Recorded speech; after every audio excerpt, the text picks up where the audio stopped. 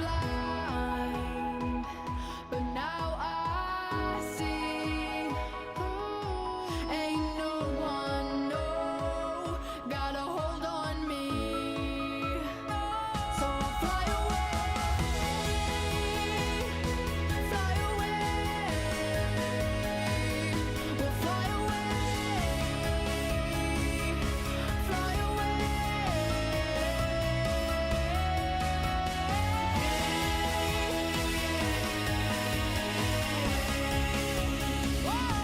fly away,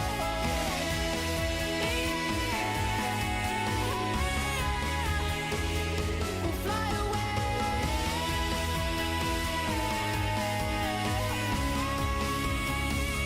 we'll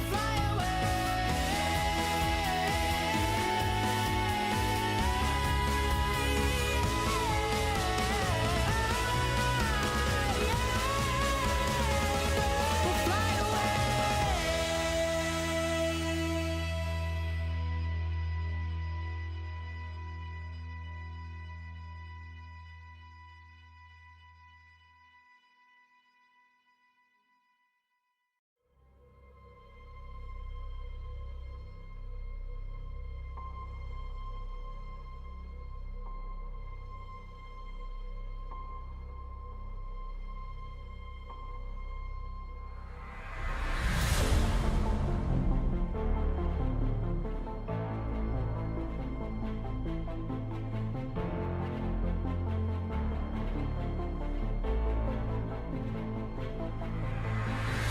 I stare and stumble into place. I've tried to build a home. I feel this world coming over me. The pressure makes me fold.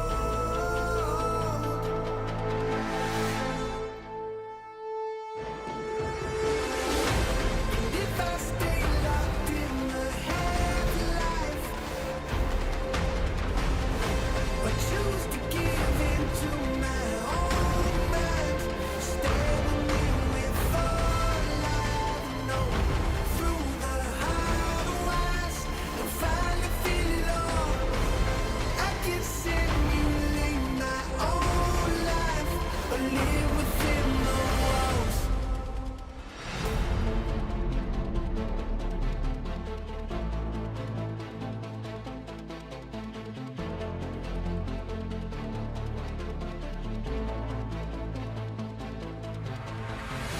You light the fires in this place,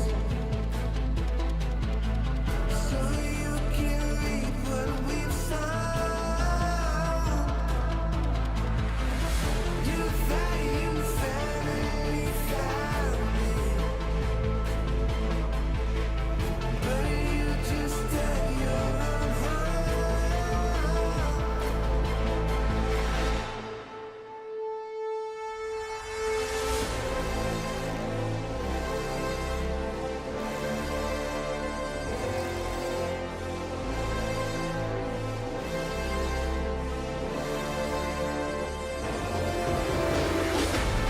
If I stay locked in the half-life, or choose to give in to my own mind, standing in with all I know, through the hard wires, and finally feel it all. I can simulate my own life, or live within the walls.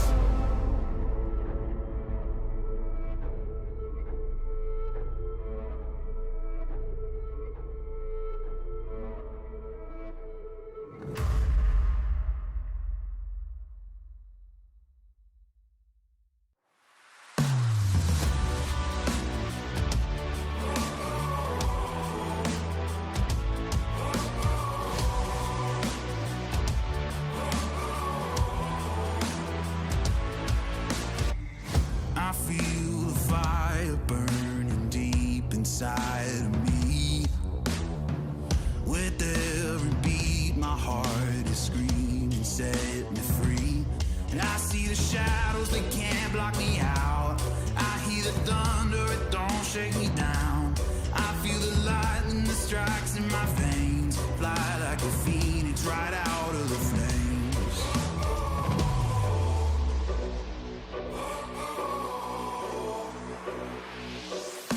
Keep rising up, no way to heaven, no mountain tough.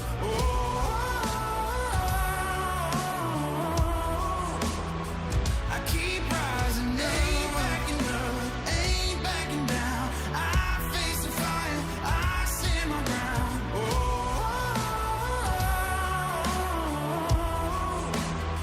I keep rising up, breaking down the walls and smashing through the chains.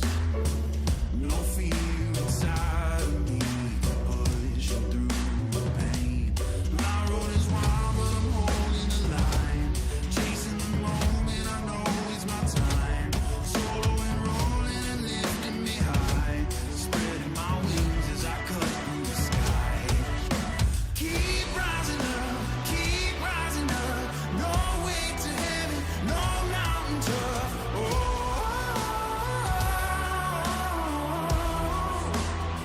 I keep rising, ain't backing down. I face the fire, I stand my ground.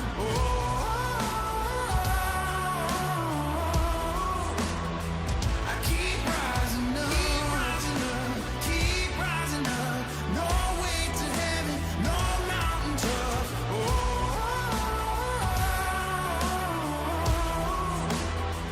I keep rising, ain't backing down. I face the fire, I stand my ground.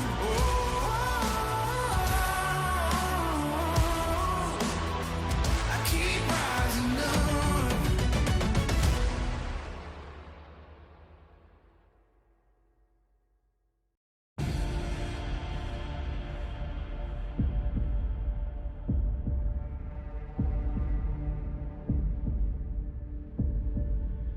Made the crowd shake.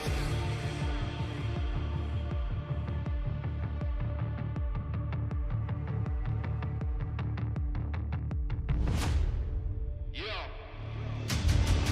Made the crowd shake, made the crowd shake. We did it like their way, we did it our way. Part of the game, gunfire and flames. I hear echoes of my name being called in a hall of fame. You ever get the feeling your inner cause to be great? I want championship rings and a trophy cabinet display. To be H, I feel like TBE. If I'm mid, then I'm KDB. Rookie, but somehow I still end up as the MVP. My kick game like Fredo, or better yet, MVP.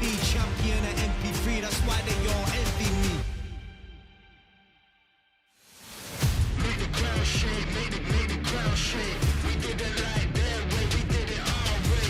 Made the sound wave, made the sound wave. Hall of Fame, theme music, man, we don't play. Made the crowd shake, made the crowd shake. We did it like their way, we did it our way.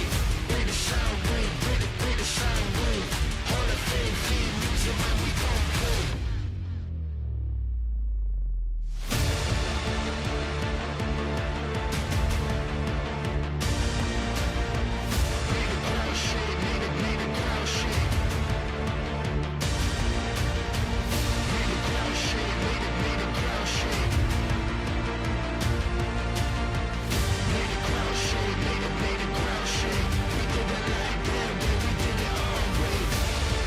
This is excellence personified.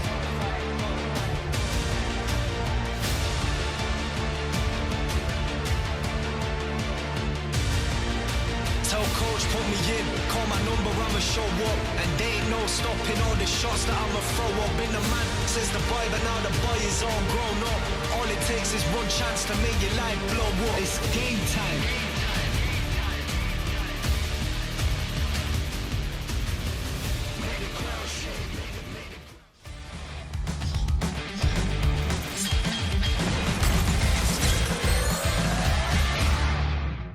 탑은 훅픽이 정말 중요합니다. 버스 타는 것도 실력입니다. 준비됐습니까? 준비됐습니다. 아! 여러분 안녕하세요. 첫 수업이 끝나고 3일 정도가 지났는데요. 바로 지금 집에서 랭크를 돌려볼 계획입니다. 파이팅!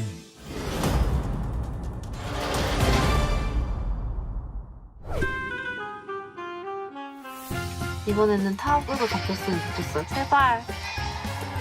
아니 이거 왜 이러는 거예요, 여러분? 해달라고 하면 해볼까? 거절했어. 계속 이러면 어떡하지? 나 탑 해보고 싶은데? 일단 최선을 다해볼게요, 여러분.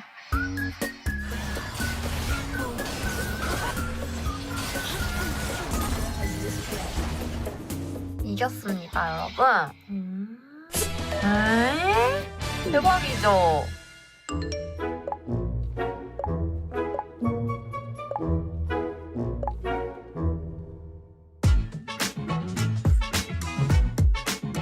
여러분 안녕하세요. 제가 지금 일정 끝나고 레드포스 PC방 강서구청점으로 저는 지금 왔거든요. 킹겐 선수의 좀 힘을 받아서 탑이 걸리지 않을까 싶어가지고 나머지 3판 배치를 완료해보도록 할게요, 여러분.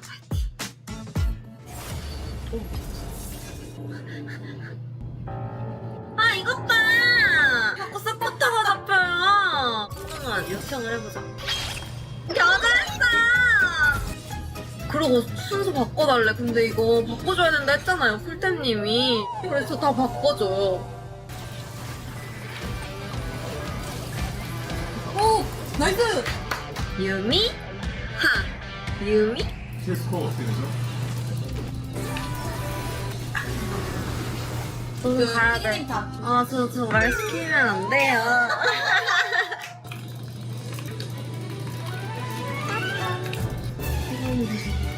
미드로 다 모이니까 진짜 이기지 않냐? 왜 오셨나요? 그래서 할 거 없어가지고 들어왔어. 근데 이거 이은빈 커리어 하이 인생 최고 내 커리어 하이. 인생 커리어 하이야! 근데 실버 가겠는데? 과연! 과연! 제발! 와! 진짜 안 잡았어.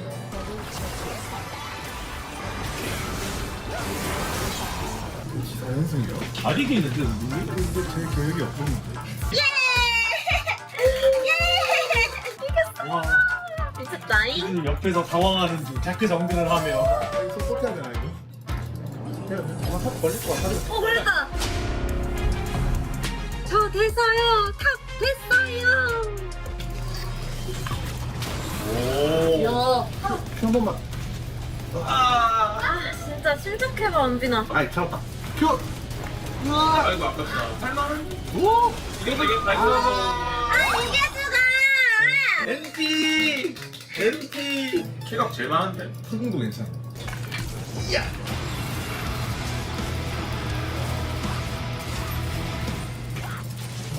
아 이거 필름이 풀공 하라 그러. 재밌죠? 내 맛을 파는 거야. 죽이고 재밌죠 바로 그냥. 와 악질이다. 근데 이거 싸움 길어지면 플레드가 게임을 뜰거리는 해.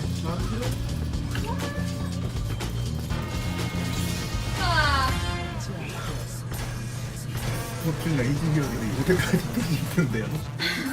나 때문인 건 저도 아는데 너무 열받게 끝나잖아요 게임이. 와 그래. 와 대박. 인생 최고 하이 커리어.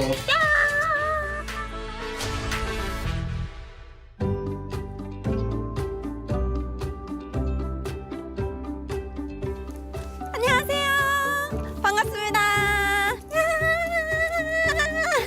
오늘 기분 좋은데요? 왜 기분이 좋으시죠? 매치고서부터 브론즈가 나왔어요. 이게 말이 됩니까? 근데 왜 랭겜은 왜 추가로 그렇게 안 돌리시는 건지? 사실 아직 탑을 많이 배우지는 못해서 자랭을 하게 되더라고요. 떨어지기 싫어서 피하신 건 아니죠? 그게 있죠, 사실은. 나 지금 브론즈야 이렇게 얘기하고 싶단 말이에요. 오늘 사실 여기가 롤파크가 아니고 굉장히 멀리 왔거든요, 제가. 왜 오늘은 여기로 온 건가요? 은비님 인생 티어를 이제 달성하셨잖아요. 네. 저희가 준비한 연습 공간이 따로 있습니다. 개인 연습실이요? 진짜요? 맨날 와도 돼요? 저 진짜 가요, 여러분. 진짜 갈 거예요. 그럼 한번 가볼까요? 가보시죠. 갑시다. 들어가면 되나요? 가보겠습니다. 너무 좋은데요? 엄청 좋아요.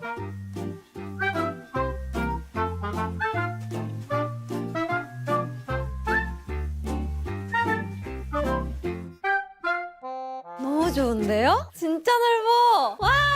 이런 것도 CD님이 준비하신 거예요? 네. 거짓말이시구나. 어떻게 좀 마음에 드세요? 엄청 좋은데요, 진짜? 선생님 친구분들 데려와서 하셔도 돼요. 진짜 해도 돼요? 이렇게까지 해주세요? 그냥 일반인 친구요? 저의 선생님이 안 오시나요? 기인 선생님. 담배사를 계속 고집해도 다음에 우리 친구가 알아서 하겠죠. 예. 근데 아마 다루기 쉽진 않을 거예요. 다음에도 가르쳐 주실 의향이 있으신가요? 아, 그러니까 자꾸 나중에 때가 맞으면 할 수도 있죠. 때가 맞으면. 그 쓰레기 선생님이 오늘 함께 하시지를 못할 것 같아요. 아 진짜요? 기대하고 왔는데 그러면은 혼자 좀 연습을 하는 시간을 가보겠습니다. 화이팅! 아 자신 없어. 가르쳐주는 사람이 있어야 저 자신감이 생기죠. 원래 설레는 혼자 하는 거야. 화이팅! 화이팅! 화이팅. 모델해도 돼요? 괜찮아. 아 근데 피디님이 뭔가 말하는 대로 하면 안 되던데. 그러면 제가 한번 할게요. 아 장비 이슈가 좀 있는데요? 하하.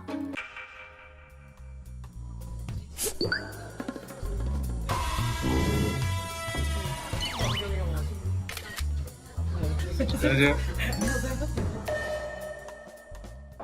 The guess who in the building, born of the realest. Never catch me slacking, I was born, that's the illest. They call me a champion, I got there with a win. I'm a round breed walking, I am one in a million. Guess who in the building, born of the realest. Never catch me slacking, I was born, that's the illest. They call me 학생 선생님이 오긴 했는데 네. 지금 개인 사정이 생겨서 못 오겠다. 피디님 이제 그 화이바랑 철가방 들고 들어오시면 돼요.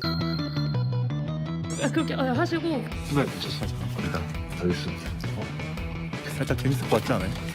그니까요. 저희 목소리 좀 빨까요? 기다려. 좋아요 좋아요. 기다려. 이거 좀 멋있게 좀 해주실 수 있어요? 멋있게요? 그게 멋있는 게 있어요? 그냥 멋있게. 알겠습니다. 아 진짜. 와 진짜 이거 너무하잖아. 왜 이렇게 잘하냐? 상대. 우리 밥 시킬까? 근데 배고프죠? 조금 고파요. 중식 괜찮아요. 좋아요. 우리 이사 왔으니까 여기. 와 너무 한국에 좋다. 간짜장? 감사합니다. 다시 잘할 수 있어.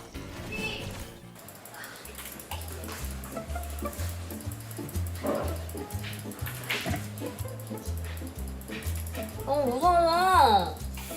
근데 솔직히 지금 상황이면 너무들 상관없겠네요. 제일 빠르게 와주시고. 일단 스케줄이 있는 나랑 중요한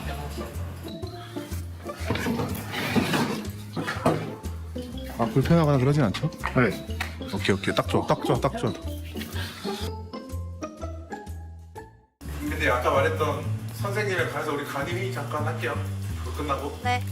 우리가 먹자. 좋았어. 우리 할 수 있어. 이겼다. 대박. 그래서? 네. 나 이제 V야. V. 네. 우리가 네. 그래도 어느 정도 컨택을 해서 네. 할 수 진짜예요 이거? 아 약간 좋아요. 느낌인 거고 여기는 이 중에 한 분을 고정은 저 다 좋아요. 면 재밌겠죠? 그니까요. 재밌게. 이렇게 어떠신가요? 기대가 되시나요? 힘드네요. 배달 일이 생각보다 쉽지 않아요.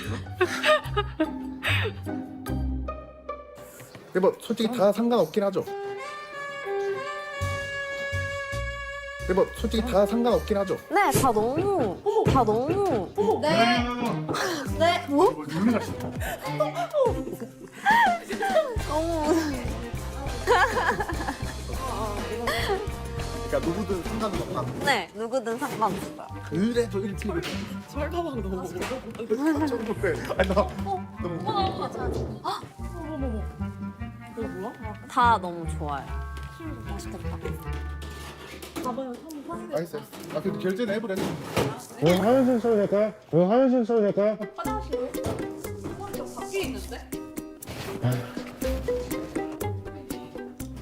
뭔가 무서운데. 떨어진대. 그니까요. 생각보다 얼마 안 돼. 작가님 뭐. 그러니까. 이제 단무현. 이제 단무현. 이제 단무현 와가지고.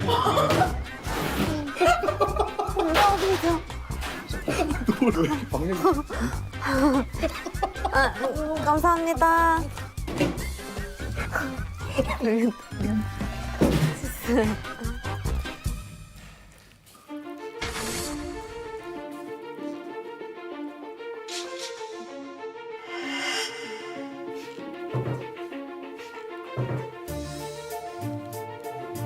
뭐예요? 선생님이에요? 누구세요? 뭐야, 이상해! 뭐야? 큐브님인가? 안 벗어주시나요? 해 벗어야 될 것 같은데.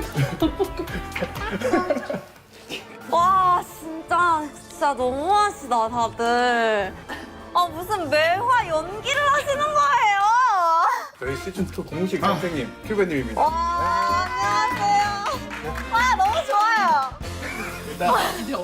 얘기할 때 제가 후보에 있었어, 맞아. 큐베님이. 말씀을 드리긴 했었어요. 왜 제가 후보에 있었는지. 뭔가 이건 그냥 되게 잘 가르쳐 주실 것 같은 느낌을 혼자 받았는데 아닌가요? 이제 다 못 한다. 모르죠, 저야. 본인에게 달려 있는 거죠. 일단 밥을 먹고 밥을 먹고 얘기했어. 천천히 얘기하면서. 시즌 2 공식 선생님을 모셨습니다. 와, 반갑습니다. 반갑습니다. 안녕하세요. 던 프로게이머 큐베라고 합니다. 반갑습니다. 첫 만남 좀 마음에 드셨나요? 너무 강렬해가지고 큐베님 보면 이제 짜장면만 생각날 것 같고 배달 기사님 생각날 것 같아요. 이제 소팅 정리는 좀 하고 가는 게 좋지 않아요? 아, 제가 쌤이라고 불러도 괜찮으신가요? 네. 그럼 저 말 편하게 하셔도. 야? 네, 뭐. 버퍼링이죠. 피글러 쌤은 저를 뭐라고 부르셨었죠? 악기조끼. 아, 맞아요. 윤민짱 이렇게 불렀다고요? 진짜 그렇게 부르셨어요. 제가 하면은 좀, 은빈짱! 반가워, 은빈짱! 이게 수요가 있나요? 은빈짱과 악토를 악토. 편하게 하시는 걸. 알았어, 악토야. 네, 쌤. 반말하시는 거예요? 편하게 하라고. 그 은비님이 반말을 하는 건 어떻게 생각해요? 해봐. 해보라고. 무서워요. 게임 시작도 안 했는데 너무 뭐라고 하시는 거 아니에요? 아니, 프로씬에서는 뱀픽부터 이미 게임이 시작한 거랑 똑같은 건데 이것도 어떻게 보면 이미 시작한 건데. 프로가 아닌데. 아무튼 저번 주에 쓰레기인 클텐님께서 은빈님한테 좀 가르침을 주셨거든요. 은빈님한테 알려주셨던 게 모데카이저, 말타이트, 안배사 맞아요. 이렇게 얘기를 하셨는데 요거에 대해서 어떻게 생각하시나요? 저는 일단 한 가지 정리를 해야 될 게 네. 은빈님이 여기서 이제 골드를 통해서 얻고자 하는 게 뭐인 거예요? 근본적인 거는 LCK 아나운서로서 인터뷰할 때나 분석 데스크에서도 좀 더 제가 이해를 할 수 있게 되고 저도 네. 즐겨야 그 마음을 더 알 수 있다고 생각하고 내가 좀 플레이어로서 해보고 싶다라는 생각이 좀 있었던 것 같아요. 그러면은 챔피언을 정해줄 필요가 없죠. 예를 들어 내가 안배사가 재밌어. 네. 안배사 하면 돼요. 근데 안배사를 계속 쳐. 그럼 스스로 재미없어질 거잖아. 그럼 그때 버리면 돼. 깨달음을 혼자 하면서 그러니까 혼자 깨달은 거잖아. 아, 나는 안배사는 아직 안 되는구나. 아, 그쵸. 네. 어쨌든 은빈님이 어느 정도인지는 큐베님께서 봐야 알 수 있으니까 레벨 테스트를 한번 진행해 보도록 하겠습니다. 네. 일단 훈련 모드 한번 들어가 볼까요? 네. 하는 걸 봐야 되니까. 이즈리얼 혹시 할 줄 아세요? 이즈리얼? 이즈리얼이요? 네. 잘 안 해보긴 한번 해보죠. 했는데. 네. 평타를 카이팅 해봐요. 한번 저거 상대로. 어때요? 오, 느낌 너무 좋아요. 어떤 느낌이 좋아요? 빨리 공격이 나가는 느낌. 지금 굉장히 느리게 나가고 있는 거예요. 진짜요? 그러면 이거 카이팅을 좀 끝사거리에서 해볼까요, 최대한? 거기가 끝인가요? 계속 끝에서만 유지해서 카이팅 해볼래요? 그러니까 마우스 움직이는 게 좀 네. 버거해, 누가 봐도. 딱 봐도, 야, 이거는. 저 막 버겁진 않았는데. 버겁진 않다고 본인은 느끼겠지. 보는 사람은 딱 봐도 버겁게 느껴져. 무거워, 마우스가. 되게 열심히 하는 거. 아, 열심히 하는 게 아니라 버겁게 느껴진다고. 자, 레벨업 좀 해볼까요? 레벨업? 한번 저한테 스킬 다 박아볼까요? 다요? 네, 스킬 다 최대한 써봐요, 빠르게. 스킬. 네. 박자감이 있어, 박자감. 그 박자가 지금 하나도 안 맞아가지고 스킬 박자가 에임 부스터라고 있어요. 에임 부스터? 마우스 포인트를 이제 정확하게 이제 클릭해가지고 하는 게 있는데 그게 아마 좀 도움이 많이 될 것 같고. 설레 해볼까요? 너무 귀여운 실력인가요? 네, 이거 너무 귀여워. 딱 브론즈다운 실력이라고 느껴졌어요. 모데카이죠. 그래요? 그럼 모데카이저 해요.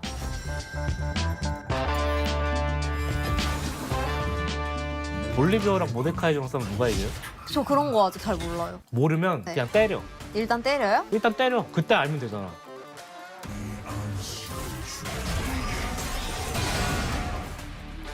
이를 그렇게 쓰지 말고 뒤에다가 쓰는 거야, 나의 발 밑에.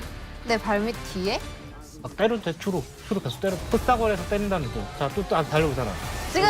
이거는 내한테 당기는 거였잖아. 빠르게. 지금! 이것도 당기는 거야, 내 쪽으로. 네. 어렵다. 지금!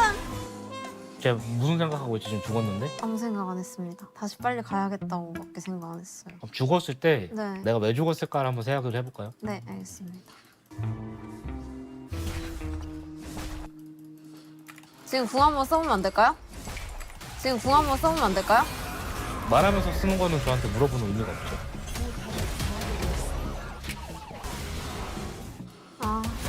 아까 제가 뭐라 했죠? 생각을 해보자 했죠. 왜 죽었을까 하고. 그냥 뺐어야 됐나요? 아니, 뺐어야 됐나요? 저한테 질문하지 마요, 이런 거는. 게임 중에 피드백하는 거는 본인 스스로 해야 되는 거예요. 뺐어야 됐을 것 같아.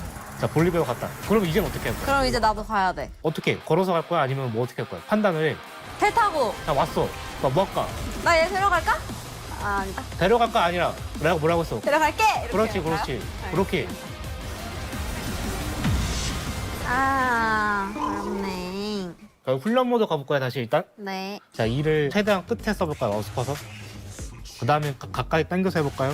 자, 어때요? 다르죠? 네. 마우스 커서의 기준으로 되잖아. 네. 써지는 위치가. 그러면은 반대로 쓰면 제가 밀쳐질 거 아니야. 헐! 아, 이거까지는 안 한 번도 안 되는구나. 써봤... 네. 오케이, 잠깐만요. 학습 능력을 좀 이제 맞추고. 대박. 내가 얘를 최대한 밀어내고 싶어. 네. 밀을 어떻게 쓰는 게 제일 좋아? 가까이. 그치, 이게 제일 멀리 가겠지. 네. 근데 이게 힘들지. 네. 근데 마우스가 아직 안 익숙해서 그래. 그리고 W 한번 볼까요? 회색 게이지 있죠? 네. W 써볼까요? 보호막이 얼만큼 찼죠? 반칸. 그럼 이거를 때려볼까요? 막 때려봐 그냥. 끝까지 채웠어. W 눌러볼까? 어때 이번에? 오, 3칸. 그 다음에 사용하면 어떻게 된다고 해요? 한 번 사용하면 보호막이 되고 음. 한 번 더 사용하면 체력을 회복합니다. 체력을 얼만큼 회복한다고 해요? 35%. 자, 그러면은 막 싸우고 있는데 W 한 번 더 눌러서 35%만큼 회복을 하는 게 좋을까? 아니면 보호막이 다 빠지는 게 좋을까? 보호막 그대로 가지고 있을 거예요. 그러다가 상대가 도망갔어. 그거는 쓸 거야 안 쓸 거야? 바로 써야죠. 그거예요. 어렵지 않죠? 네. 자, 나갑시다. 티모 같은 애들 상대로는 때릴 때 있지? 네. 그때 W를 써서 막아. 그렇지, 지금 안 아프잖아. 안 아팠어요. 그렇지. 방금 막 라인전 하니까 지금 피 상태가 어때? 제가 훨씬 나은 것 같아요. 그러니까 몽골이 상대로 무서워할 필요 있어 없어. 너무 많이 가면 안 돼, 근데. 적당히. 적당히.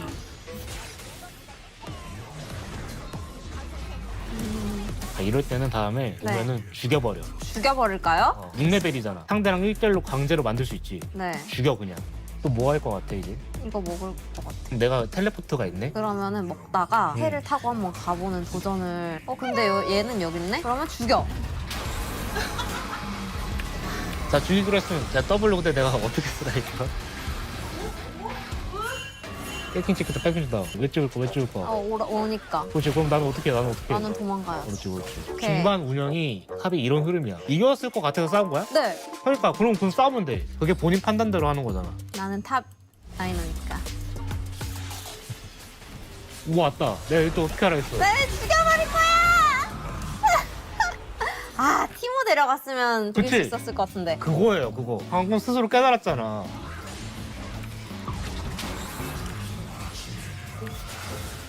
근데 제가 아까부터 W 뭐라고 했죠? W를 너무 막 썼습니다. 오. 반대로 쓰면 제가 밀쳐질 거 아니야? 나 해보고 싶은데. 선생님 도전해봤어요. 좋았어. 마음에 드는데? 싸우고 있네? 근데 제가 지금 텔이 없어서 저기까지 가는데 시간이 오래 걸릴 것 같아가지고 그럼 나는 뭐 할까? 그냥 탑을 밀어버릴. 본인의 꿈을 펼쳐봐. 억제기를 만약 깬다면 요 정도는 못하겠다. 내가 자꾸 부추기면 부추긴 대로 하고 판단이 아직도 확신이 없어. 맞습니다. 할 거 없다 싶으면 맵을 그냥 한 번씩 봐봐요. 어떻게 근데 봐요? 눈동자 있죠? 눈동자가 저 오른쪽 아래로 가면 돼. 어렵지 않죠? 이제는 여기로 합류를 할 거. 그쵸. 지금 바텀이 밀리고 있어. 보였잖아, 이게. 그치? 네. 이래서 맵을 보라는 거고. 화면 돌리는 건 좀 어려울 수 있어. 이제 진짜 델타. 본인 판단대로 해. 밀자 얘들아. 어서 조심해. 이겼어요. 잘했어. 이겼다.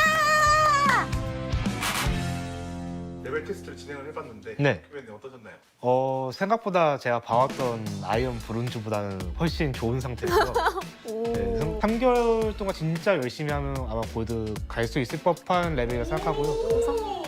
근데 그 과정에서 본인의 판단에 대한 확신도 없고 패기도 없고 자신감도 없고 결과가 상대에 의해서 정해지는 게 좀 아쉬운 거죠 이제. 아무튼 그래서 저희 이제 능력치 테스트를 진행을 했잖아요. 공개를 한번 해보도록 네. 하겠습니다. 와 되게 구체적이다. 등급은 총합으로 C를 줬는데 피지컬 같은 경우에 그냥 망설임 없이 1점 줬고요. 네. 연습 모드 하는 거 보고 뭐 그냥 얘기하셨으니까 마우스 포인터를 왔다 갔다 하는 것만 봐도 네. 너무 좀 벅차 보여가지고 재밌었어요. 근데 네. 저는. 멘탈 같은 경우에는 저한테 휘둘려가지고 아. 나한테까지 안 휘둘릴 정도로 아. 자아가 셌으면 저는 5점을 줬을 텐데 저한테 휘둘려서 3점 네. 줬고 학습 능력은 뭐 학습 능력이 오른 건가요? 몰랐어요. 아 올랐어요? 1점이었다가 몰랐네. 무슨 말인지 안 해? 하고 2점 주고 모데카이저로 그걸로 바로 알고 하려고 하는 오케이 3점 정도는 충분하겠다. 네. 좋은데요? 매지컬 같은 경우는 제가 물어봤을 때 괜찮게 나왔어요 판단이. 네. 이거는 그냥 4점 줘도 될 것 같아요. 오 올랐어. 4점 줘도 될 것 같고요. 그럼 등급도 10불? 그럴까요? 10 플러스로 오. 할까요? 10불 진짜 그다음에 받아봤는데. 팀워크 같은 경우에는 아군한테 합류해 주려고 하고 나쁘지 않다고 봐가지고 너무 좋은데요? 한주평은 마우스랑 친해질 필요가 있다. 안주평은 다음 체감까지는 좀 시간이 있으니까 숙제를 좀 내주는 건 어떨까요? 마우스랑 친해질 필요가 있으니까 네. 에임 부스터도 하면서 네. 친해지면서 친해지고. 롤도 그냥 기본적으로 한 5판 정도는 하면 좋을 것 같은데 이게 꼭 솔랭은 안 해도 돼요. 활발 한 판 해서 리프레시하고 다시 솔랭하러 가고 그런 식으로. 저희 다음에 만날 때는 아이언으로 떨어지면 안 되고 네. 가능하면 실버에서 만나는 걸로. 와 해보겠습니다. 알겠습니다. 그럼 아키토키 파이팅! 파이팅!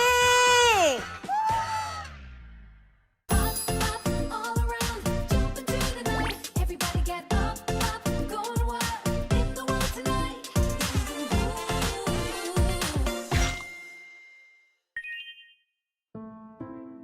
너무 힘들어. 힘들어요? 네? 뭐가 힘들어요? 은근히 이거는 근데 제 입장에서 약간 반대로 말하면은 제가 지금 1 더하기 1도 못하고 있는 상황이에요 지금. 너무 혼내려고만 하지 않았으면 좋겠다는 말이었어요. 안 오네. 나 칭찬만 할 거야 이제. 아니 근데 이렇게 말씀드렸는데 그런 식으로 또 말씀드리면 제가 곤란하죠. 어쩌라는 거예요 그러면 저한테.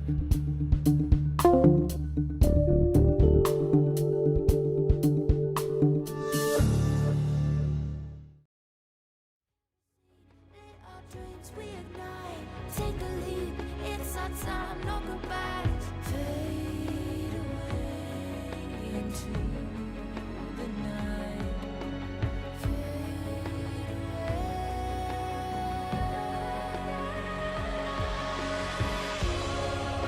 I see you on the other side. Gonna meet you at the great divide. The legends call our names. They say they see you on the other side. I see you on the other side. You know there's never time to say goodbye. These endings never change. I see you on the other side. No surrender, stranded in the open. Lay your life down, that's the fate we've chosen. Don't look back now, only broken memories. All the glory spoken of for centuries. See you on the other side. See you on the other side. The deep is true or die. It's true or die. See you on the other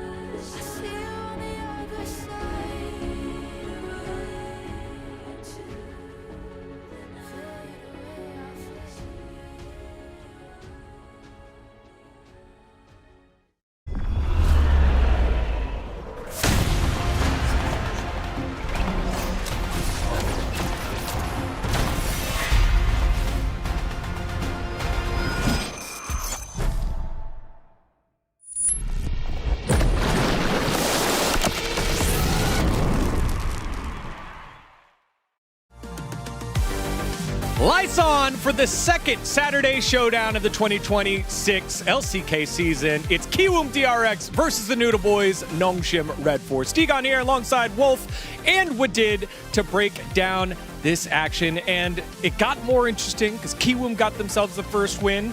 Nongshim were undefeated coming into today, or this week, but looked good in a loss against KT, so who knows what's going to happen here, Wolf? It's tough to say, but as you mentioned, Nongshim are looking like they had the tougher strength of schedule. They did beat D+ and DNS, and no one has beaten KT Rolster just yet, whereas on the side of Kiwoom DRX, took a close victory over the side of the Bros. Game 3 was not close at all.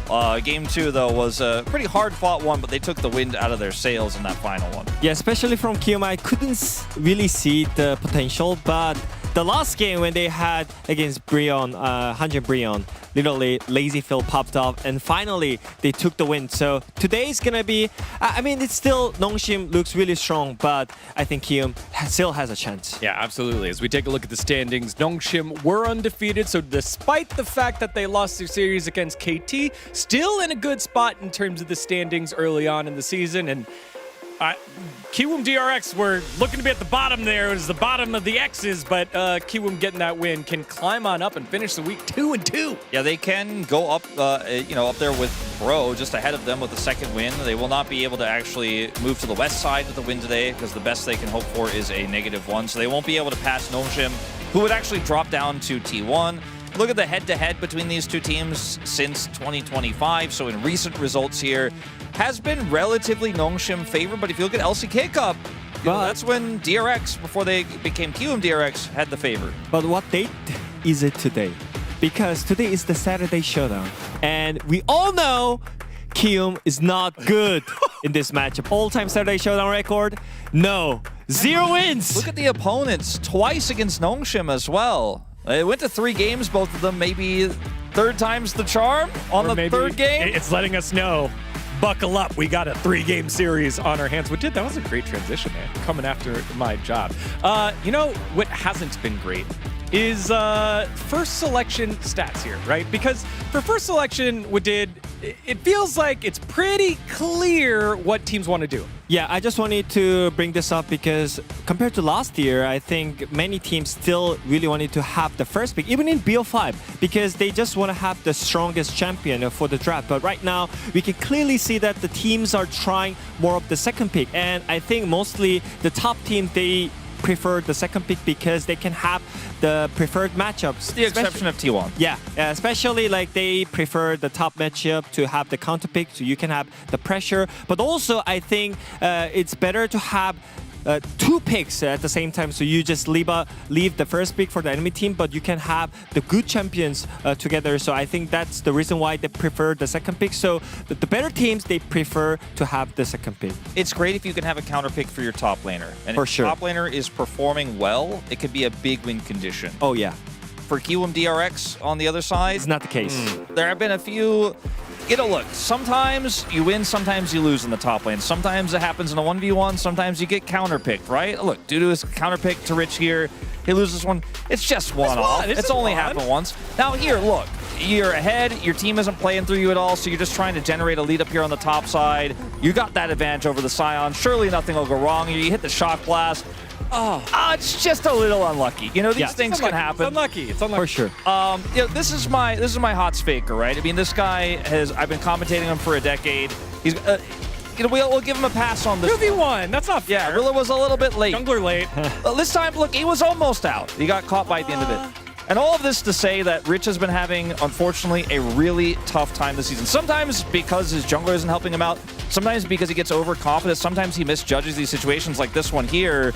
This one's a little bit tougher to forgive, right? Yeah. We're just seeing release date diff. We're seeing some of these issues here for Rich that it feels like we know he's better than this, right? In this moment, again, just misjudging the engage range here. It's a great play from Shu, but we've got to see this guy reach consistency again, because at the beginning of this year at LCK Cup, we had saw big improvements. At the end of last year, we were like, okay, he's starting to get it together. And this one is the one that hurts the most, okay? He hits the Q3 here, misses just one Q though, and Shu's got his Fury set, gets the stun, gets the deletion of the resistances. Oh, man. Away and dies. Oh, man, that's painful. it would feel better if at least you had a strong bottom lane. You know, okay, top lane's not going great, but you've got a bottom lane that can win 2v2s, right? But just look at the goal difference at minute 15. It's literally 1.5k difference between Taeyun and LazyPhil, and I think we definitely need to focus on Nongshim's bot lane, especially from Taeyun. I think compared to last play, he was the one struggled the most from that roster, and now he is the winning player. He's the winning player for the Nongshim right now. I think it clearly starts from their laning phase. I think with Lee Hans, they are actually working out really well, especially with the meta right now.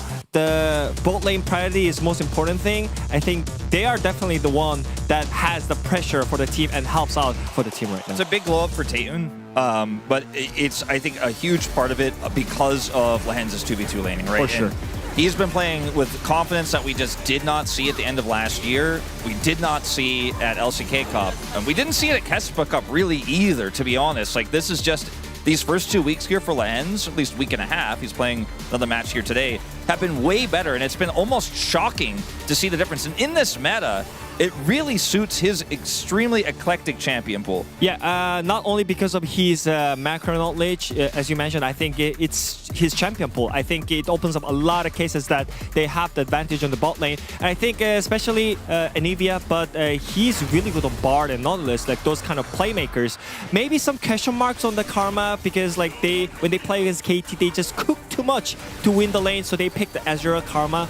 But they couldn't get the win because Lehans was not the one who's making the play. So I think there is still some going on the Nongshim bot lane, but I still think they're really strong together when they have the correct picks. Yeah, as we take a look at some of the picks that he's made, as well as the effect that it has in the draft, the other teams, look at that. He's just drawing in all those bans there on the left side, and success on the engaged champs, the go button champs, and as you guys both brought up, the enchanters haven't really been his flavor so far. Yeah, and he's playing Anivia like it's an engaged champion. It's not an enchanter, right? Like, it's a little bit more lane, you know, look for the burst damage, look for the wall, right? A little bit more architecture there, but I think if you look at these bans for Lehens on the left side there, you might think, well, all those are meta bans.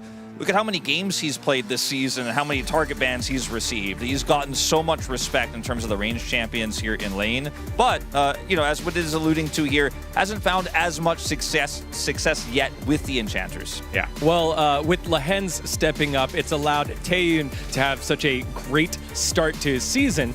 And a season that got started a little bit later, but looking good right now, is LazyPhil over for Kiwoom DRX. We had the chance to talk to the Vietnamese cast on what he means to the community. Đối với người hâm mộ Việt Nam, tôi nghĩ rằng LazyPhil thời điểm hiện tại là một hình tượng rất là mới mẻ, trẻ trung, năng động, đáng yêu. Những buổi stream cá nhân, rất là nhiều những câu chuyện mà LazyPhil có thể cùng nhau chia sẻ với tất cả các bạn fan hâm mộ tại Việt Nam để khán giả Việt Nam hiểu được hơn về những gì đang xảy ra ở thời điểm hiện tại tại LCK, tại LCK Challenger. Và tôi tin rằng LazyPhil đang là một nhân tố kết nối tất cả những bạn khán giả yêu thích Liên minh huyền thoại tại Việt Nam đến gần hơn với những gì đang xảy ra ở tại một trong những đấu trường hấp dẫn nhất thế giới thời điểm hiện tại, đó chính là LCK. Thanks to Yui Duk, one of the casters in the VN scene. Again, showing how much LazyPhil's success means to all of the Vietnamese League of Legends players, LoL esports players, and just kind of like the pressure that he's under while he's also participating in the most difficult league in the world. I really like this comment here because I think it's so true to LazyPhil's playstyle, right? He has such a balanced perspective, and even though his laning phase has been his biggest weakness, he knows how to walk out of laning phases and still do insane damage per gold. He has been able to actually accomplish so much despite lane deficits, and I think that means he really understands what his champion can do even from behind. So from my point of view, most impressive point from LazyPhil is that how he communicates with the team. I think most of the time when he wants to make the play, I think he's the one calling the team to go in and play for him. So I think that makes Kiwoom DRX more just like a team, you know. I think Jiu, he had such a critical issue about the communication between those like macros, but right now with LazyPhil looking a lot more solid for sure. Yeah, again, the comments there just shouting out how much he means to the community. I mean, inspires me to continue learning my Korean as well, because you've heard him in the listen-ins. He's the one shot calling. He did half of his interview on stage in Korean. Yeah. The POM. Yeah, with Joker kind of weighing in now saying, since Lazyfield joined, our rotations may not have looked convincing yet, but we're building on the plays that we need. As our synergy improves, our ceiling is high, and with today's win, I think things are coming together well and expect us to perform well in the remaining matches too. That was, of course, after their victory over Hanjin Breon.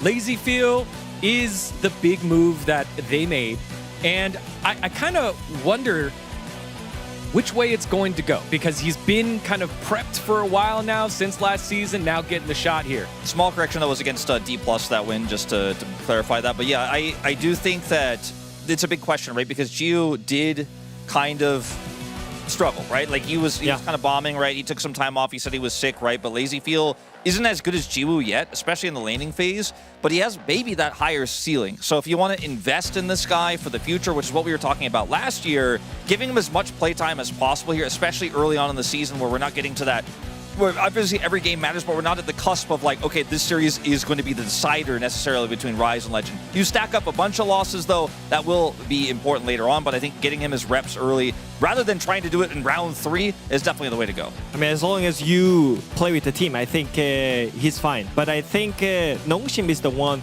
who is actually like playing with the team so much better than before. I think I really like to see Scout and Lee Hans working together on the like mid-bottom lane. I think those are most important thing right now in this meta, so you can actually like snowball with the Drake. And I think yeah, we can't ignore Scout in the mid lane again, and I think that's most important thing as well in coming into this matchup as well, because I think Yukal, even though he had such a good playmaking, I think he definitely need to bring something out of the Scout, because Scout right now I think many people are considering him as like at least like top 3 or top 4 mid lane in LCK right now. So many question marks going on, but I still think Nongshim is looking really strong.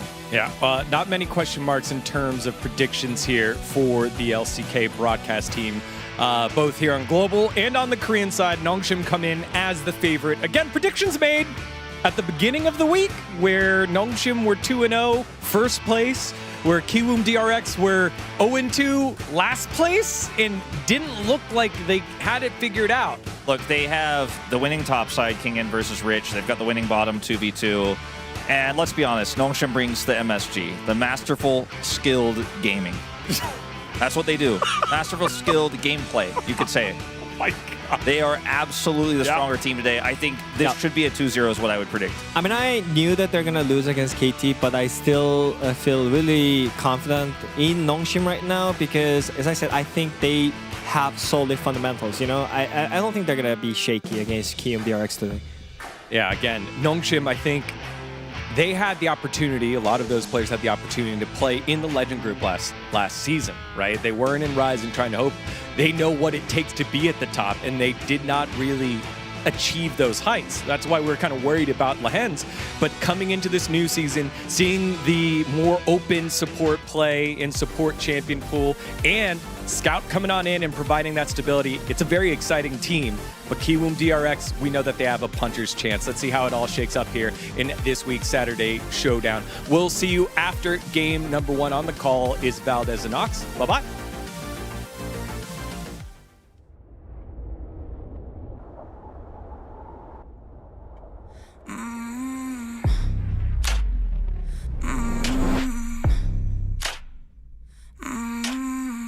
I walked where no one dared to go. No map, no light, just scars to show. Each fall curves something deep. The center of the world lead the way. Everyone was mine to make. Every sky is a line I've drawn. Every wall is a sign I've worn. I don't just win, I carve my name into the stone against a flame.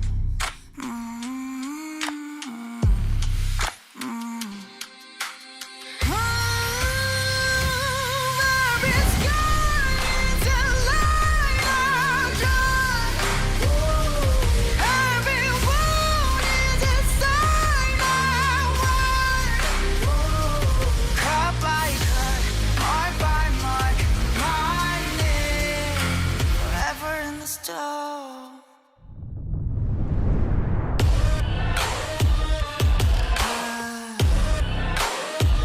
I don't just win, I live my mark into the stone.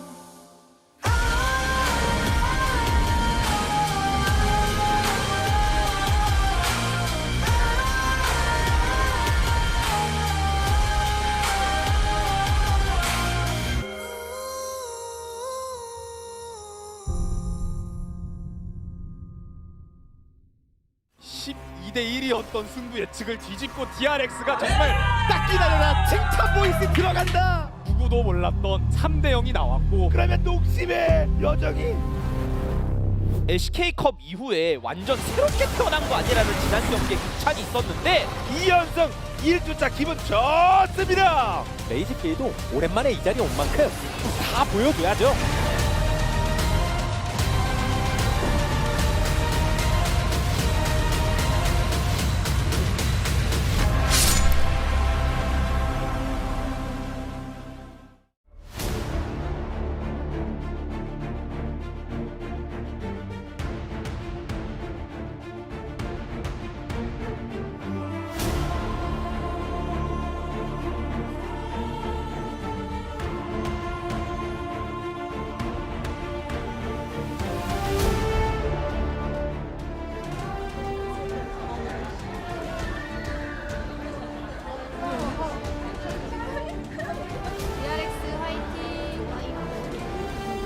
농심 화이팅!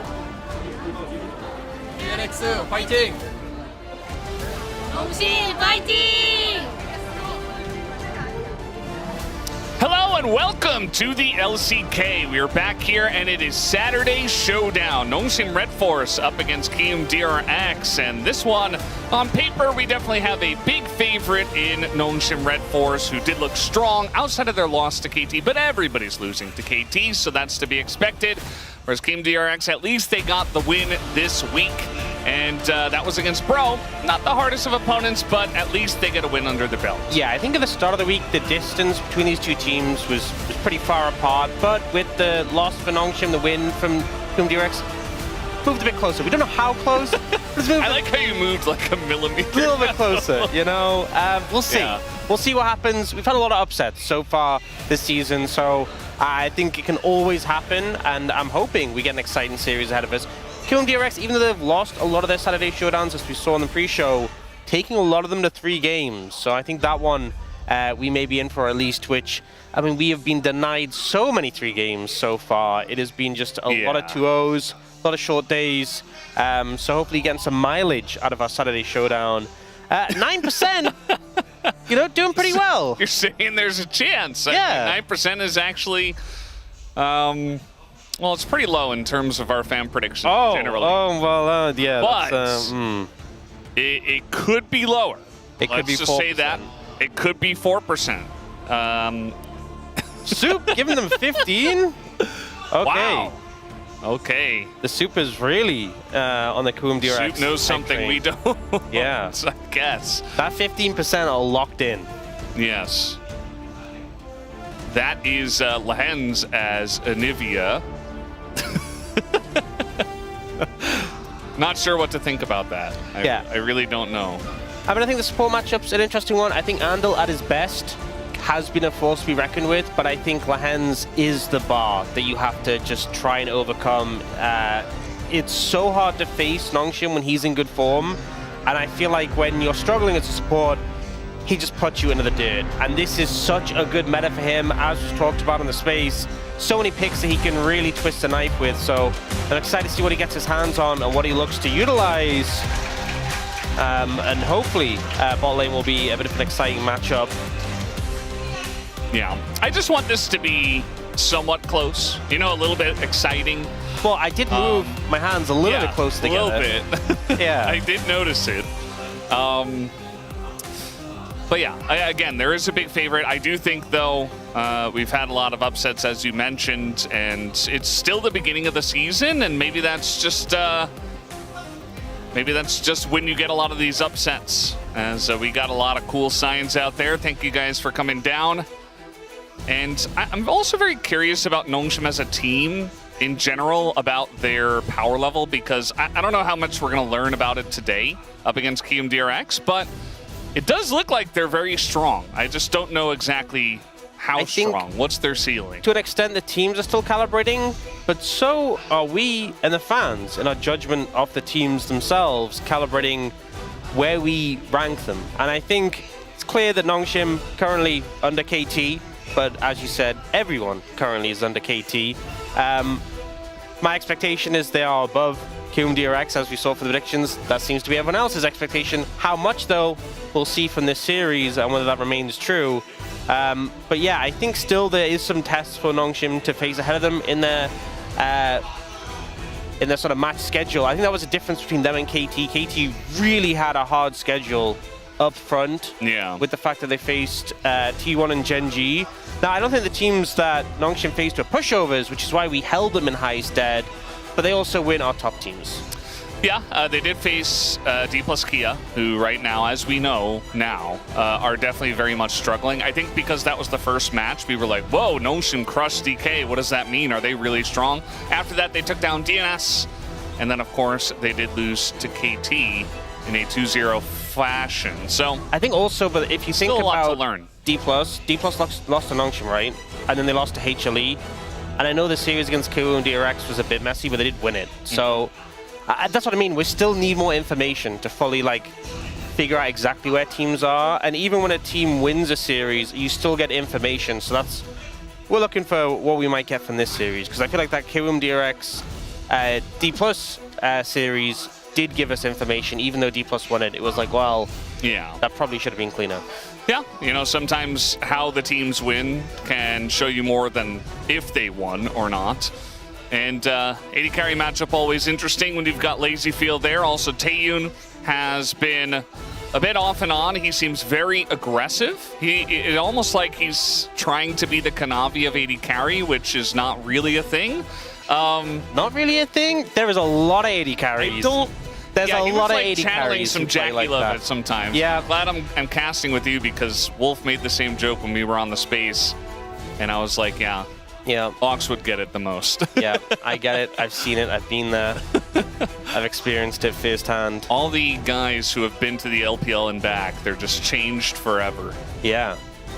There's something about that region. It just changes you, you know? But yeah, a lot of skill checking there, and we've seen Taeyun really trying to do that here. I'm interested to see how he'll fare up against LazyField, who I think the first series we saw back from LazyField didn't really get to do much, didn't really get to play. Second series saw a lot more from him. So this is DRX's VCT player. So a Valorant player. He is Hyunmin. He is probably the best player on the team, my sources tell me. And he's very good. They actually did win a very close best-of-3 just yesterday. And oh, wow. He did pop off, so congrats to him. He's down here to support the league team in hopes that they can overcome Nongshim tonight. It's good to have your insights. Thank you. Yeah. All of my sources, they're just very knowledgeable. They tell me these things. I know you're a bit of a specialist yourself, you know. Yeah. Brendan, I know you did your time. I did do my time, yes. Well, we do have the draft here for game number 1. And this is, of course, Saturday Showdown once again. And Nongshim Red Force, they select first pick to start off the first game. A lot of respect given to Andal with the Bard ban. We have seen some early Bard bans, but it definitely is a bit player-specific. But Andal has proven himself to be warranted as a player. You have to respect ban that. With DRX being on the second pick side, I feel like it kind of has just often been, we're banning the OPs. So, you know, Karma, Rumble, Orianna. Could well be. Orianna currently 6-1 here at the LCK. She is first pickable. She goes with a whole host of different junglers. She wins lane. There is no downside. Yeah. So it probably is. That potentially leaves like a Pantheon first pick. Going over to Nongshim. Something they can prioritize there. They actually banned the Pantheon, so I guess it is Orianna first pick. That we'll see coming out. There is Ryze available, There is also Azir in terms of matching it. For Yukao, definitely picks we know he can play and be comfortable on. And question is, what are you going to pair them up with? Obviously, that Nocturne's already gone away. Oh. Going for the Jarvan instead. Oh? So, I mean, it won't allow the Orianna Jarvan combo to come through, but a little surprising. We often expect to see the Orianna really heavily prioritized, as you said. Yeah, it is definitely pretty interesting. And now they're hovering the Vi, which is not Xin Zhao. Again, Xin Zhao kind of fits into a lot of different things. Even hovering the Ezreal. And they're going to pick it just straight up here for Lazy Feel. I wonder how much KRX are saying, like, no, they just want the Orianna. Because they go for the Ezreal, which is like, look, we want an AD carry who can get out of Cataclysm. I wonder if they were, like, so put off by it that, like, maybe we need to go something like Azir. But no, they just pick up the Orianna, which I think makes sense. Orianna Jarvan going over would be pretty hard to deal with. But we end up in the situation where Nongshim get Ryze, Jarvan, Jace. So having the Ryze, who can obviously realm warp up towards the top side and play for the Jace, is big. But you're playing into the Yorick. So if you don't manage to influence that lane, we know what the Yorick can do once he starts getting some levels, once he gets the ult available. And playing the Ryze into Orianna, how much are you actually going to get to be able to move is the big question. Now, second rotation, AD carry is going to be targeted by KRX, and I imagine just trimming the jungle pool that Xin Zhao you were talking about earlier, likely going to get taken away. Yeah, definitely seems like a good idea. They already took away the Nocturne. So there's the Xin Zhao. You could consider maybe another good ball carrier, but, you know, the premium ones are definitely... You go Vi, you go Wukong. Yeah. Those are the ones you could ban. Don't have to. You could also ban towards support. We've seen a lot of, like, Ezreal Nico come out, to be honest. We've also seen, I mean, the Anivia could also be a threat if you're worried about that. We'll see. Yunara banned as well here. Actually going for the Neferi. So something we obviously have seen a little bit. Did see Raptor play it yesterday. A little bit of an unfortunate play on that one. But generally, when we've seen this have momentum, you know, Pioshik had a couple phenomenal games this year so far in the pick. But not the highest prio jungler, that is for sure. And it is going to be that Ezreal Nico coming through. So a good amount of poke between them, but it does commit you pretty early to that bot lane. And keeping the jungle pick hidden in this situation for KRX, kind of interesting. Willer definitely a player who I think can branch out a bit more with his jungle picks. I was trying to read his lips when he was on the camera. It kind of looked like he was saying Wukong. But we'll have to wait and see. And that's definitely one of the good ones that's left with the Orianna. The Anivia you were mentioning is ready to go. That's going to be picked up by Lahens again. He's 2-0 on the pick. A lot of terrain picked up here already. And honestly, it can be really hard for Nico playing into terrain. I think Jhin makes sense. I think a longer range AD carry, something like Jhin, something like Caitlyn that can sync up with the stun goes a long way. And it feels like maybe KRX just wanted to secure the Nico and weren't really bothered about hiding the jungle pick, because if they're just going to go Vi, doesn't really preserve much. Yeah, so I think for KRX, I think they're pretty happy with the solo lanes they ended up getting. But I think Nongshim, you know, the fact that they ended up getting like this Anivia, Jhin feels pretty good. You know, Lahens has been pretty fantastic with Anivia. Also, when you're playing Nico specifically into this terrain, a lot of Nico's play comes from, like, you know, you use your rocket belt into the ult. You can be shut down so easily by terrain. We've seen a lot of Jarvans just ult the Nico and then flag and drag out. And the Nico just ends up, like, whiffing her ult completely as a result, unless you have flash. And if you flash to follow the Jarvan, you're only ulting the Jarvan most of the time.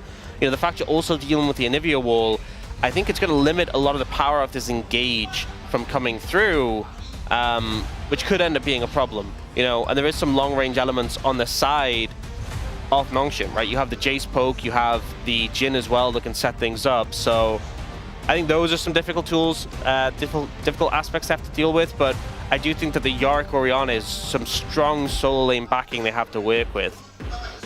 Yeah, I could definitely see a world where if those lanes do get ahead and you've got Orianna Vi, there is so much playmaking that you can do with the side of Kium DRX, although great team fighting comp here on the side of Nongshim Red Force. We'll have to wait and see how it goes when we get there as we hop into the Rift for game number 1.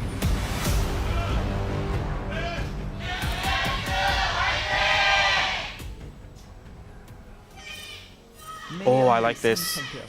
No, never mind.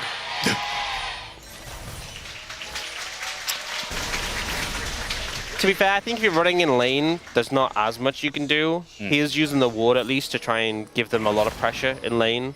This is a competitive 2v2, the Ezreal Neeko into the Jhin Anivia. So having the ward control the rush makes a big difference. I thought they were going to go for like some potential cheese in the bot lane. You know, like you land the Ryze W level 1, set up the Anivia stun Jhin route. That's a kill.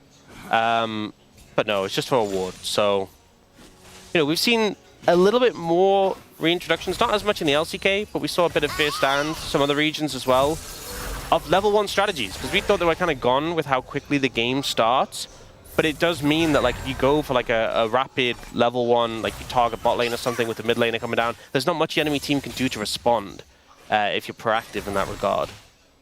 Yeah, I think it's definitely a good idea and a good evolution of the game after the changes. Did take a little bit longer than I think we expected, as barrier going to be used here by LazyFeel after he gets hit by the stun. So down a summoner already. Our pre-show was definitely mentioning how LazyFeel, a great AD carry in his own right, but can struggle in the laning phase. So curious to see if he can get through this one against Lehends and Taeyun. Yeah, Lehends already just trying to have as much control of these brushes as possible with that sweeper. And just trying to choke out the vision makes it so much harder to deal with Anivia when you're trying to fire skill shots blind. And this is a very skill shot based lane, as the Ezreal Neeko already handled really down in terms of health. And the way you got to think about it with this Anivia, you essentially have 2 health bars.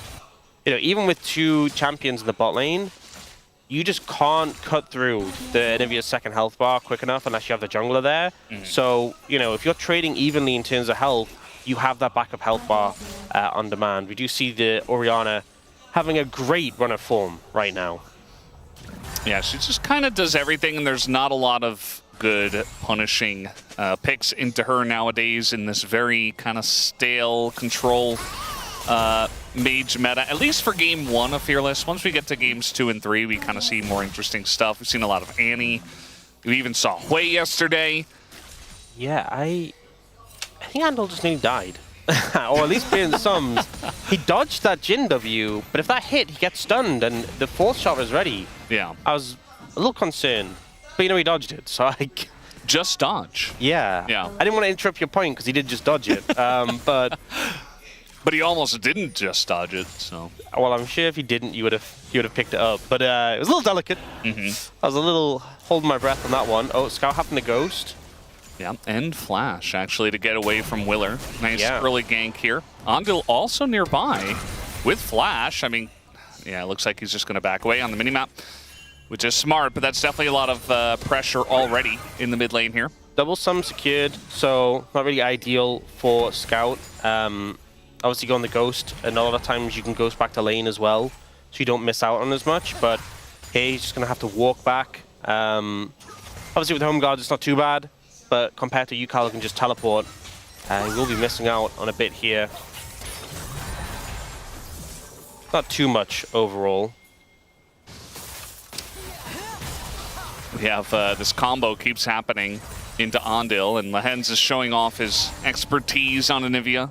Yeah, I think specifically in this lane, like I was thinking something like Anivia Kate or Anivia Jhin would feel good here, and you kind of seeing like having that setup, just working off each other's CC. Really powerful for punishing here. And for the Ezreal Neeko, you know, it's all about landing those consistent skill shots yourselves. So the minions are in the way, and with Jhin having that pushing power, that's often been the case in this lane so far. They've shoved it in, the minions are kind of blocking LazyFeel and Andal from doing anything, and as a result, they're the ones on the rough side of the matchup. How do we feel about no cleanse on Lazy Feel in the Nico lane against Ryze and Avia Jhin? I think it's fine.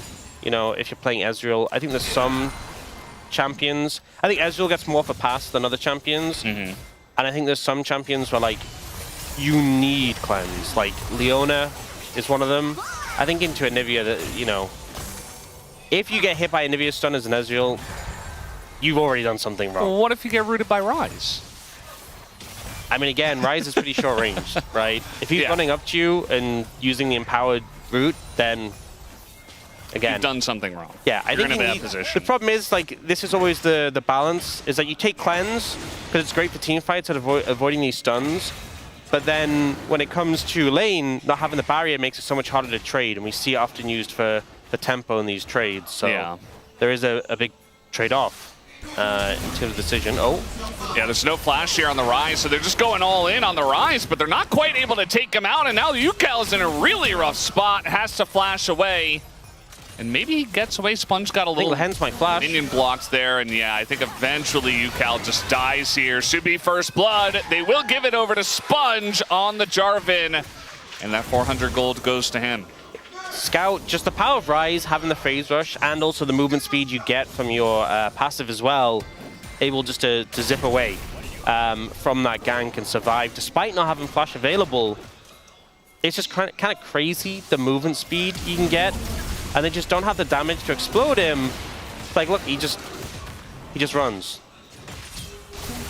And then he's no longer a target because he gets to tower. They end up being able to turn it around onto UCal.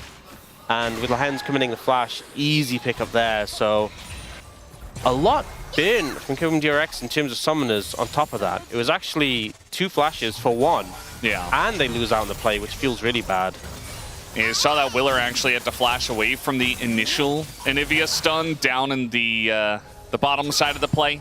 And so he just didn't have his flash later on. Didn't need it later on, but now he doesn't have it at all. As I don't think I've seen a single root land from the Nico as well. Andil has not really been hitting those. He's been trying to fight back after getting stunned and attacked a bunch, but hasn't been able to do much. Having a tough time so far. Ooh, nice angle here from Lahens. Nice amount of burst damage does go in a Lazy Field, but a good trade back. And now Andil might be in a little bit of trouble. Just trying to dodge everything, I guess, as the True Shot Barrage is, of course, going to hit the Jhin. The stun misses. A huge amount of burst. Follows up with the 4th shot from Taeyun. But Lazy Field is alive, at least. I think it makes it very clear, though, that if that stun did hit, that was a dead Ezreal for sure. A lot of damage coming through, and I think the resistance from the KRX bot lane not really just hitting that hard. Some missed skill shots really costing them there. In that situation, the root once again not connecting, unfortunately, and it feels like Taeyun on the hands just getting the better of them once more. Sponge now able to take the dragon as a result, and a bit of a gold lead opening up as well. Yeah, he tried to do that earlier on, take the dragon, but there was a play brewing in mid, so they took the first blood instead, but now they'll get it. We got Ocean Drake on the way next. UCal still no flash, but he is relatively fast. And he is also going to run his way out of this one. They're trying to get the egg out of Lahens, and they're not even going to be able to do that. As Lahens is slowed up once again, but they don't want to overcommit because, of course, it's Anivia. Yeah. Makes it so difficult to commit more. Oh, Sponge. Yeah, I'm trying to collapse onto him. No shockwave, though. A little bit of burst. Yeah, don't think Willa had the damage alone to ult and chase him and finish him off. Can't say one thing, though. King in the top lane, gotten some plates already, doing well in this matchup. Obviously, early, we often see the Jace do well, but once that level 6 hits, the Yorick can really just take over, but Rich hasn't really seemingly swung it back yet. And, you know, we have had some times where things haven't gone as swimmingly for the Yorick. You know, we'd have Zeus get a solo kill as the Jace in that matchup the other days. So, see how things pan out there.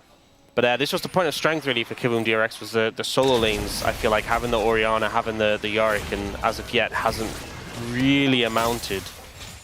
Yeah. I just think the individual play, as Andil is once again, he's going to have to flash get away, and the curtains are opened up. He's in a lot of trouble here. No heal available, and Scout is here, and they give that kill over to Taeyun. So that is a very nicely fed Jin now. Just really good setup there from the Hens, catches him out, and then they just kind of start walking him down. You know, I say walking, the Hens is flapping. But Taeyun just sees the angle, gets the flash. The trap that was in his way, I think really was the nail in his coffin. Now Kingen on the receiving end of some bad trades, so things gone better for Rich. They're trying to dive him here. I think he might be extremely dead. He does have flash. He's trying to get over, but he flashes and just gets hit by the shockwave anyway. At least Willer doesn't get a assist. That's really the only positive from that. Yeah, I think you could have just saved the flash. Yeah. I think it was pretty obvious you were going to die there. Speaking of going to die... Yeah, Lehens is doing a good job of baiting Andil into this fight, which for some reason they elected to continue having. I think this is the most annoying thing, is when Anivia is just like behind your turret, harassing you, and because Anivia has egg, it's so hard to really do anything about it. Andil with no flash is just an easy target, goes down, and this bot lane is really starting to suffer. Almost 1,000 gold lead now for Taeyun in this matchup. And Scout is he's on a mission to get those turret plates. He's not going to get the second one though. A bit unfortunate there. This one was pretty straightforward. You know, he tried to do the jump into the flash to get distance, but it's a big circle. And he just went from one side to the other. Yes, yes it is. And then here, yeah, here's the annoying Anivia on the other side of the turret. They didn't have to trade with him though, they could have just left. The problem is when Anivia's there, you always wonder, like, is the jungler here? And you have to assume the answer is yes, but sometimes you're like, the jungler can't always be here. But whenever you go aggressive, the jungler's always there. That's how it always is. Yeah, and especially when your team is diving the top lane. Yes. So I agree, the answer was back away. But unfortunately, they'll learn that lesson for game 2. Yeah.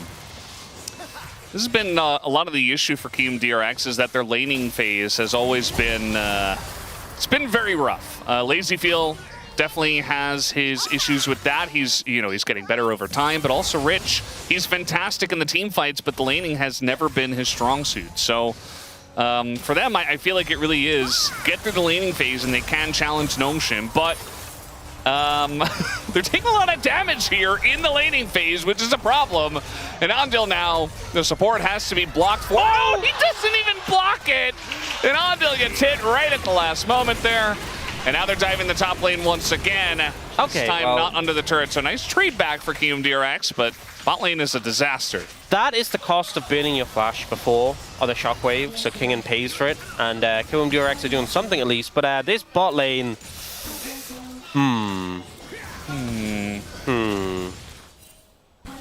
Well, I do have some good news. I think the tower's not going to last much longer, and this will be over.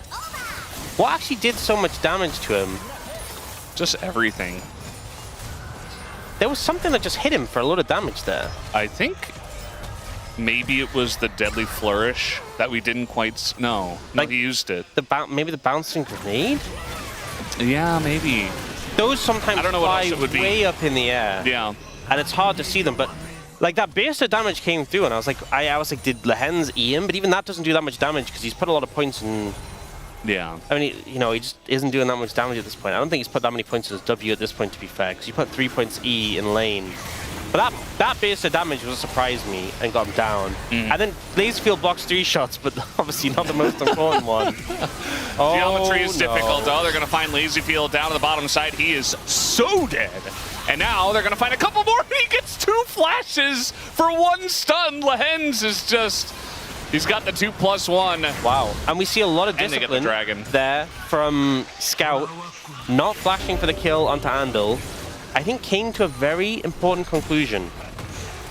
This Nico is probably worth like 70 gold. Yeah. Well, not quite 70, but close enough. And Maybe so, like 170? honestly, probably less. Maybe like 150 or something. Yeah. It's not much. But it's like, I'm not flashing into this bush to chase down this Nico for that much gold.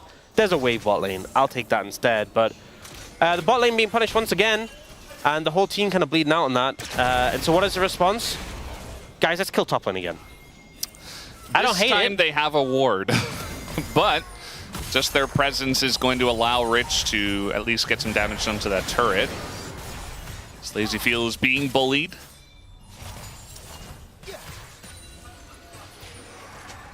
We're going to see this Rift Herald actually maybe started up here. We have a TP pretty deep from an Orianna, which they might just want to turn onto as one ult is going to hit an Anivia. Maybe they take down Lehens here, and they will be able to do just that. A ton used to get this kill, but at least they do take down Lehens in the play. I like the play though, you know, picking up Lehens, they have the damage there to get through the egg.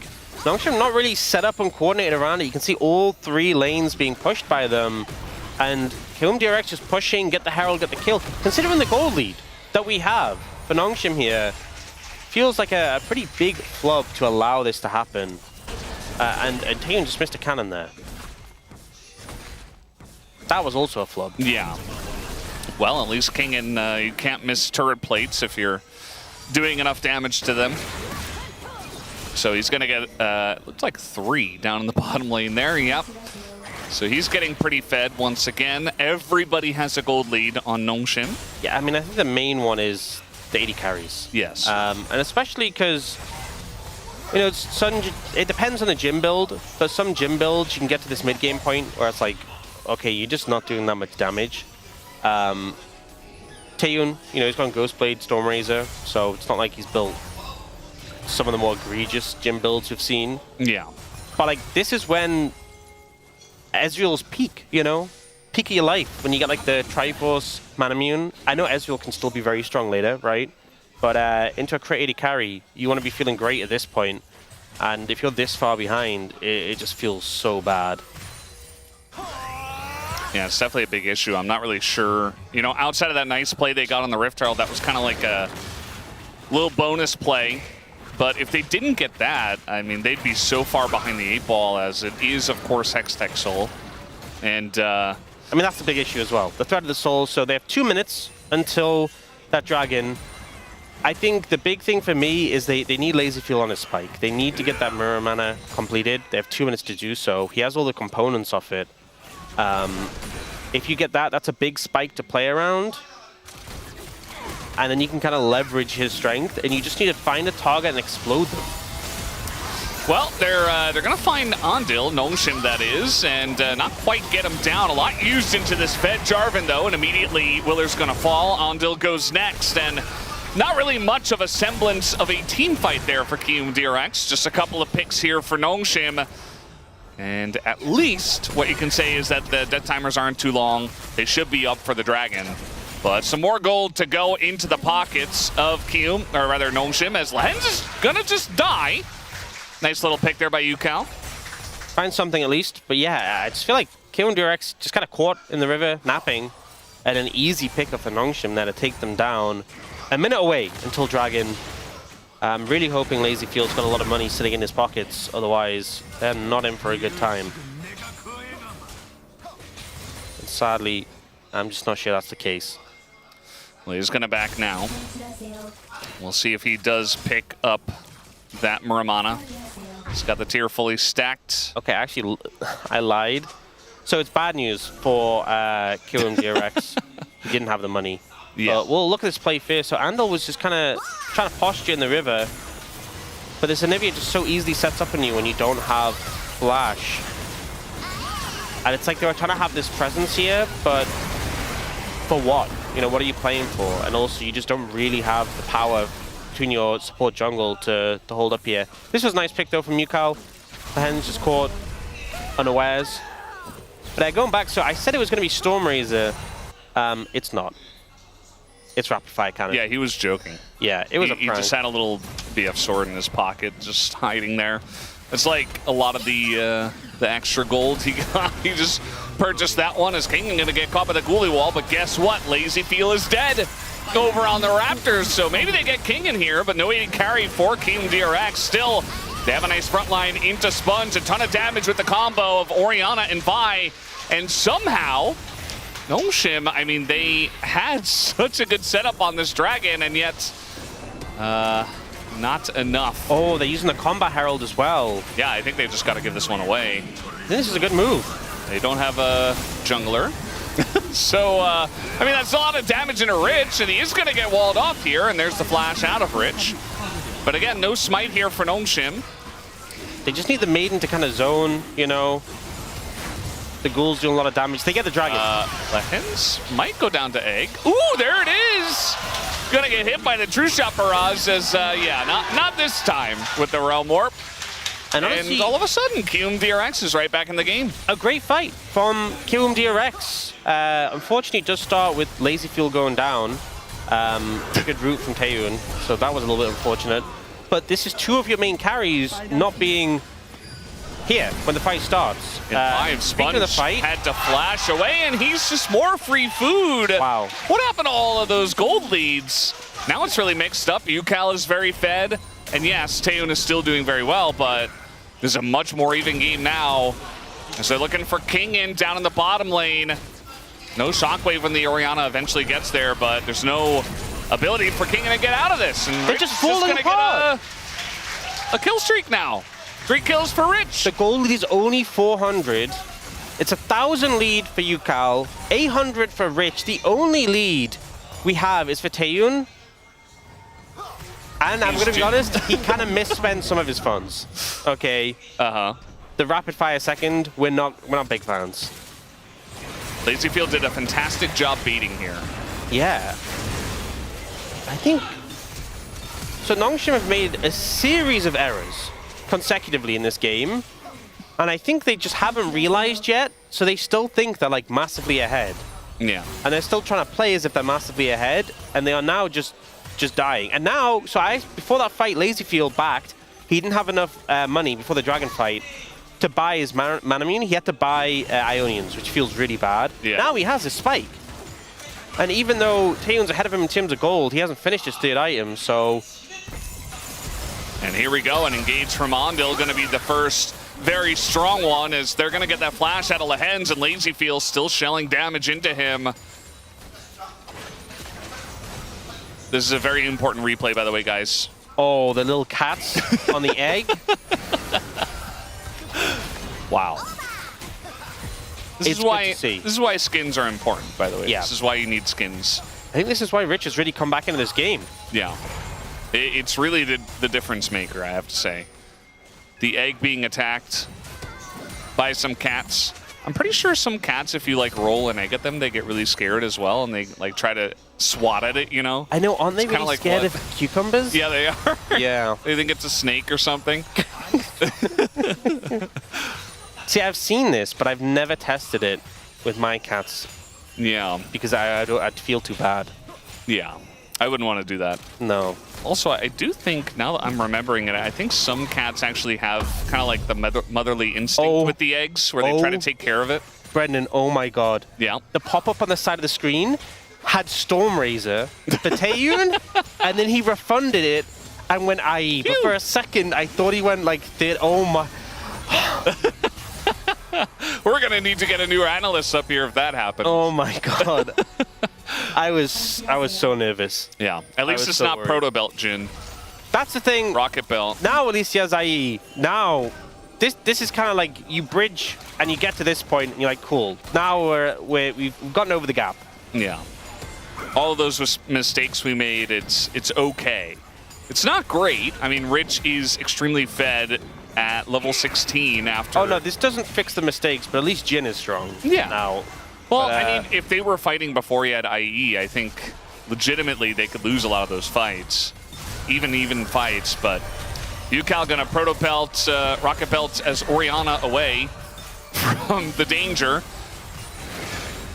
And Lazyfield says, I'm just here to hit turrets and bait the enemy team once again. Drake up in 50 seconds, and Kium DRX say, we're gonna have better position on it this time. Yeah, I mean, really hard for Nongshim to get access right now. Scouts pushing the side lane, uncontested, but I mean, who cares? When Hextech Dragon is up and available, oh, they're looking for King in. I mean, this is on vision. There's a ward right there, but it doesn't really matter if you're getting a free inner. Could have just killed him. If Willa pressed ult, I think Kingham was just dead, but they opted not to. They played the reserved, controlled way. If Kanavi's watching this, he would not understand at all. why didn't he go in there? It doesn't make any sense. Lazyfield did just Arcane Shift over the Anivia wall into the ult, but he's got backup, so it's okay. Kanavi would understand that. Yeah. Yeah. Ooh. And again, the Strake is up right now. It just spawned, so hey, got to get over there. Did see that Rich pushed out the top lane, so that's in a good spot for Kium. And now we're just going to have a lot of posturing around this objective. Yeah, KRX kind of gave up a lot of... Oh, TP flank coming in. This is from a Yorick, but the flash on in, the combo on a Taeun!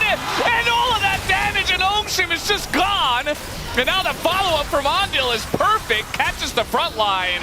Down goes King, and Lahens can't do anything. Scout is chunked out, and it's another Drake for the side of Kium. Although they're heading to the Baron, actually.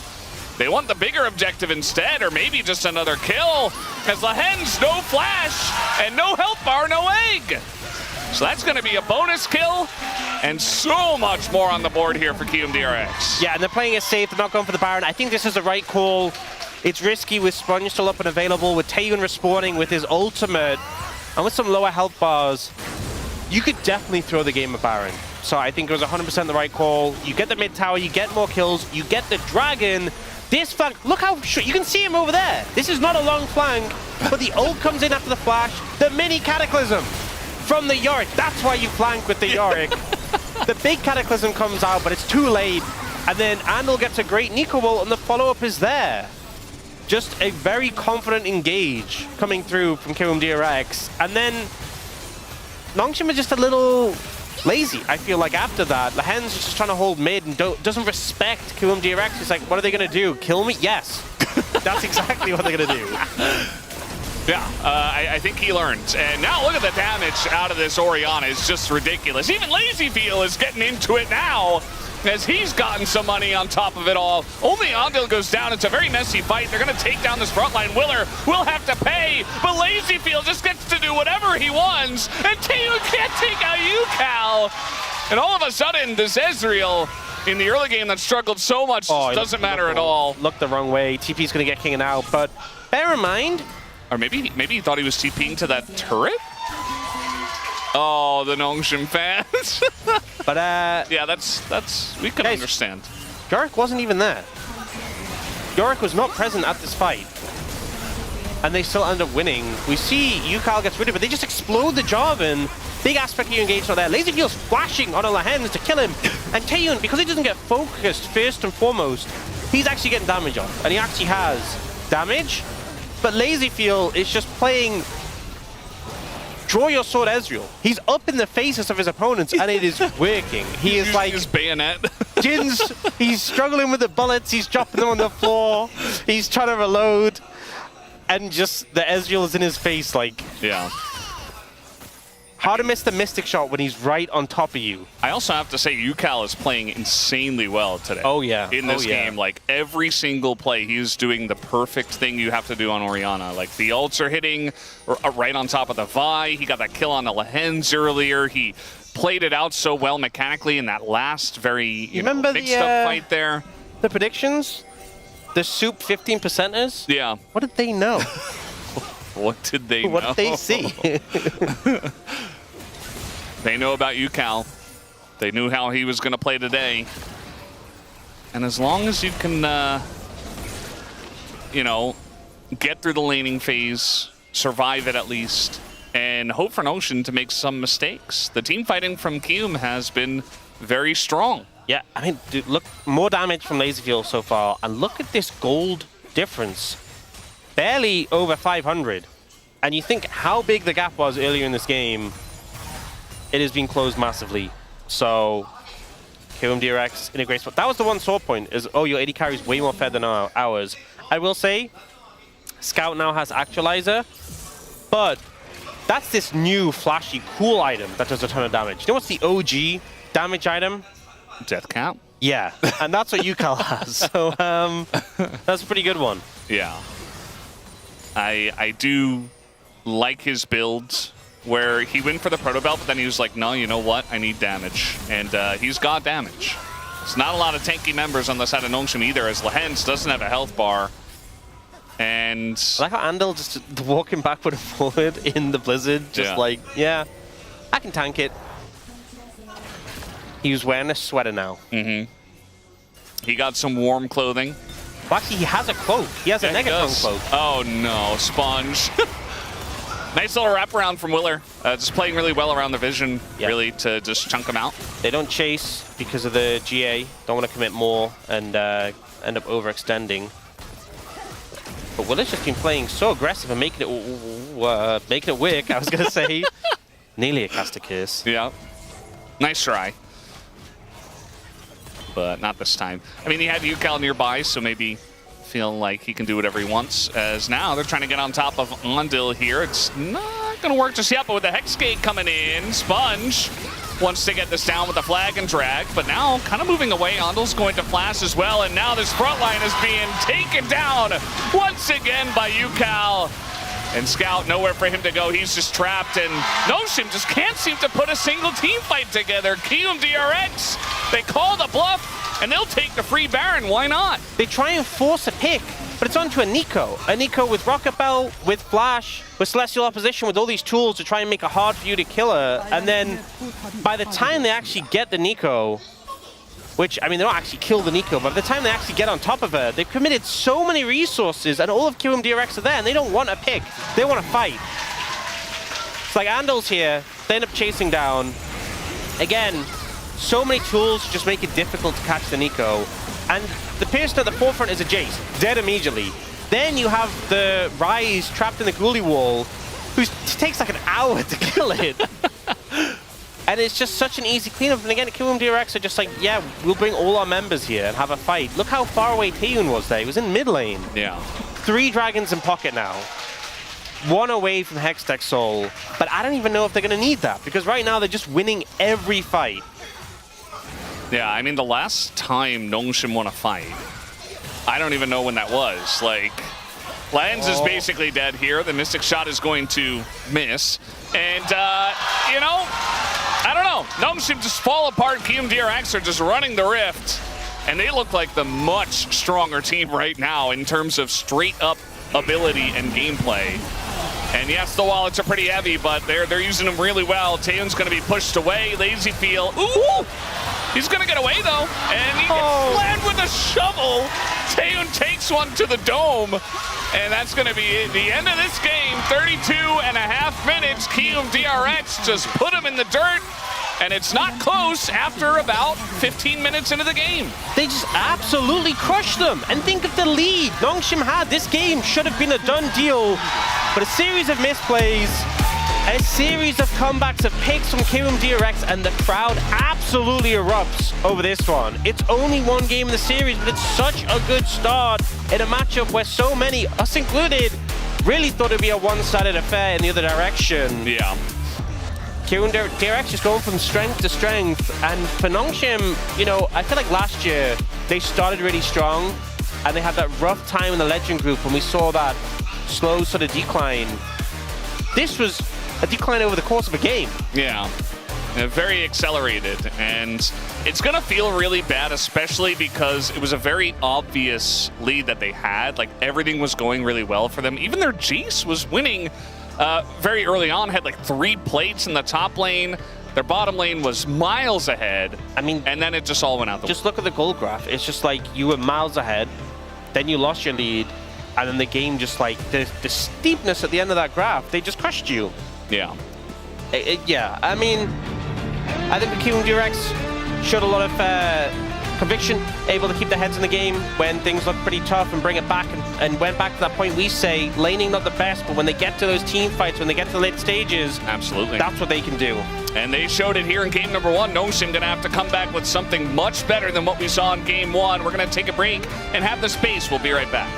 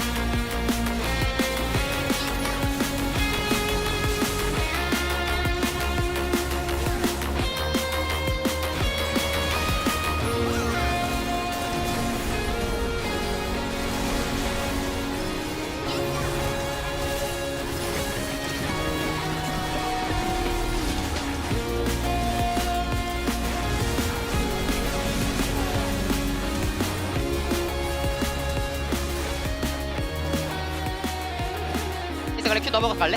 가는. 여기 하다 왔다. 볼게 이거 라이즈 볼게 이러면 라이즈 볼게. 나 싸움 천천히 봐줘 이거. 나 맞아. 타이밍이야. 좋다. 일라 위에 갈게. 이거 게임 끝나자 얘들아 이번에. 애니바 죽었어. 이번에 다이브까지 보면 게임 끝나. 나 미드 봐줄게.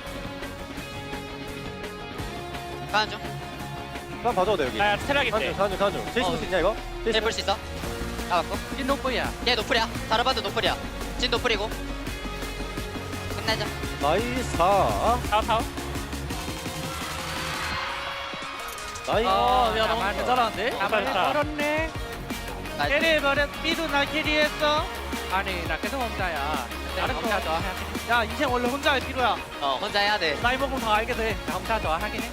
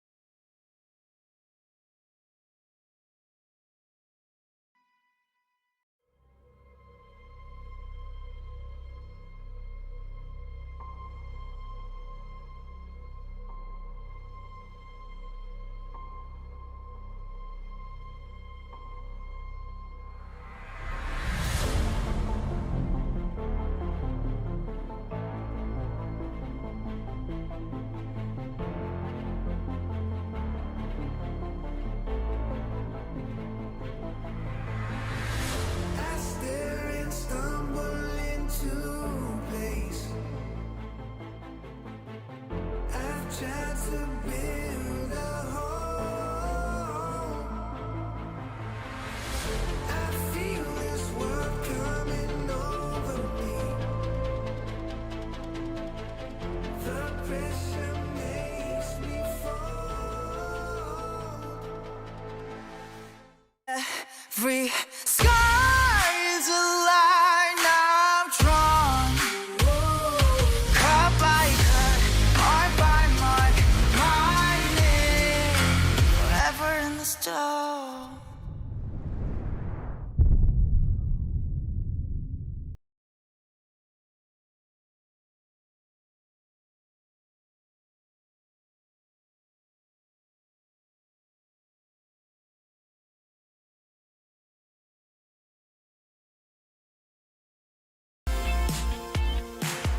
I love that we're showing that because that was actually the turning point in the game. It was a chain of kills that brought Kiwoom DRX back to life and never surrendering the lead from there.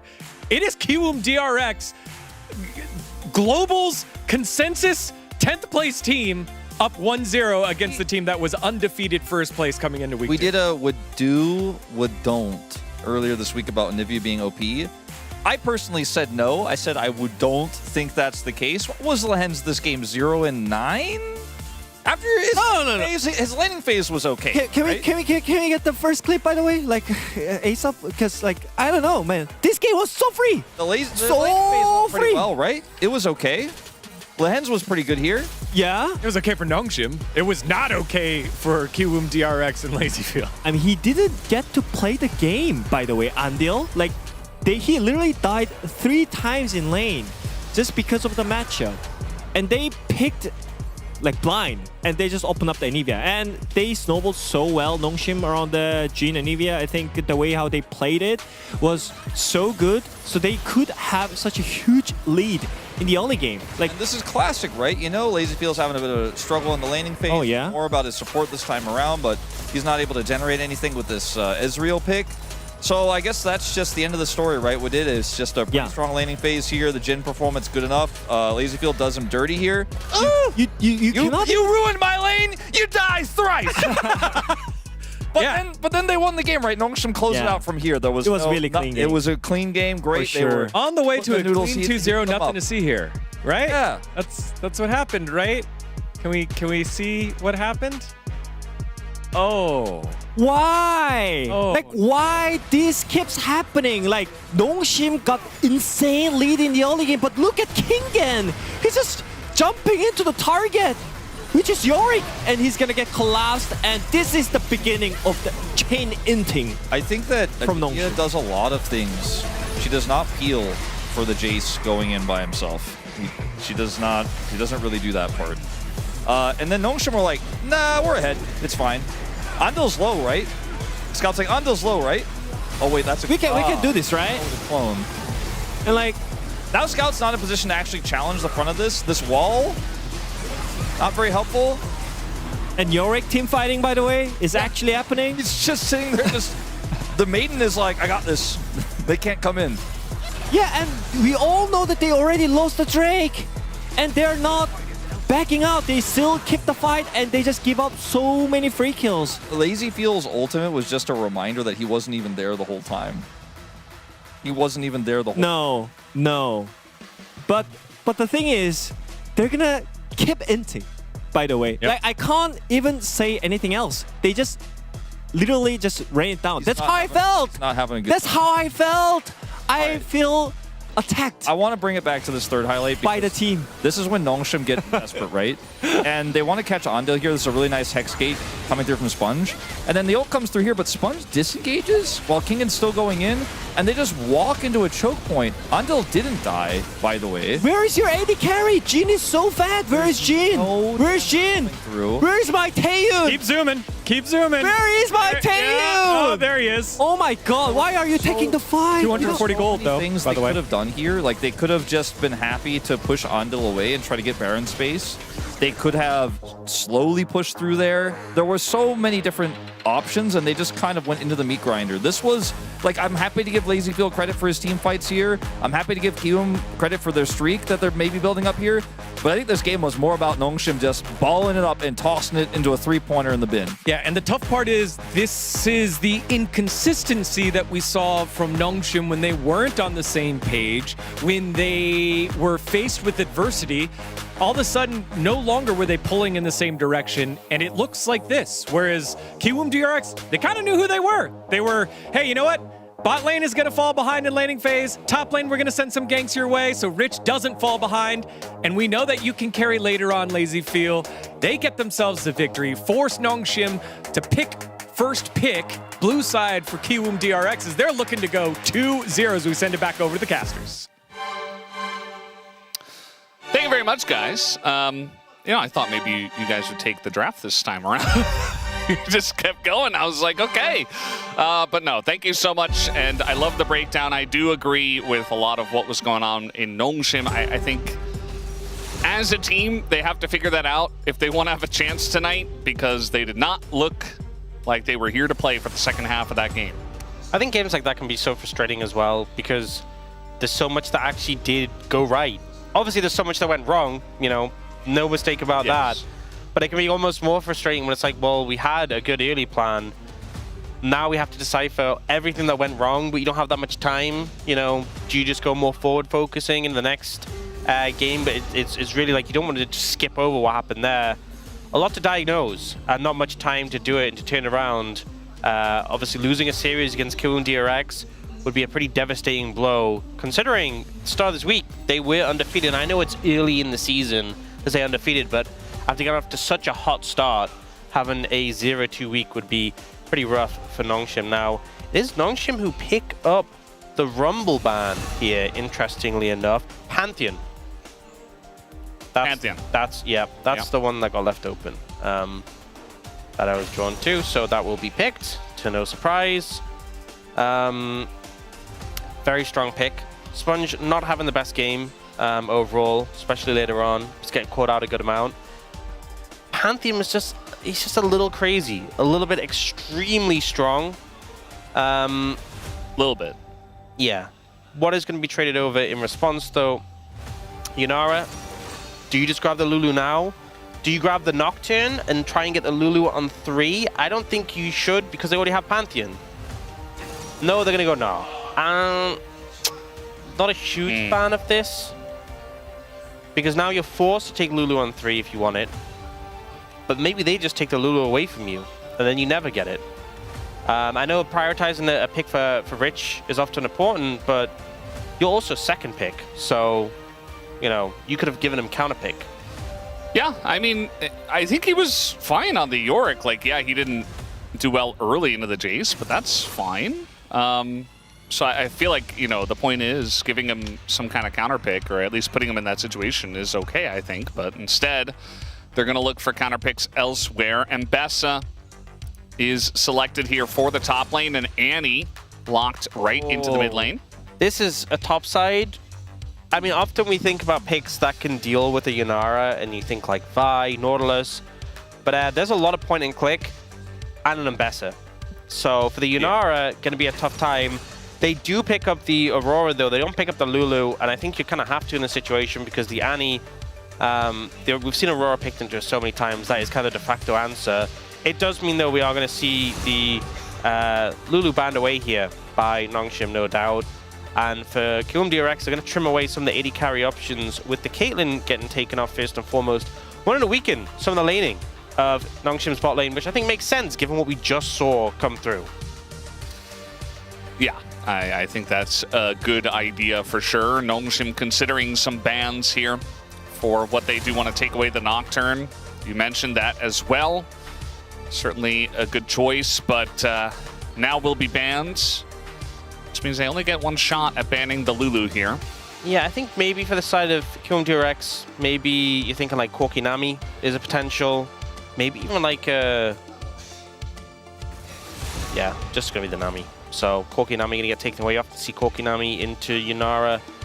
I imagine this is probably just the Lulu. And then, what are you going to pair the Yunara with? We've seen a lot of pairings, but a lot of supports have been taken away when you think about it. Nico Yunara was a thing for quite a bit. I don't think she categorically needs an enchanter, but having that level of protection obviously does help a good amount. Oh. Keep going for the Xin Zhao ban. So banning junglers who sync well with the Lulu, but not banning the Lulu itself, trying to trim away some of Willa's power. But it does mean that Lulu is available for Andal when he wants it, if he wants it. They are going to go for the Poppy instead, which is a flex between jungle and support. Yeah. So now an opportunity to take the Lulu away, but if you're going to play Corki... Yeah, you can't play Corki Lulu, it's just not allowed. Yeah. But they're going to play Corki and they're going to play Nautilus. Okay. And the Lulu just doesn't get picked. Alistar going to come through instead, I guess, into the Nautilus, wanting a bit of bulk in the front line, and also maybe concerned about taking the Lulu, who is a bit of a vulnerable target. Poppy, Alistar, really bulky. I can also weather some of the burst from the side of Nongshim DRX, but this Annie Pantheon is a little scary at the setup they have. Yeah. That's a little spooky. That being said, can be hard to pin down things like the Aurora, but I'm just worried that if they get off to an early start, which they did last game, there might not be any stopping them. We've seen Pantheon take over games so convincingly. Yeah, you remember Sponge was able to get first blood in the last game, so if he does that not on a Jarvan and on the the Pantheon, could definitely see him take off in this one. Nongshim go. Got engaged. Congratulations. Congratulations. But anyway, you also came to the LCK. Congratulations. Oh, that's what I was saying congratulations for. Yeah. But also congratulations for getting engaged, of course. Yeah, I mean, I guess. But, yeah. Welcome to the LCK. A lot of frontline. A lot of ability to deal with the engage on the side of Nongshim. Very clear what Nongshim wants to do. Yeah. With their composition. Looks like we're ready to go. Let's hop on the rift for game number 2.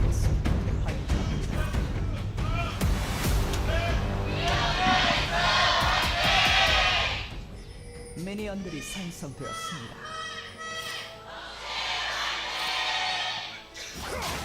Alrighty. Game number 2. And all of us predicted Nongshim, but they lost game 1. So, well, who knows what's going to happen You here. say all of us. We all remember the 15% of soup voters. Yes. You know. All of us. The 9% on... Yeah, the knowers. X. I think it was like 4% on... No, 4% on Worry Bank. Yeah, yeah. I can't remember what it was in Chichijik. It was pretty low, though. Maybe it was also 9%? Oh, it was the same as Uribank. Oh, okay. Yeah, so 4%. So represent those people who are looking pretty good so far. But we'll see. We'll see if it carries through. Obviously, Kiwoom DRX have had a pretty tough streak of Saturday showdowns. Yeah, a lot of 2-1s not in their favor. So maybe that first game was the fluke where they get the 1 and then Nongshim kind of wake up. So something I want to note is Lehens has Ignite. He wants to kill. He wants to get some momentum going early. But what if you don't get level 2 first? Taeun is just going to get bopped back and finally hits level 2. What? He gets his Valkyrie.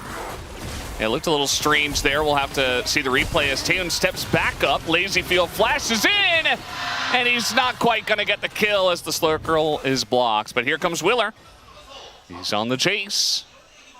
And that's going to force him to go all the way back to the second turret.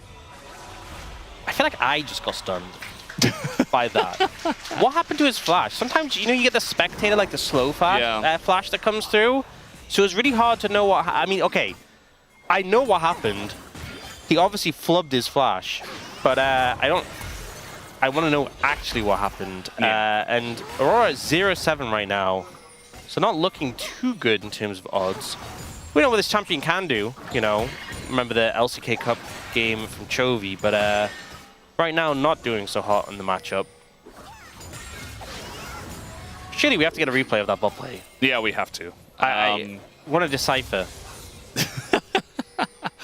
I don't know if that word will be necessary when we watch the replay.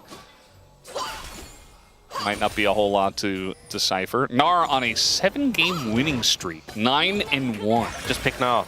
Just crazy. Just pick Gnar, just slam Gnar. The stats we have. The LCK is so back. You know, you were worried after first stand, right? LCK came third. It's fine. You just slam Gnar again, and we're so back. We've never been more back. Yeah, just go back to, you know, old comfort. Go back to the tried and true. That is the LCK way. You thought maybe we'd, you know, iterate and bring out some new interesting picks from the LEC? No. Shentop? Sorry, Wadid. Hogmore, 80 Not carry? gonna happen. No, we just slam Gnar. Yeah, we did ban Kog'Maw that one time. I pick Gnar, and I win. And if I don't, then I don't want to play anymore. All right. 오랜만이래. 미안. See, so that's what I thought happened. Yeah, just a mistake. Because he spam said, sorry, immediately. So yeah. again, when we saw it the first time, there was like the slow flash spectator thing, and that's what I thought happened. But I was like, there's no way. Yeah, it did. I kind of got stun locked, you know. I kind of got Alistair comboed by his flash. But mistakes happen when the pressure's on, I guess. I guess he meant a barrier. That would be the only real.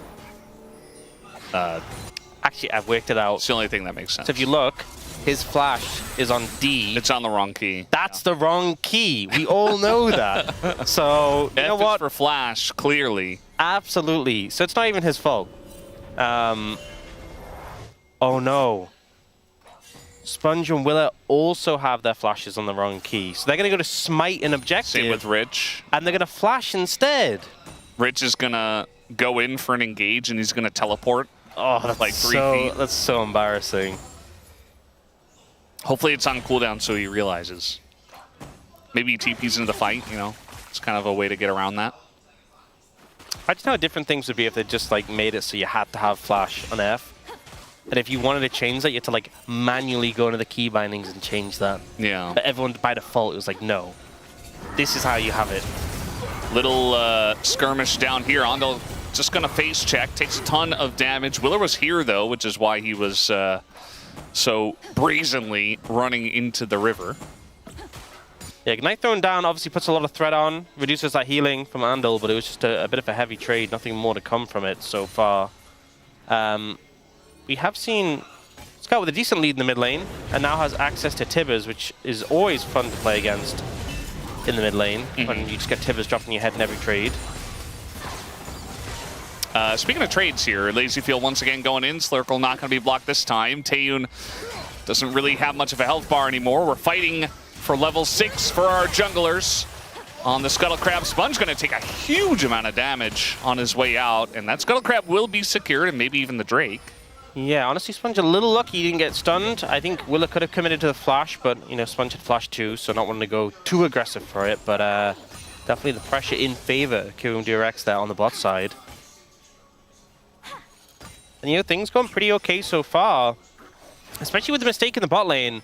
The fact that Lazyfield, you know, you have this Yanara Alistair, and I know Yanara Lulu has been a big thing as well, but if you get Yanara Alistair out of lane, you feel great. Yeah. You know, Lahen's committing to the... Wow. Lahen's committing to the Ignite as well, clearly wanted to leverage 2v2 pressure and get ahead, and that just hasn't happened. What is this shot? I don't understand. What did they mean by this? They're like, oh, we're awake, I swear. We're having a great time. Scout, meanwhile, is not having much of a great time. He is going to drop the Tippers, though. And he is saved this time. Yeah, I'm going to need some context. Yeah, I don't really know what they meant by that. Just a wholesome moment. Okay. Yeah, I mean, me and Brendan do that sometimes. I'll lean on his shoulder while we're casting. It's kind of hard to do with the headsets, though. It is. It's a little That's why Ox and I are really urging the LCK to move to hand mics. Yes, then I can just lie on his shoulder while I'm casting. Be really comfy. And very wholesome, of course. Yeah. I think we were just kind of having a lull in the action, but as they put that up, yeah, see? See, they even have this recorded. They know. That's probably from like days ago. You know? No, that happened like an hour ago. I remember that. Because I put my hand out and you kept like whipping it away. And then I grabbed it. Then he grabbed it tightly. Yeah. This is going to be Aurora in a lot of trouble. First blood goes dead. over to Sponge, get executed. There's a lot of CC between this Nautilus, Annie, Pantheon. I feel like, you know, this trio, limited counterplay. If one hits, they all hit, and all of them are pretty easy to hit. So, you know, Yukao gets caught out there and it just dies. Yeah, just not much you can do. So, a nice pick there from Nongshim, first kill of the game. We'll see if they're able to find more like that. I imagine it won't be too difficult. Really, you know, Nongshim getting early leads is not surprising for me. It doesn't make me feel any differently about the way Game 2 is going to pan out. I'm sure they'll get an early lead and be able to convincingly play out the game. I mean, they in might. a controlled manner. I really hope they figured it out. Any evidence to suggest otherwise. Recently. Well, today we did have game number 1, which you may have deleted from your memory already. And unfortunately, that did happen. We're going to take a look at the replay, which Yukao doesn't want to see. The control wood, and especially because Will is there, you feel safe walking this way. Yeah, the Nautilus connects, and then it's just the follow-ups there. It's just all there. Don't get to play the game. Don't get to have fun. Do not pass go. Do not collect $200. Is it like 200 pounds if you get the British version? Yeah. It is? Wow. That's like a lot of money. That's a lot more than we get in the American version. Engage here, and that's a secure from Willer. He's going to pick up that objective. Willer might go down, but no, Taehoon has to flash in just to take him out, but immediately gets the kill over to Lazyfield because of that. And KRX also got the Drake, so feeling pretty good about that fight. Yeah, I mean, the fact you have to flash in just to clean up that kill on the back end feels really bad because this Yunara is just free hitting the whole time. And you know there's no way to get out of this. Well, Scout does have flash. He is not going to use it until now. And it will be enough to get him away. Okay, well, trade of flashes in the end. Oftentimes, I mean, there's no Hex Flash for Alistar. Alistar Flash is very valuable. You know what else is valuable? Annie Flash. Yeah, so not a bad trade. Yeah. Overall. We'll see the replay of this fight. So I think part of the problem is they come in for the dragon.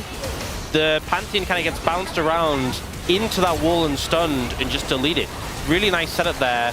And then the fact that Willer flashes out and survives so long, Taehoon has to go in, just feels really bad for the side of Nongshim. But yeah, the setup, the bounce house that Sponge experienced, not the fun kind. Yeah. You know, some days you just queue up for solo queue and it just feels like it's not your day. You know, it's just really tilting. Like first game, you get a bit of a soft enter, and the next game you just don't play very well because you're feeling tilted. I feel like that's some days Nongshim today, you know? Like game number 1 was supposed to be theirs, but it was wrenched away from them, and then game 2, they're like, nothing's going our way. Like the guy gets away with 1 health. Rich, nice dodge here on the public execution, and now Willer on the run. He is very fast on the phase rush Poppy. And Kingen gonna be slammed into that wall just a bit. Does dodge the wallop though. And might want to dash forward, but... Yeah, a lot of dodging and dipping from both of these top laners coming through there. Otherwise, you know, potential for either of them to have gone down overall with the ult from Kingen or the stuns and the boulder connecting from Rich. Bit of an exciting 1v1 there. But yeah, so what you should do in that situation, you're talking about the hypothetical, is probably take a break. Yeah. Just take a little break, reset. What if you're a pro and you win game 2? Well, you have to play game 3. The answer, Brendan, is what everyone actually does. You just queue up again. Yeah. Can't end on a loss. And you do the patented lock in. Yeah. Just stop being tilted. And if you think you're I've already, tried that a lot. It if you doesn't think work you're for me. already locked in, right? What you do is you lock in a little bit further. Yeah. That you turn the key just a couple more. You find out that actually there was a way to lock in further than you already were locked in. You just weren't aware yet. So that's what you do in that situation. Clearly, Nongshim just weren't locked in enough that last game. So I imagine this is probably what the coaches said to them as well. I don't really see why you would have to say anything else, really. Just say that, and I think you're good to go. Yeah. That's why if you ever move away from commentating, I think you've got a pretty good. I mean, you come in the coaching booth. Coaching. Guys, lock in, build better items. Okay, quickly go to the bathroom so we don't get fined. There you go. It'd be pretty quick. Yeah, it doesn't take a lot of effort, it feels like, you know? At least when Dan is coaching.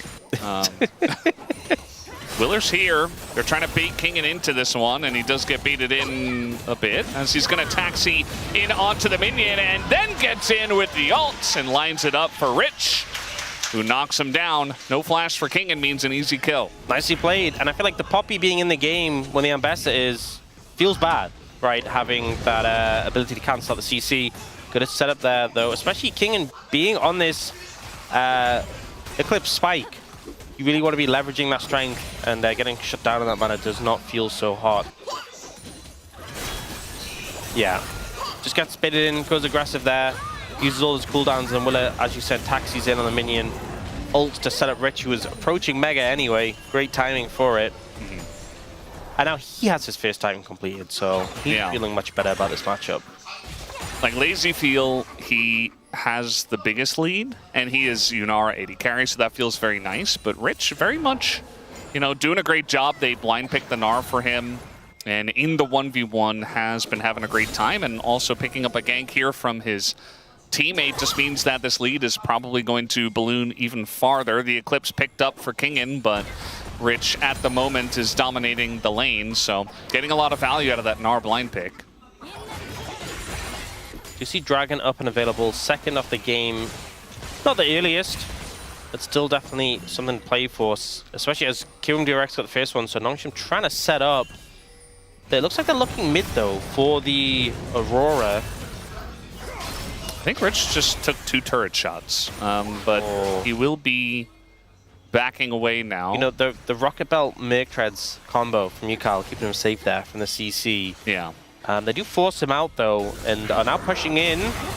Well, that's an engage on an Ondil. That's not necessarily the target you want to go in on with the Unbreakable Will procced and a TP behind. Scout gets the angle, but that's onto the Poppy. A lot of damage going to the tanks of KRX, but Yukal totally separated, has to run away, and the ult comes in, and Yukal will nearly eventually go down. They're also going to get Willer in this front line, and the face check into the brush, into the river, rather, does not work out for KRX. As maybe a missile to try to take out Lazy Feel, but they're not quite going to get close enough. So Nongshim, good fight to them. Yeah, I mean, a huge fight win. 4 flashes from KRX being there to get away, and they only just have those 3 members surviving. Lazy Feel nearly going down, but it's Dragon secured. The setup was good. And initially, it looked like they committed a lot onto Andal, but they turned targets quickly, and I really like the flank that ended up coming through here from the Annie from Scout. So they go for this initial engage onto Andal, and I think the key thing is that the TP start to come in, the Breakable Will's been used, so they start to kite back, and then Willer walks in this brush, shield is down from his passive, he just gets bursted. Yukal comes in, gets focused down, and immediately the call's like, right, well, we don't have Mega Gnar. Willer's chunked, Yukal's chunked. We can't actually fight from here. And they have to just disengage from the situation. I think a big aspect of this was the front line. We talked about this really strong front line of the Alistar Poppy. They were like 0 HP within seconds of the fight starting because of how Nongshim played it, and it made it so difficult for KRX to navigate from there. So a really good approach, I think. Yeah, especially for this point in the game where your Yunara is only on the Kraken Slayer and doesn't really have a whole lot of damage, and also the front line kind of got chunked before he was even able to auto-attack. And there's no Krakens on Nongshim. I think Nautilus is kind of... like half Kraken? He's pretty close. Like, I don't think anyone else is close. Yeah. Although Pantheon thinks he is. Half Kraken, you know, a little bit. I could see it. I mean, he's from the depths, right? Okay, so maybe it's more effective against him. Yeah. And it seems very effective against Taeun, but he's definitely not a Kraken. So I don't know what's going on there. Who's more Kraken, do you think, Nautilus or Vel'Koz? Vel'Koz has the tentacles at least. I'd say Vel'Koz. Yeah, for sure. Yeah, makes sense. Andal is just, he's just getting in there. He's getting his hands dirty one way or another, he says. And eventually this should lead to a kill going over to the Yunara, as LazyField does pick that one up for his second of the game. Yeah, I mean, they get the Herald, but a pretty easy pickup there. No flash on Sponge, no way to get out. They are now fishing for Scout here. Yeah. But Lehens instead of cover. Lehens is here. They don't have a lot of damage outside of UCal, as Andal's just gonna... He has no ult, by the way. Yeah. Yeah, I don't really know about that. Although Willer is going to ult him away, and Scout should go down here, as there's the kill going over to UCal. Taeun wants to try to clean up here. Kingen also making his way over, and that'll be Taeun picking up a kill on a Willer. But meanwhile, Plate's going down in mid. Okay, that was a strange passage of play. Yes. We'll see the replay of the Herald passage of play, which was pretty straightforward. You know, they can't get Sponge out. They go, look, I'll peel for you. Lehens, just leave. I'll be the one left behind. And he does do a lot of damage to LazyField, but not quite able to take him out. And in this play, Andal's like flashing to go for this, and he has no ult, so he just dies. Scout even ults him to like, cause he wants to kill instead of Lehens, but it was just such a weird play. Yeah. And then here, like, Mega Tibbers, like super angry Tibbers is chasing UCal, and he's got low mana, so he was never going to be able to do much. So it's just an easy kill pick of yeah, I don't know. That was weird. That was a weird passage of play. Yeah. And now we can move on from it. The game is pretty close. This has been a much more... Like last game, Nongshim had a big lead, and then it spiraled out of their control. But it was like a solid curve away from them. This one's been kind of yo-yoing, you know?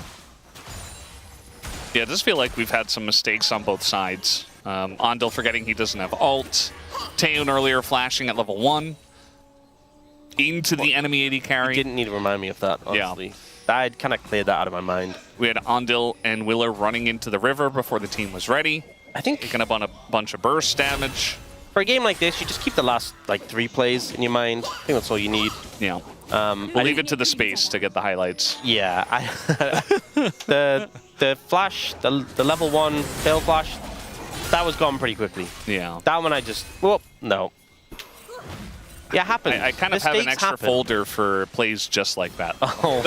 They don't get deleted very easily, though. You're a sick person. Sticks around for a long time for some reason. I don't have control over it, you know? You need help, I'm sorry. Yeah. Well, I don't think anyone is specialized in the type of help that I need. League of Legends lowlights. And we do have the Red Heralds. He's gone home. He's gone back to his people. Shelly coming back. Slowly. Okay. Oh. Little Celestial Opposition break into the Herald. And out. Yeah. And again, burnt the steadfast presence, so wasn't a chance of getting stuck under the tower there. Which we have seen before. A while ago. I remember it was the Orianna. Yeah. Who was it who did that? I don't want to slander anyone. I don't remember. I think I know who it was, but I want to slander them in case it wasn't, so I'm not going to say the name. But I think I know who it was. But I'm not 100%. A player. It was a player. They were on Orianna. They got Poppy W'd under tower coming out the Herald. It was very funny. Well, Celestial opposition down, and that's Unbreakable Will very early on here for just a dredge line. Lehen's going to love that play. We got a TP coming in from both top laners. Okay, Alistair's got like a bit of a flank angle here, so that's a threat. But no ult for him anymore. Yeah, he's actually also backing on a ward. Wait, he has TP. Wait. But he got speared, so he actually doesn't get to recall. He's very low already. Yeah, I think he just has to back. Lehens is also kind of low. They don't have a great like flank ward. There's a minion wave bot lane, but it's about to die. It's about to die. It's gone. It's going. Yeah. It's got, he's just TPing back. Yeah. Right to the team. They got the Mega turret. Mega gets the two of them. They find Taeun in the back, and he just does nothing. Has his flash available. Never got a chance to use it as Rich This guy on Gnar, a couple of days in a row now, just looking excellent. And Noshim not respecting him at all. Yeah, I mean, Gnar's been having some great success, but they early priored this for Rich. I honestly wasn't certain on them putting such high prior on it. It has worked. And Rich having a pop-off moment there, finding Taeyun in particular, and just delivering their team fight in a silver platter. They're going to be able to get Baron as a result of this. And I think Nongshim just not respecting the Mega Gnar bar, stacks it up mid lane. It's red. Look, he's running coming. right at them. You're in the banana brush, you're next to terrain. Taeyun tries to Valkyrie, he doesn't flash, and Willa layers the CC, slamming him into the wall. You have to flash that. You have to be ready, but also you have to be ready. You have to respect. He's calling for it. He knows. He knows. He has enough vision. And he's calling the corki. Yeah. And the backup from the team is there. I mean, that's the thing. This was a great play. The team was all there to follow. Willa's like, I hear you. I see the corki, I'm in. And of course, the coaching staff is ecstatic. I would be too. That's the thing, you know, when it's a very telegraphed play, the enemies generally should get away from it, you know? But it was so telegraphed that his own team was so on board with it. Yeah. Like, it was so easy to be like, okay, my Mega Gnar is going in. It's very obvious what's about to happen. I mean, this is one of the things we always say about like Sylas into Gnar, is that the big power of Sylas is you have that always just spontaneously available Mega Gnar ult. And I know you have to steal it so it has the icon next to you, but you can just pop it on demand. Yeah. Whereas with Gnar, you have to have the Mega stack, you have to respect the Mega, but they didn't. And this is what can happen. It's also credit to Rich for finding the angle. But yeah, KRX, phenomenal fight there. Now with a almost 4,000 gold lead, getting more from this Baron as well. Yeah. So much gold, so much map control. And I think when you look at Nongshim's composition, you know, getting through the front line of KRX is difficult. You have the scaling AD carry in the Yunara, but I think it was really key for their success to be leading the charge and getting these engages on the back of these picks. If you engaged on yourself, then you're not going to have a good time. You're not going to be having fun. Yeah. Okay, we got a kind of an interesting angle here on the Annie flank. TP. Oh, Lazyfield might be in trouble. It's good circle. He's just going to run north. Rich is going to be in a lot of trouble as he found his way into the jungle. It seemed like they did not see that TP and did not expect the Annie to be quite there. But it was a 1-for-1. They killed Sponge in the meantime, so you know, even though it's a nice pick on a Rich, they still lose this tower in the top lane. And again, like I can't fault Nongshim for going for this, right? You know, they end up trading 1-for-1. They end up trading tower for tower. Considering they didn't have Baron, it's nice, but you definitely wanted more from that with that TP. And Scout might be in trouble here. No, just disengage cone. Okay, he's out. Yeah. But yeah, I mean, the Baron was pretty late on the timer anyway. They weren't going to get a ton more. With that flank angle, you're hoping for like a team fight win more than just a trade. Again, a trade win behind, we always talk about being good, but not as much as you'd maybe hope for. And especially when you look at the target they got, there was a much bigger bounty on Lazyfield, for example.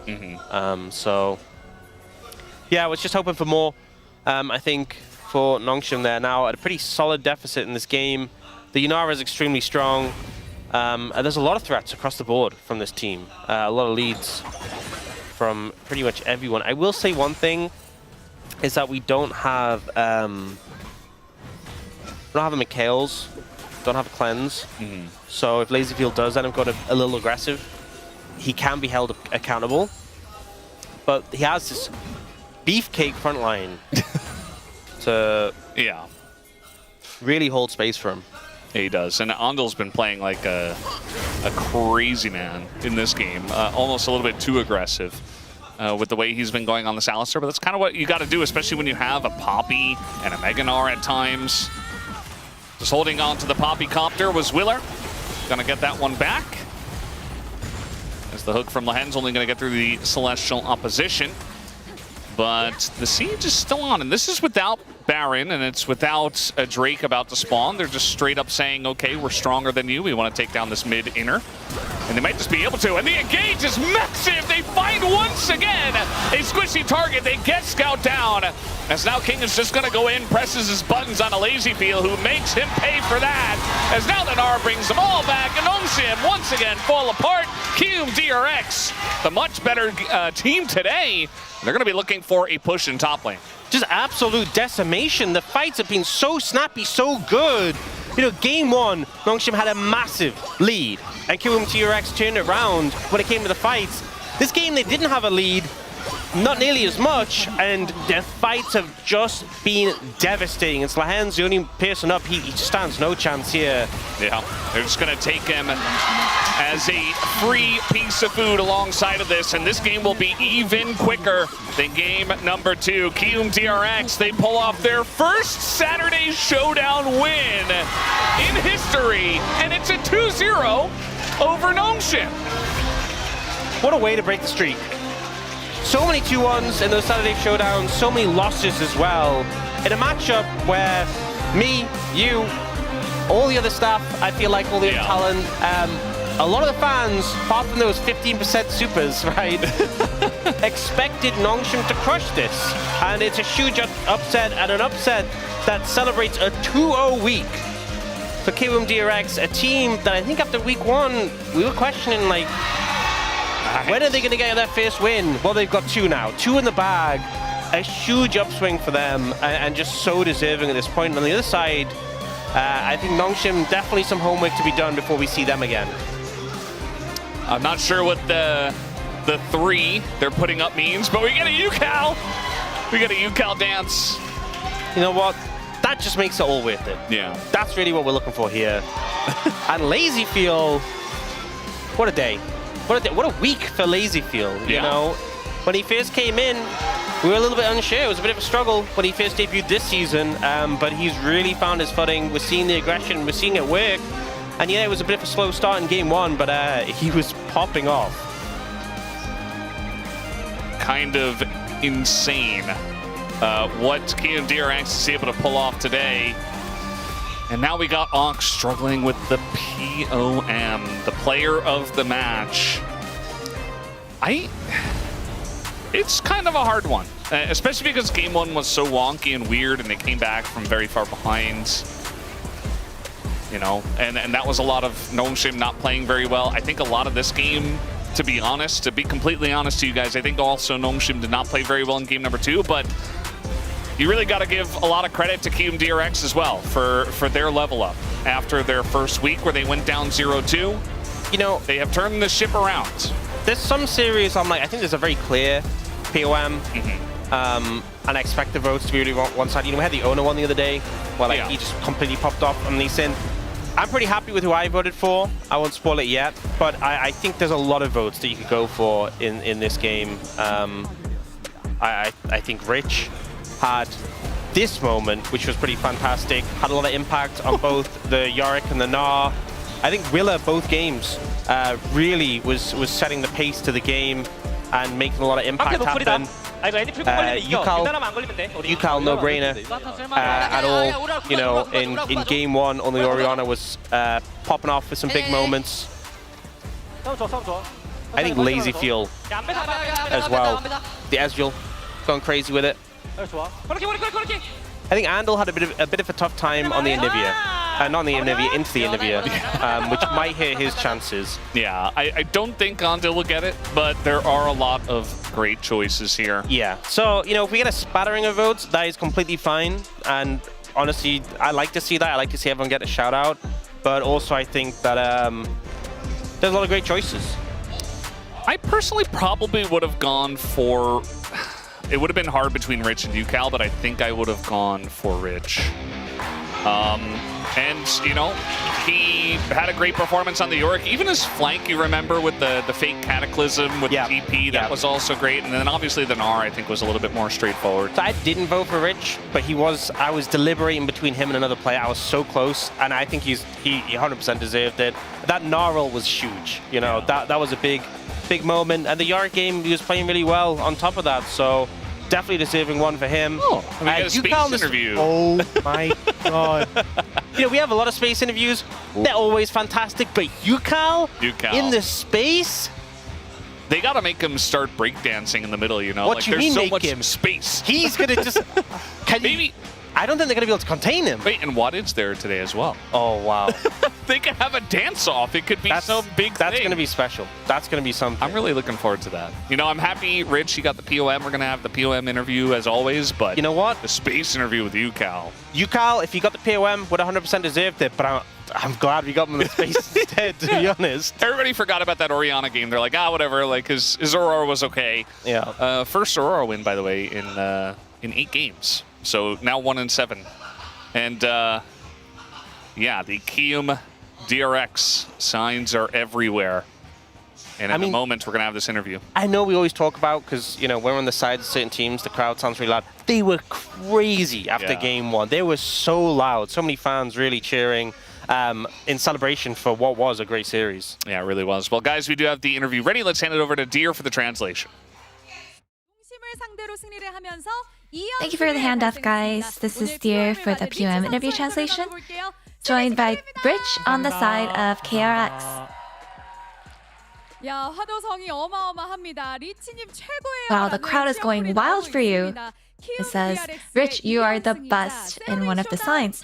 This is Kium DRX's second win in a row and the first Saturday Showdown win. How do you feel? You know, week 1 didn't really look too bright for us, and then we were quite concerned about week 2, but our result has been looking better than expected, so I feel great.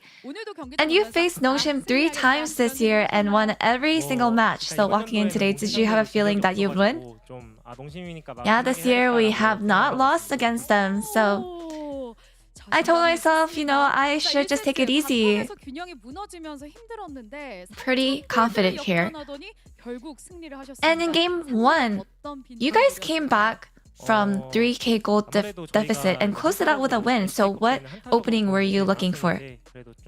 I think during the LCK Cup, we were actually quite teamfight focused and did really well around team fighting. And we're just looking for those good openings and just being able to carry out those team fights well. So I think that's what really allowed us to finish off the games very well.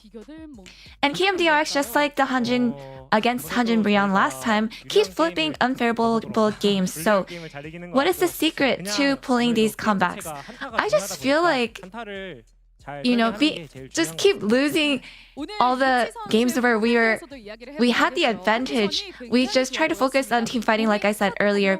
I feel like we're actually really good at coming back from harder and more difficult games in the end.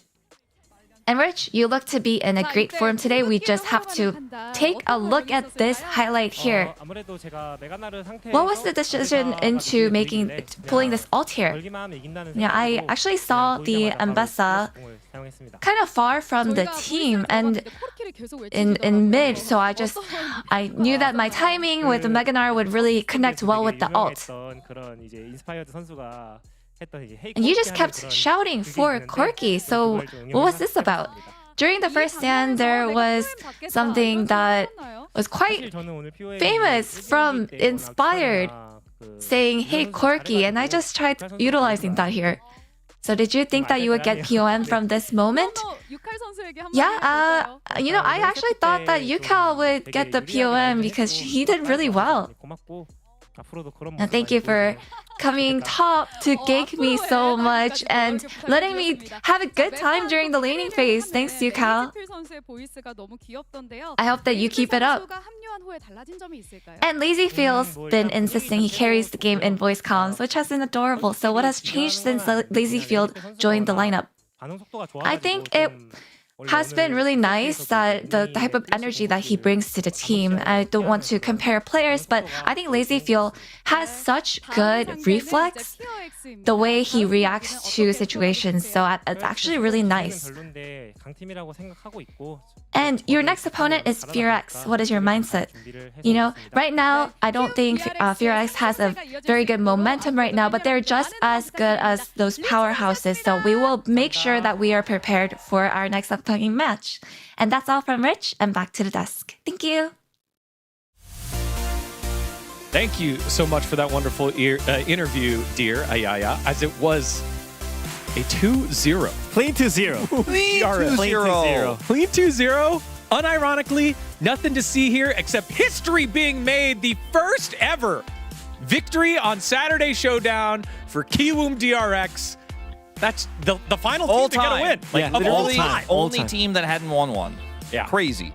I mean, for me, the game 1 was kind of like disaster for Nongshim, but I think the game 2, it was a lot more cleaner. I think it was really clean game by Kiwoom DRX. So Nongshim lost that game with a crazy good draft, and they just got outplayed at every turn. Yeah, it was a great performance by Kiwoom as we take a look at the palm votes. It did go to Rich, who, again, was the subject of our pregame. I'm going to have to apologize. I'm sorry. How are you going to do for the slander earlier. I'm sorry.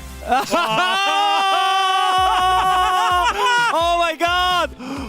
Wolf apologized. Rich, always one of my goats. Rich sorry that had a bit of a I gave you a little bit of a hard time earlier today. Well deserved. I ended up voting for Lazyfield though because I thought he had some tough times in the laning phase. Still came out massively ahead and did an insane performance. So I changed it from Lazyfield to hardworking Field. Not Lazyfield. Exactly. This guy's definitely been putting in the hours. Yeah, for sure. I mean, for me, it was the same. It's not over till the end. I think that was the main theme for the game 1. I think they didn't give up, even though their laning phase were like disaster. But I think the key point for the Kiwoom DRX is that they never give up until the end. Yeah, the crazy part is, it feels, you would know this, isn't the laning phase the part that you can practice the most? That is the most repeatable part. I didn't notice that Ox voted for Willer. Willard the Killer. Willard the Killer. It's a good comment. Clean. Yeah. And kick one.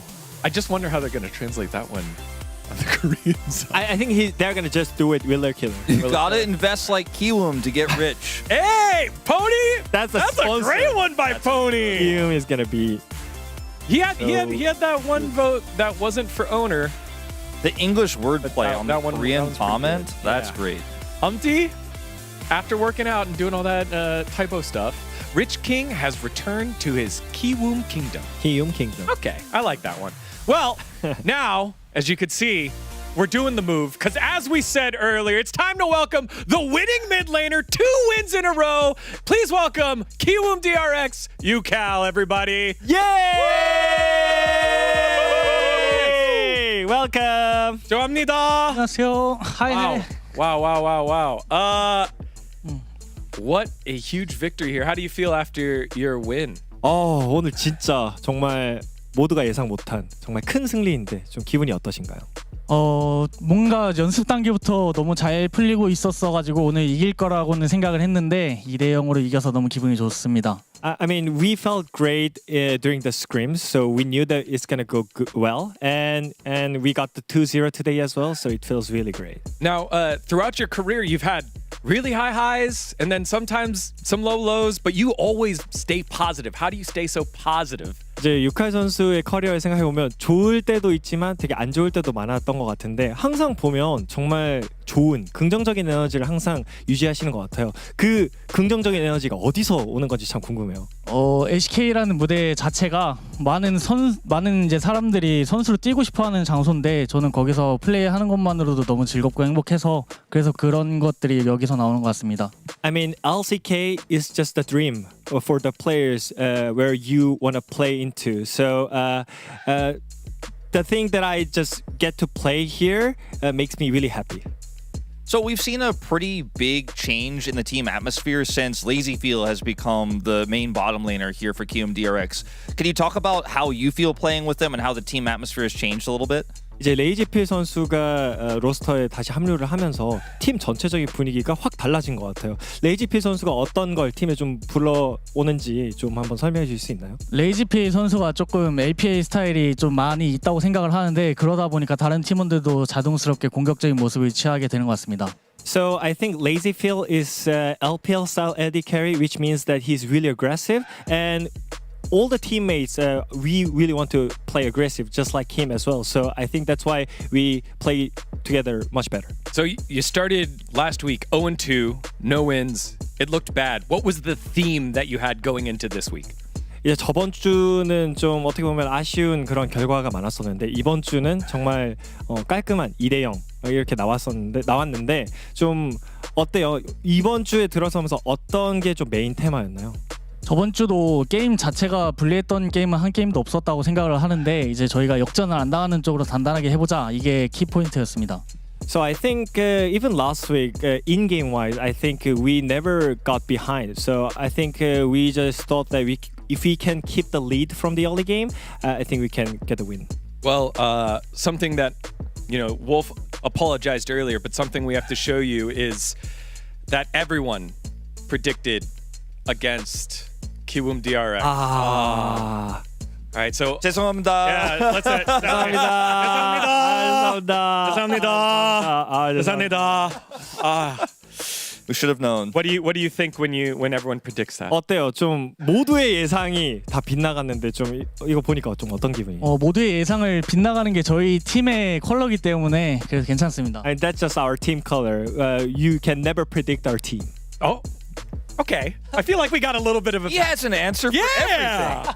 All right, and finally, after the win, your teammates, they're starting to learn. They're doing like the K, I think, for Kiwoom.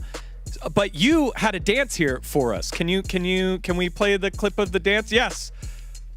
What is this? 세레모니 뭘 의미하는 세레모니였나요? 뭔가 댄스를 하고 싶었는데 아무래도 몸치다 보니까 이게 잘 안 되네요. I mean, I really wanted to just dance, but I'm not good at dancing, so like I tried, I think it kind of came out pretty well. Yeah. Like on the fly.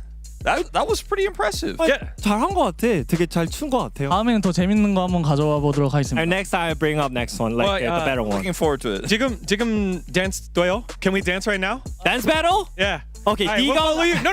We'll follow Deegan you, offered. Cal. Yeah, Deegan offered. So Okay, Deegan offered. You first. Okay. Yeah. Okay. Come, Deegan. Okay.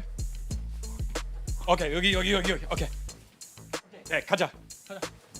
Okay, chat. Who's dancing better? Yukal or Deegan? But I think Yukal. It's Yukal. Yeah, it's so much better. right, You can't even follow the positive mood now. That was bad. All right. It's a good try, Deegan. It's a good try. Not everyone can be Yukal. Yukal, 감사합니다. 축하합니다. Congratulations on your victory. Do you want to say anything else to your fans? Thank you guys. Thank you very much. That's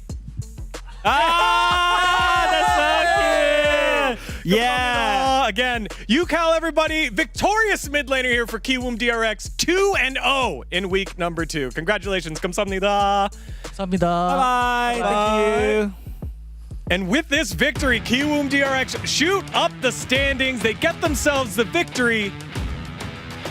And it's just questions, not only for Nongshim, but for everyone that predicted Nongshim as well. This did not go the way we thought. Just when we thought after week 1 that, okay, the upsets told us that we were wrong, but we kind of know now, week 2 is telling us that actually still we're not 100% sure where we really are. Nah. Like, Hanwha Life shoot up to second place. Nah. It was at the top of the east side here. Nongshim drops down to 2-2 after a fantastic start.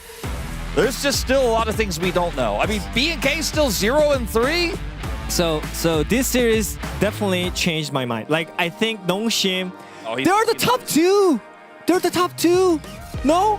And now it's So what gone. do you know now? So what do we know now? Do we learn something?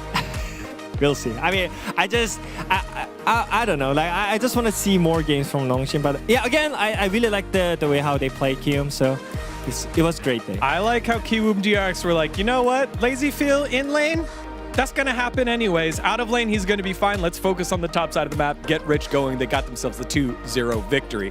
Gen G versus D plus Kia are up next after this short break. Don't go anywhere. You're watching the LCK.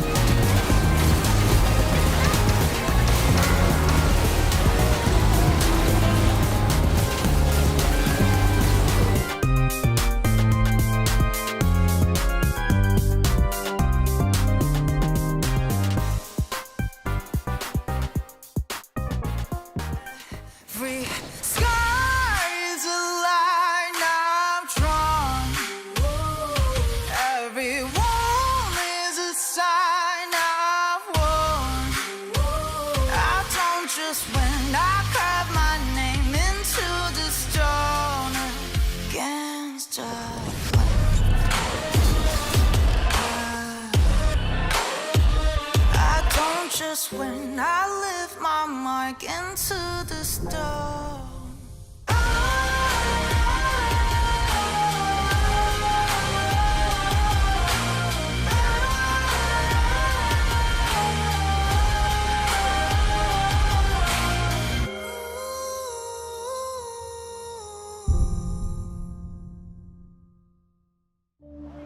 Không một ai lường trước được rằng chúng tôi, những underdog, sẽ làm được điều này. Con rồng xanh bất khuất sẽ một lần nữa cất cánh bay lên ngay tại nơi này.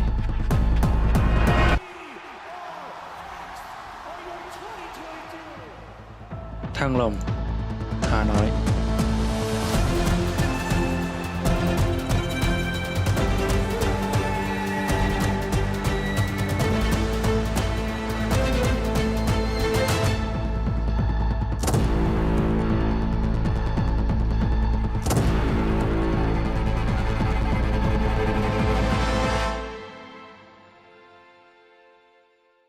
안녕하세요. 엄티의 15분이 지금 전 세계적으로 선풍적인 인기를 끌고 있는데요. 엄티의 15분이란 LCK와 CG를 접목한 롤 교육 컨텐츠입니다. 2달 동안 엄티 15분을 봤더니 엄티가 이렇게 완벽한 티어가 되었습니다. 저 엄티에게 하루 15분만 투자하시면 1시간에 4승. 여러분도 하루에 15분만 엄티의 세계로 들어가 봅시다.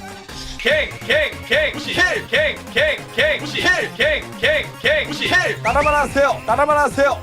풀 CS 양양 풀 CS 양양 15분만 보세요. 브라지 아저씨 항상 힘 안 좋다. 사이드 10 타워 철거 사이드 10 타워 철거 사이드 10 타워 철거. 이게 이제 탑은 쉬는 겁니다. 미드 로비 저미드 다운 풀 대호 이니시 해봐. 서포터도 15분만 투자하자고. 오늘만 보고 끄지 말고 내일도 보고 모레 또 보자. 그럼 안녕.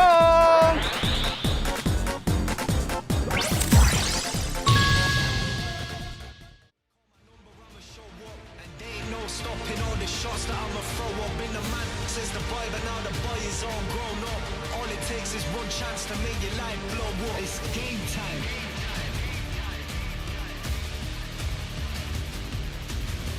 Make the ground shake, make the ground shake, make the ground shake, make the ground shake.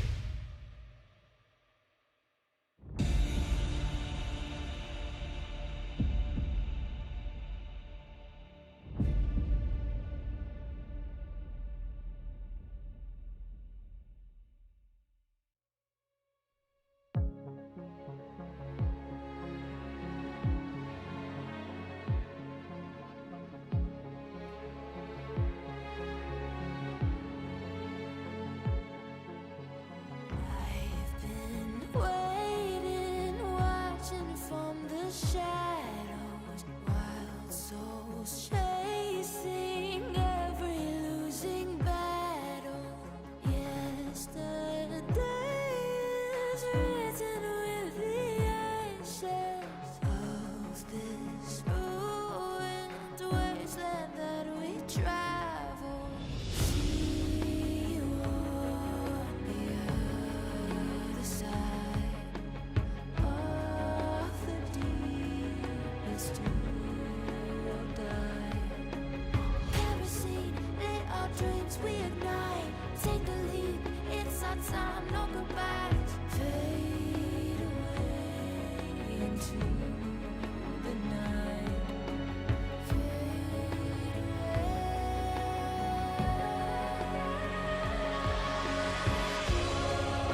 I see you on the other side.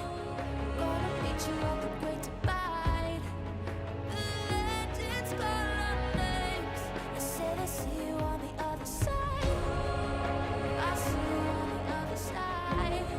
You know there's never time to say goodbye. These endings never change. I see you on the other side. No surrender, stranded in the open. Lay your life down, that's the fate we've chosen. Don't look back now, only broken memories. All the glory spoken of for centuries. See you on the other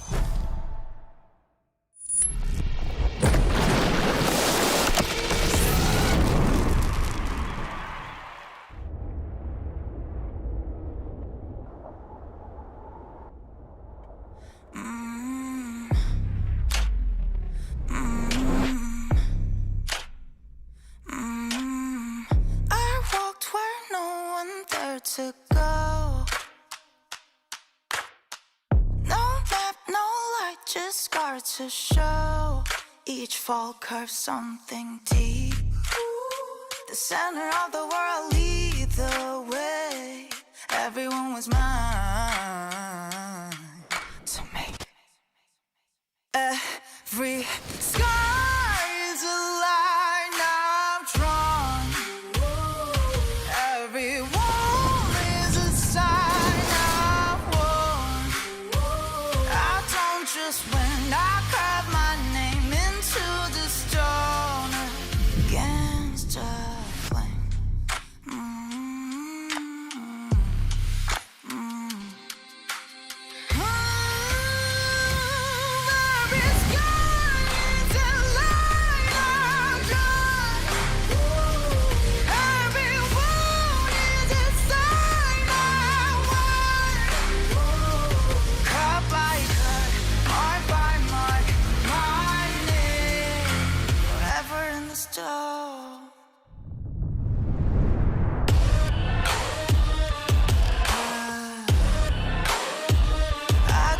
Just when I lift my mark into the stone.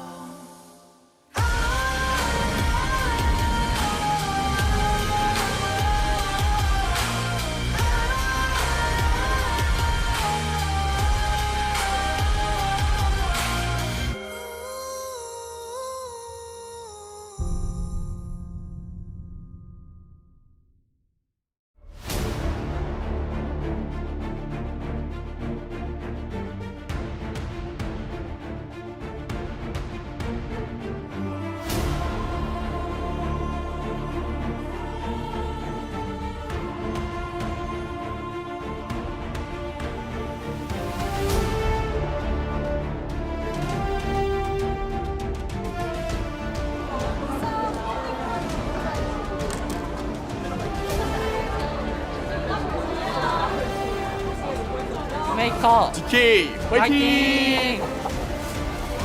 젠지 화이팅! 플러스기야 화이팅! 젠지 화이팅! Hello and welcome back to the LCK. We're getting ready for the second match of the day. It is D plus Kia up against Gen G. And this one definitely a very historic match for many different reasons here at the LCK.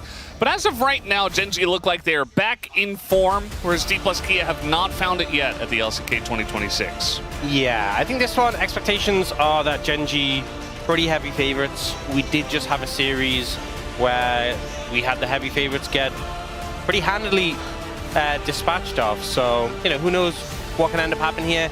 Definitely, even though Gen G are looking to be back in their domestic form, still I feel like there's a little bit of questions, right? We've seen them be not as clean in terms of, you know, their performance of First Stand, their series against KT.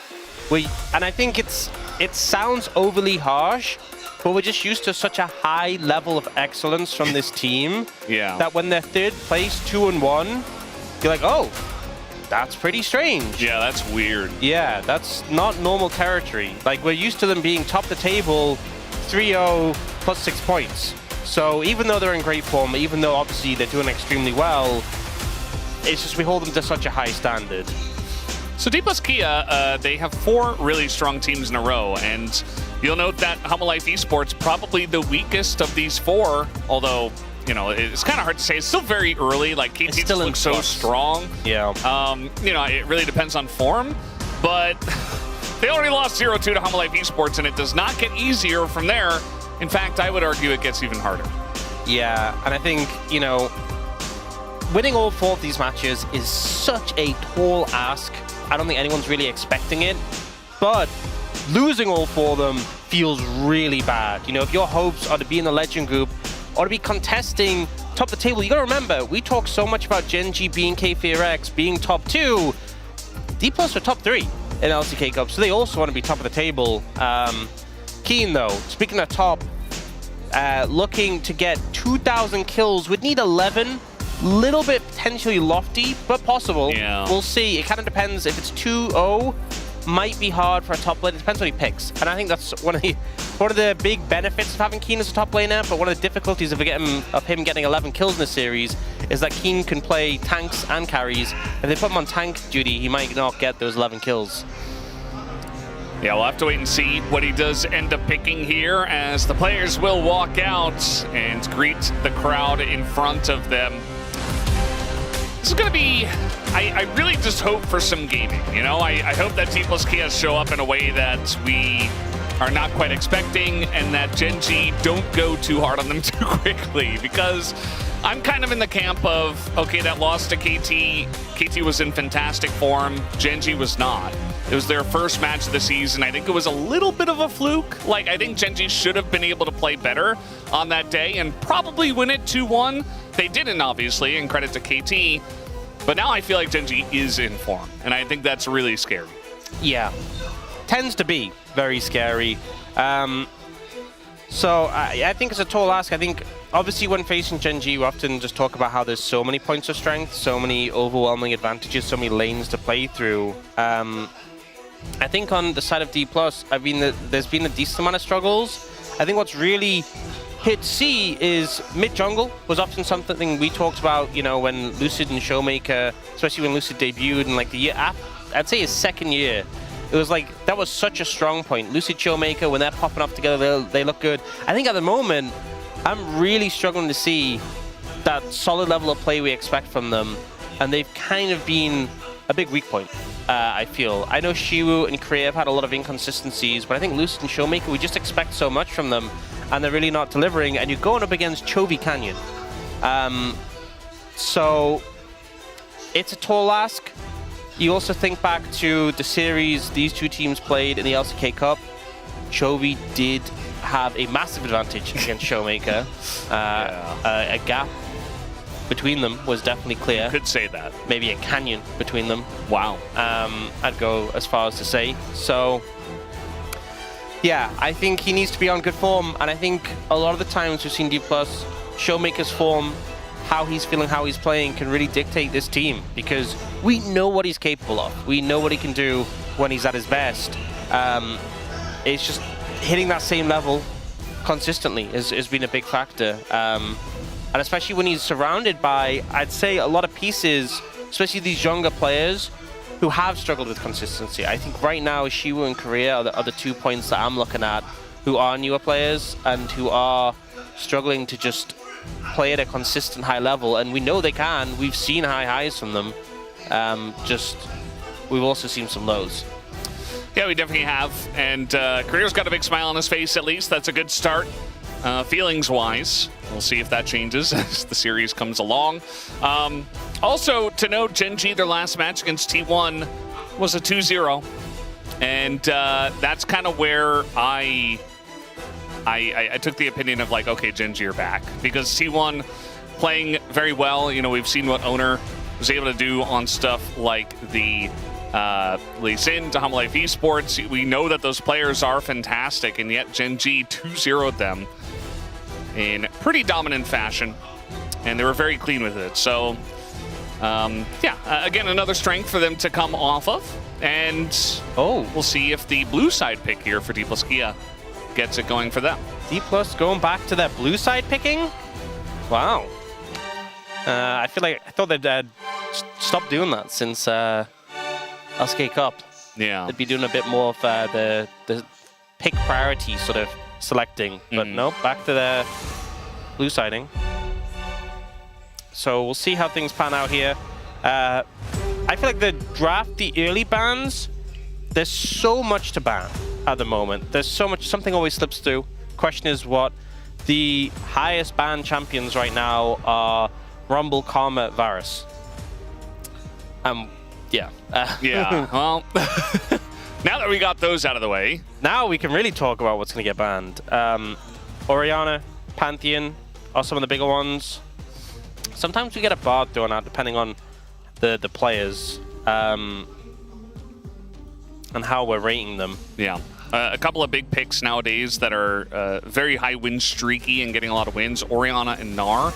Orianna definitely bannable. I don't think Gnar is, even though he's on like a 8-game winning streak now after Rich just won the last game. But Orianna away from Chovy seems like a good idea. The Blanc Band coming through, which is something Showmaker can play very well, but specifically into Azir. So I think they're trying to frame for an Azir pickup or force D+ to try and ban it away. I want to note that Pantheon and Ryze still also available. So you could leave everything up and say, if you want Azir, we'll take Ryze Pantheon. Definitely a strategy you can go for. Or if they just take Pantheon, then you're kind of in a rough spot. So maybe... Yeah, I think that could be the concerns. They banned the Azir, and now for Genji, do you just take Pantheon? Because I know the Ryze is obviously strong, but we've seen Genji happy to give it over and pick, you know, Anivia into it. It's something that they're comfortable doing. Especially Pantheon and Anivia, like the Ryze, as much as he has the movement speed from Phase Rush and his passive, you know, you have a point-and-click stun. You flash stun the Ryze, he's dying. With that CC chain follow-up. Jarvan has been super high priority, most played jungler, so not too surprised to see that come through. They are going to go for the Bard here, though, not actually securing the Ryze, and that gives over potential to go that Ryze Pantheon yourselves. I know we just talked about the counters that could potentially come through, but Ryze Pantheon as a duo has been extremely strong in terms of the roaming potential, the double globals. If you get control of mid, it just feels like the game is over. Bard is also something that can disrupt that with his roaming potential, but feels risky to give them the opportunity to take it. They are going to start off with the Ezreal, though. Ezreal, great into the Jarvan, good at escape his Cataclysm. Obviously, Ruler, fantastic Ezreal. So getting that safe AD carry pick. And it looks like instead of going for the Ryze, they're going to pick up the Anivia here. Are they? That's the question. Toying with it. So you could pick up the Anivia here and have it as a flex. And that would mean D+ would feel uncomfortable about taking the Ryze on 3. But instead they say, no, we're just going to take the Ryze here regardless. Ryze Pantheon, we feel so confident in it that we can take over the game. We're going to do it anyway. And Showmaker toying with his options in response. His go-to has been Cassiopeia into the Ryze. That's been Showmaker's thing. But there's going for the Anivia, yeah. And obviously, I mean, we've seen it top once, but not going to be flex to support with a Bard there. A lot of terrain that can be generated between the Jarvan and the Anivia, which Ezreal doesn't really find too much of an issue, but obviously Ryze has to run around that or Realm Warp through and over it. And if you have enough, like Pantheon can eventually feel the hurt. Like he has that shield he can put up, but if he goes a little bit too aggressive, you've got to be careful about being stuck behind 8 walls. As much as Pantheon Ryze really strong at getting the ball rolling, in team fights they are pretty short-range champions. And I think something will have to be done of finding a way to circumvent the Anivia and get around behind her. Which is why I kind of like this Leona ban. Leona Ezreal really good, but also if you just throw the Solar Flare out straight on top of the Anivia, kind of cancels her ult, allows you to gap close onto her, compared to like a Nautilus who has to like use his body and move forward, a lot more difficult. You do see the Sivir ban, often seeing that when the Ezreal is picked up. Yunara is also available. Yunara Bard, not like a super synergistic lane, but we've seen Yunara kind of just paired with whatever. She is very strong, and I think should be fine down there with a Bard. Will we see another support ban, or maybe something in the top lane like a Jace or an R? But waiting for this one.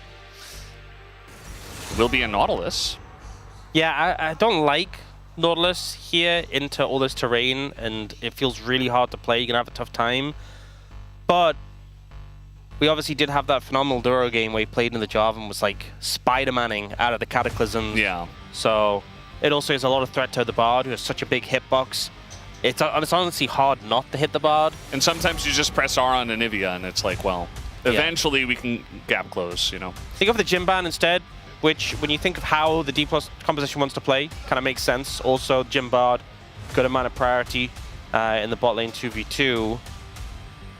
So I imagine it's just going to be the AD carry pick up here and save counter pick for Shiu. Unless you want to commit to something like the Gnar now, you feel like it can't be matched. So going for the Caitlyn with the Jhin taken away. They're like, we want to create AD carry, scale well. There's a lot of setup for this, and there's a lot of range behind this composition. This is a comp where you're like into what Gen G has. I know the Ezreal can obviously poke from a distance, but the rest of the comp is going to feel a little uncomfortable into what D+ has, unless they can find a way to get behind them.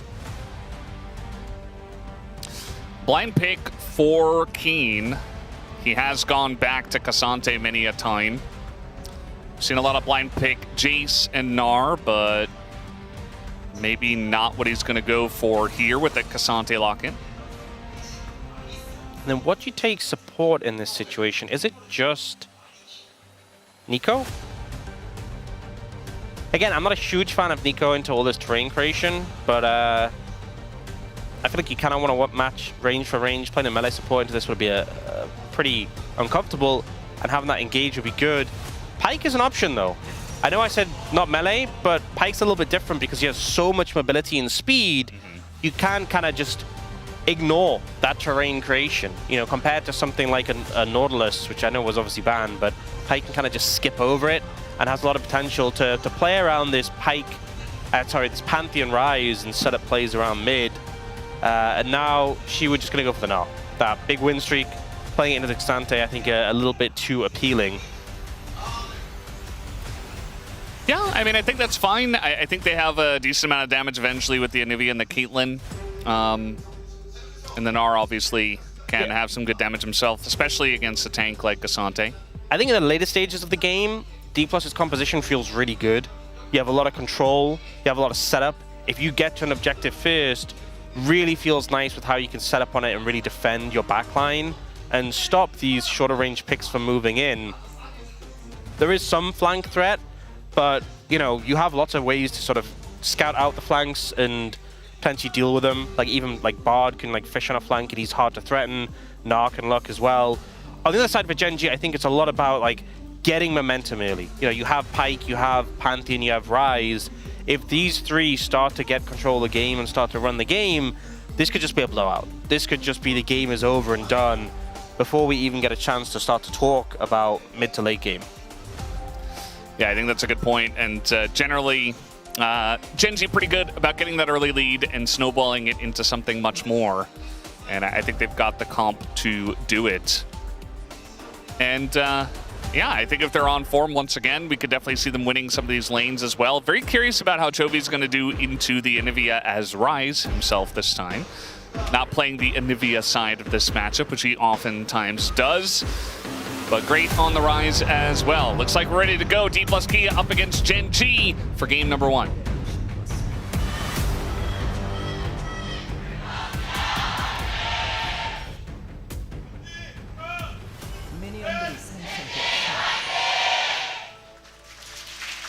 Match 18.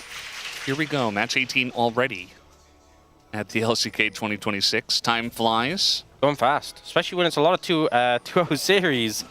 Makes it feel like it's going even faster. Yeah. Dura also going Ignite on the Pyke. That makes sense as well. One of that early kill pressure. I kind of said before with the whole Nautilus into Bard, the size of the hitbox. That's true with Pyke too. Bard has a very big hitbox, so you can skewer him.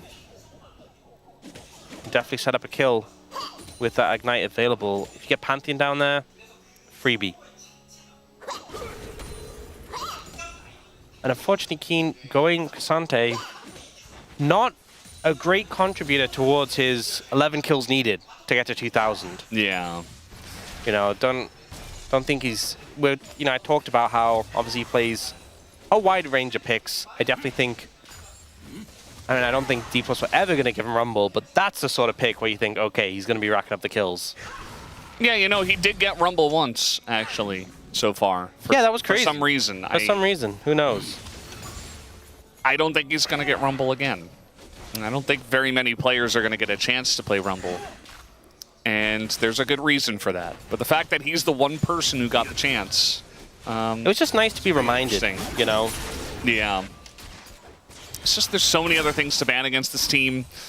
Eventually, you got to let one squeak through. But I think Rumble is not the one you let squeak through. Yeah. So this lane's not going to be fun. Obviously, Pyke can sustain a decent amount through poke and has threat if you land, you know, the CC, land an all-in. But generally in the 2v2, you're just going to get pushed and harassed. And right now, Kenyon's pathing towards the top side, so not on side to really assist them or help or threaten a gank. Yeah, Showmaker not going to let you go back and buy your tier. That definitely felt like the sort of recall where you wouldn't plan to get off anyway, you're just trying to annoy him. Yeah. Force him to use a cooldown to stop your recall. Be in some mana.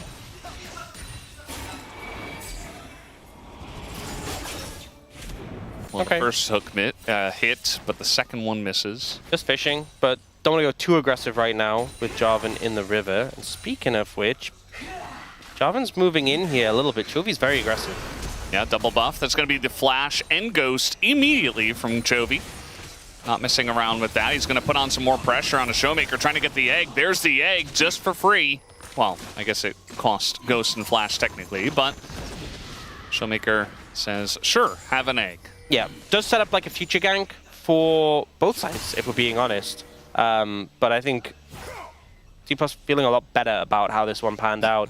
And now Lucid can play aggressively here because his mid lane is still healthy, still has flash. Yep. He's playing aggro here on the Raptors. Eventually he's going to go in onto Canyon. And if a wall lands, no, it's not going to, but still a good amount of harass onto Canyon. Pushes him out, takes the Raptors. Lucid will enjoy that. Yep, using a good opportunity to punish on the back of the gank mid, leaning in and just having the backing of Showmaker there on this Anivia. Dura's fishing but doesn't find anything thanks to the magical journey. It's so annoying playing a Pyke sometimes. I also think one of the things with the Bard and a Pyke matchup, okay, if you're playing other supports, range supports into Pyke, there's some where at least if like he starts winding up his Q, you can interrupt it. You know, sometimes it can be difficult before the Q goes off. But Bard Q, like it's very rare that he's winding up his Q in a spot in front of a wall. And even then it's very delayed before the stun comes in. So you kind of just have to dodge. And speaking of dodging, there's no egg here, but there is a wall. Duro is gonna throw up a sad emote. Yeah, I think the problem was, you know, you could have committed flash from Duro, but Showmaker also has flash, and once a wall comes down, I think what Duro was looking for was flash from Showmaker. You go for that play, you hope he expects you to flash, so he flashes, but in reality, Showmaker just pops the wall down and says, I'm good. So well played there. Speaking of flashing though,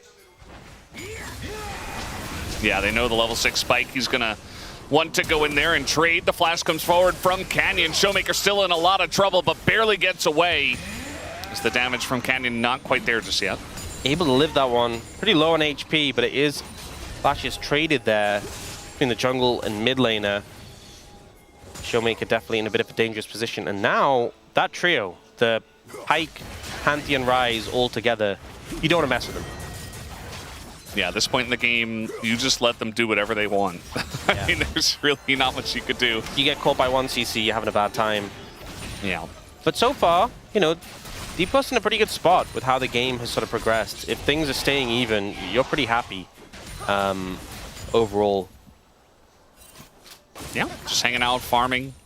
You've got Caitlyn, you've got Anivia.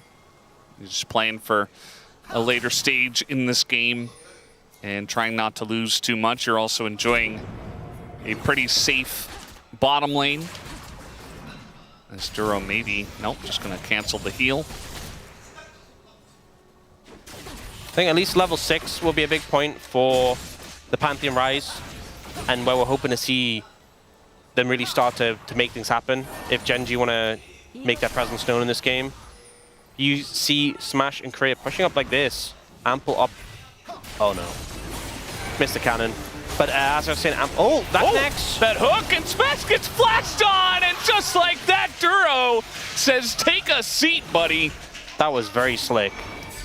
And now Career's in trouble. He's going to have to flash. Oh, if he'd got that flash too, that would have been insane. But Duro just dismantled Smash there. Finds everything I was talking about with them pushed up that far. Could we see Canyon Chovy come down? You saw it coming. Wow, didn't need it. Duro lands this onto Smash, who is trying to net away, and then predicts the flash here. expects him to move towards his support, follows the stun, and then this one, close to reading it.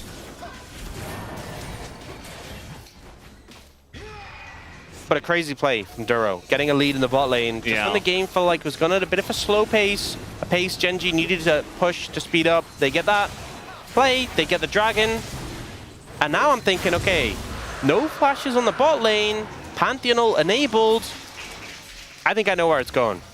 I have a prediction, Brendan. Yeah. Well, we haven't been that good with predictions so far. It's going top lane, it's orange buff, obviously. Oh, okay. Yeah, they want to get Keen fed. They want to get him to 11 kills? 2,000 kills, Yeah, he needs 11. He needs that. Yeah, and they don't actually have to kill them. Obviously, getting the kills in bottom lane would be nice, but even just Chovy moving off of Vision down to the bottom river is like, oh, we have to play scared now. We don't have sums. We lost all semblance of pressure that we had in the bottom lane. They only got one turret plate. And Ruler's ahead almost 500 gold already, so... Yeah. Just like that, Duro gonna put his team on the board. Maybe he's saying, well, I gotta play Pyke if I want to try to get POM in this team. I think as well, sometimes, like playing into an Ezreal ult doesn't always get the most value in the 2v2. Oh. He's going in, but... Okay, he's just gonna ult away. Gotta getting cataclysmed into like the bottle. He's like, I'm out. Later. He didn't have flash, so I guess. Goodbye. Good day, sir. Very safe. Good day. We see a lot of our junglers just like, oh, you want to trade? Okay, let's trade. Not Canyon. Well, it does take a lot of pressure off the bot lane, not having to deal with that, but I think Ruler's doing enough of that himself. But we've seen Lucid build a pretty solid lead over Canyon so far. Oh, just going to flash on top of Showmaker here. There's the root. Duro is going to ult on in, but the stun does hit him. Showmaker one auto away from Egg, and they do get the Egg here. 2 shots into Chovy, though, and with Lucid nearby, they're just going to be happy with the Egg. Just a little bit too far away, and that feels bad for Gen.G. You committed a lot for that. Both summoners from Chovy, and being down flash as a rise into a Nivea Jarvan. Not so great, not so ideal. Definitely signals to D+ that they can just gank Gen.G in return. And Ruler just takes a Peacemaker to the face. Yep. Standing right on top of a ward, which Duro is going to also see. Puts down his own ward. And just backs away. You do see that Lucid has spent a hefty amount of time in Canyon's jungle, especially the top part of the jungle. Yeah, getting a lot of pretty sizable lead in terms of farm over Canyon so far. And Canyon, you know, we talk up this Pantheon pick so much for good reason. I think it's absolutely broken, absolutely bonkers, but he just hasn't had the impact yet. You know, it's strong because pre-6 it has so much early power, so much burst potential, so much easy gank potential. Post-6 you have the ult. You can assist in any lane easily with that. And honestly, it holds up pretty well in team fights, but it's falling behind in farm right now, and it is frankly just not done really anything. So with how the comps sort of progress in the game, D+ pretty happy, I would say, but still a lot can happen. I want to also note Gen.G have first dragon, it's Ocean, second dragon's Chemtech.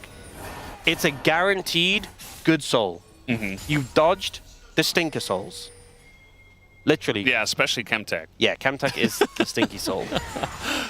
But also Ocean. I mean, the Ocean doesn't smell all that great. So. True. They would probably... I mean, I feel like Infernal, it's not necessarily... But it would have a very volcanic brimstone. Be pungent. Yeah. Oh, nice hop there from Chiyu. Avoids any all-out pressure.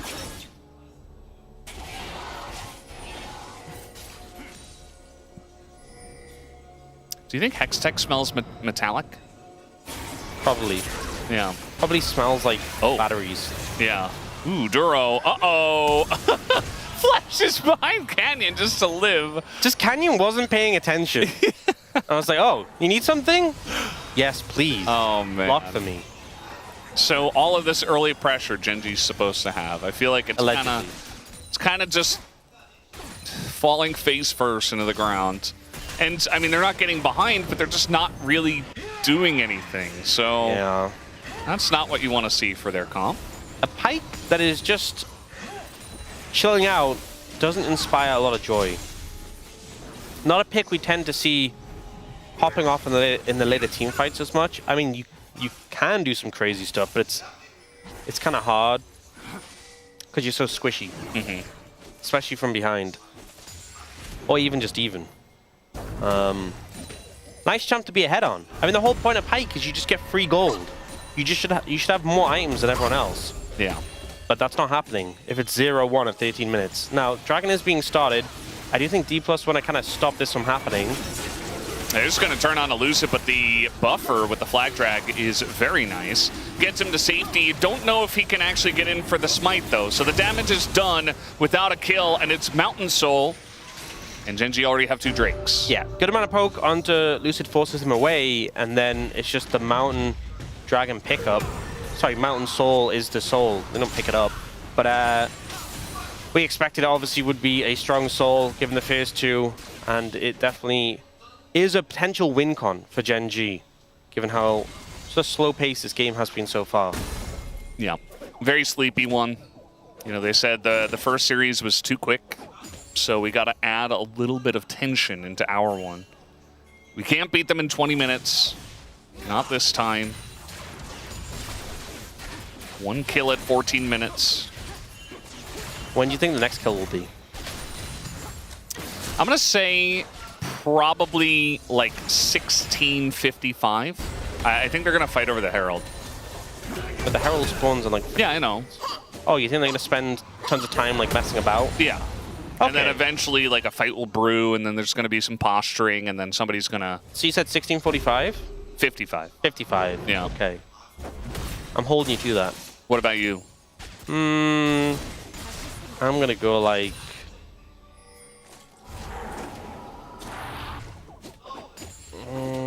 I think I might go longer, honestly. 16:56. You think I would do that to you? The price is right, yes. You think You're the one person who would do that, absolutely. You rumbled me out. No, I won't do that. 16:57. No. Okay, yeah. Well, we do see D+ setting up for it. Oh, a little play on Aduro as... My final answer, 15:10. Oh, I was so close! Oh, yeah, you were pretty close, yeah. Yeah. A little bit quicker than we expected. Weird. Yeah, that was almost spot on. Wow. And you were just talking about how Pyke can be very squishy. God, I'm so intelligent and good at this. You just have a really great read on our teams, I think. Took it right out of my house mouse. Yeah. Mouth. Mouse? Now House's mouth? Mouse? I don't know. He does almost have Mega. Yeah, this is Meganar. I think they're just going to respect that. There's like 3 turret shots in a canyon, too. As he goes in, that is the flash just to die. See, so something you said there was, I think they're going to respect that. Respecting it would have been not going for the dive. I would argue they didn't respect that. You might be onto something. Well, it does not feel like Gen.G woke up on the right side of the bed today. Feels like they were a little bit locked out. Not so much locked in. This is a great stun by Kriya. Set this up. Then the Bartle that comes through allows the trap to come in. Because the thing is, it's a Pyke, right? You give him any free time and he's dashing out. Here, so this is interesting mechanic with Gnar. See that bar underneath his health bar? That's an indicator. Is it like the ward that he's hitting right now? No. Oh. It's an indicator of his angry levels. He was pretty angry. Why did you say it like that? Angry? Angeriness? Yes. You can see it now. It's getting very... Oh, he's dangerous. Yeah. There you go. Oh, you missed the canyon. He did... Now he's really angry. Yeah. I'd be pretty angry after that, too. Okay, so I think with this position, D+ have an advantage in terms of gold. They feel great with how the game is right now. I think Gen.G didn't really get the ball rolling. And Dragon stacking has kind of been Gen.G's achievement so far in this game. But we have a Dragon in a minute. If you're not even getting third, then those early Dragon investments are kind of meaningless. And D+ even have the Combat Herald to kind of back them up. So going in this next fight, I think D+ feel pretty good about it. If they can set up right for it. It's kind of on Gen G to find an angle to figure this one out, but it's going to be hard. And I think what's really important is setting up early for the objective, because you're playing into Anivia Caitlyn. Yeah. These two champions are like the epitome of let's get there first. You know who's setting up early for the objective is D plus Kia. Yeah. They cleared out all the vision. There's one deep ward in DK's jungle. I'm getting the vibe. Okay, never mind. They're starting to contest the vision now. It was kind of giving me the vibes of let's just not contest it, which I just feel like is risky, you know? I think the soul stacking is a big condition for you. Like, I don't think things are going to just suddenly get swimmingly better for you as Gen G. I mean, I'm not saying they can't win a fight later, but yeah. Now, there's kind of an ebb and flow. D plus giving up some control. Smash a little bit low. TP is coming in. They are committing now. Xiu has TP and just hit Mega now, though. Not the best timing. There's the Combat Herald. I mean, yeah, there's the Combat Herald, and the TP does come in. And immediately Keen says, let's just kill Lucid here. He's already taken a bunch of damage. Nice Tempered Fate, though, as he's able to get into the Rift Herald at the same time. And now Canyon in a lot of trouble, taking huge amounts of damage, but he's able to taxi out of the Jarvan, as now Lucid super low. Keen taking up everything. And, I mean, Canyon's so far out of the fight, but so is Lucid. Somebody's got to come back here and smite it, and it will be Canyon. No! No way. Just backing in the bush, just dies to the rise. And Keen's like, I don't care about the Anivia. And DK, they're kind of snowballing in the opposite direction towards Gen G, losing a lot as the Meganar does come through. And it's on to 2, but the follow-up is a Bard. The follow-up is 1 Bard. That's all they had for damage. And DK all out of swords, Gen G easily clean up. Just when you think the game is slipping away from Gen G, they find the fight they need, and it felt like the coordination was so much better for Gen G. First off, they're TPing this Nara in. Is he Mega? Well, he's running out pretty quickly. We get this big Bard ult that comes through. Canyon kind of gets bounced around a little bit, and then the Jarvan just doesn't really get a huge amount of value here. Like, he buys time, sure, but Lucid just kind of gets bounced around a ton. Xiu's Mega times out pretty quickly before he even ults. Smash is chunked out, Showmaker can't really do anything, and they don't have control of the area. They've kind of already given it up. And then when the re-engage comes through, they already lost their jungler. She was trying to build towards Mega, and Chovy just says, I can go in and they can't really kill me quick enough. You know, Korea's off to the side trying to help.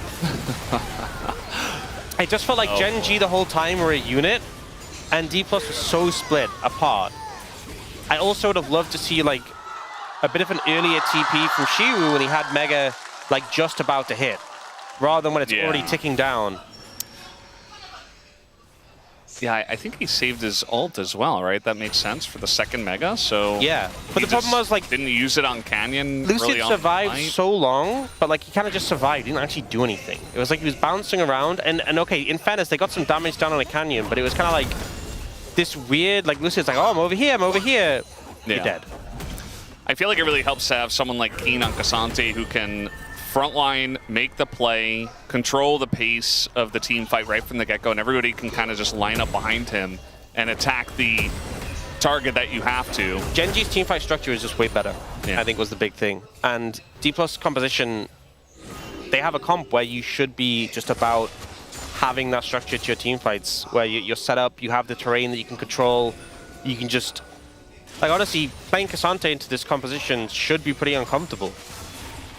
But I think him leading the charge and making Lucid's life hell went a long way. Also not having their Gnar there on time, as you mentioned, it was just a couple of pieces missing for D plus Kia if you're going to set up a team fight. They're not miles behind, but really the biggest issue is giving up the Mountain Drakes. That's Mountain Soul Point, and Gen G got a bunch more gold in their favor. Ruler's very fed now, 2-0 and 2 These are on some the Ezreal. Big spikes for Gen G. Namely, Chovy, his Rod of Age is about to be fully stacked, and he's about to hit level 15, so he'll just tick straight up to 16. 16 on Rise, massive spike. You get the boosted damage on your empowered Q. Overflow, is it? Overload? I don't remember exactly what the mechanic's called. Overload. Maybe. I think. There's 15, by the way. So yeah, so he's gonna have 16 very soon, and be super strong. Ruler's spiking pretty hard. So this is like the second wind that Genji get in the mid game. And with Dragon in a minute 20 and being Soul, this is a great spot to be spiking. Yeah. And all things considered, even though Genji didn't do a lot in the early game, like their comp still picks a target and kills it very quickly, very well. As long as you're somewhat even, you know, you have Cassante, you've got Pantheon, you hold him in place, the Pike pulls him back, like you can be CC'd basically forever. It's not a very fun situation. And DK has a lot of CC in their comp as well, but Genji definitely a lot of pick potential.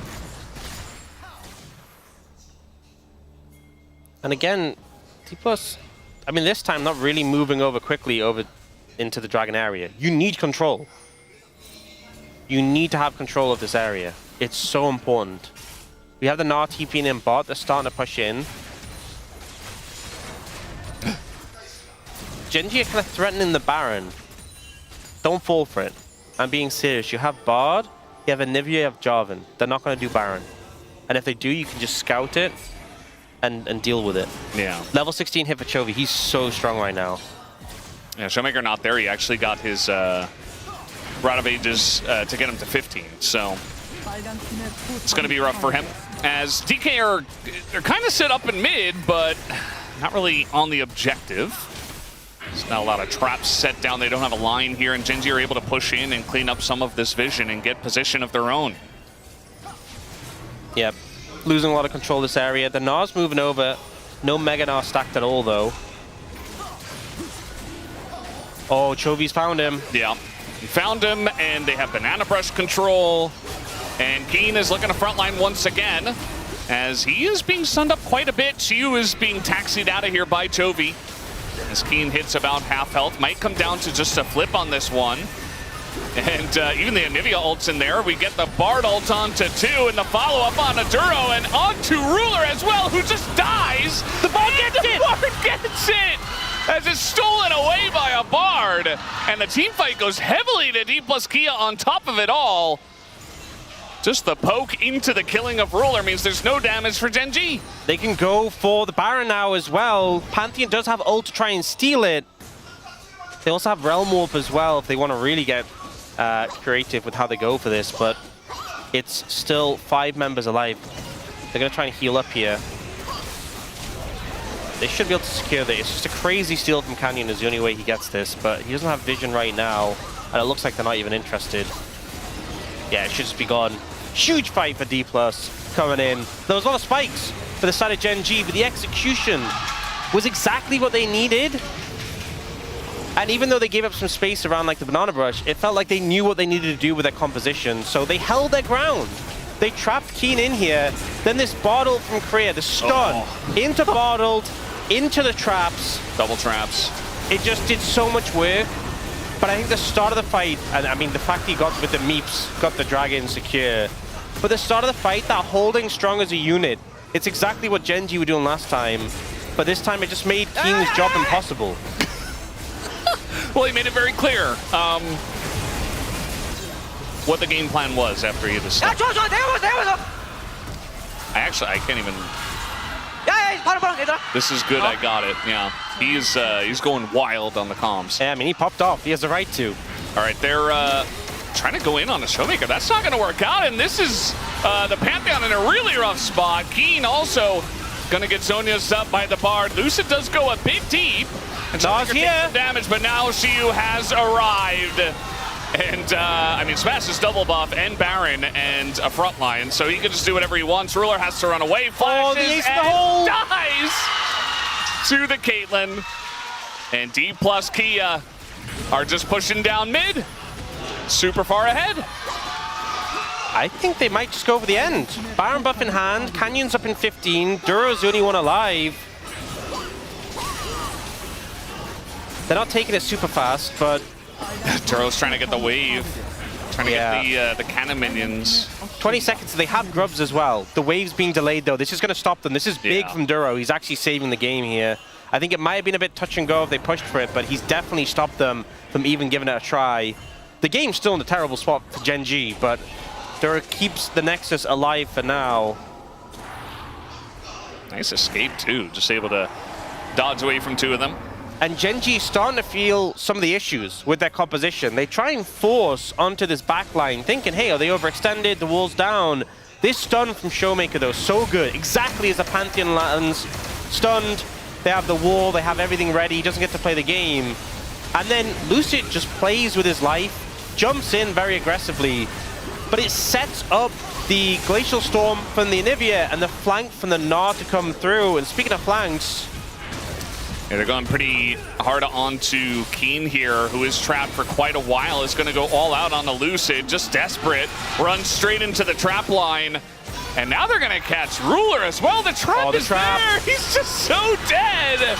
And D plus Kia, something has gotten into them. They're playing so well as a team. The first rough team fight, and after that, it's been all them. As you know, he might go down, but I don't think he really cares because D plus Kia are pushing to end the game. So at the end of the day, he's going to Gnar them away, and he does get chased down, and it's 800 gold, but you don't have a base anymore, Gen.G. Yeah, he buys time, but the base is going down so quickly. Canyon and Chovy gonna arrive. They have to rush it. Oh, there's no way. It's just a little bit too little too late. They're gonna turn straight onto Canyon, gets the stun, and they can farm even more, but they're just gonna hit the Nexus instead. Game 1 goes to D plus Kia. And I think honestly Gen.G taking a little bit too much time to get things done in that game. Needed to set the pace early and they didn't, and D plus I think the execution felt so good in the later stages, but even so, it would be so easy to lose your heads after that one Gen.G team fight. You know, D plus have had struggles so far this season. You're against Gen.G, they outclass you in a team fight. You could spiral so easily. I wouldn't have blamed them for doing so, but they really held it together and went, look, mid-game, this is what went wrong, this is how we can do better. Korea had a pop-off moment finding that double combo onto the enemy bot lane, and then they managed to take this game 1. So just a huge performance from D plus there. And you can see the goal graph, you know, they briefly lost control. And, you know, sometimes it just feels like that's going to be the moment. That's going to be the series slipping away from them, the game slipping away from them, but they regain control and are now in control of this series. A great day for D plus. Well, a great start at least. We'll see how it finishes. It's like, just please win a little bit, and they did win the first game. D plus Kia on the board here against Gen.G, not what we expected once again as they go into the break 1-0.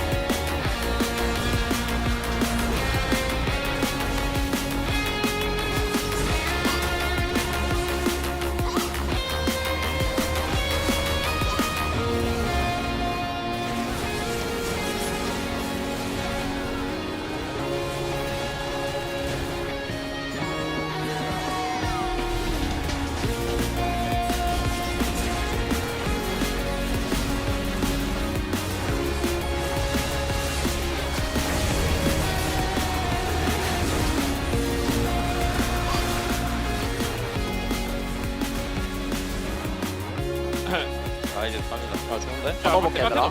받아볼게. 얘 보자. 받아볼게. 공 안 줄게. 아 잡은 거 같아. 따닥. 야 바텀. 야 봐도. 얘 노플. 찍자. 아 잡았어. 야 더 봐도 돼. 야 끄자. 오자.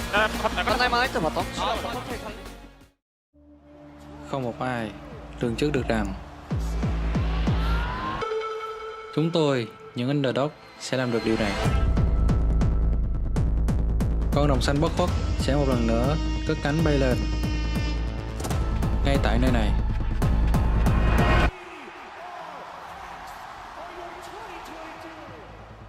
Thăng Long, Hà Nội.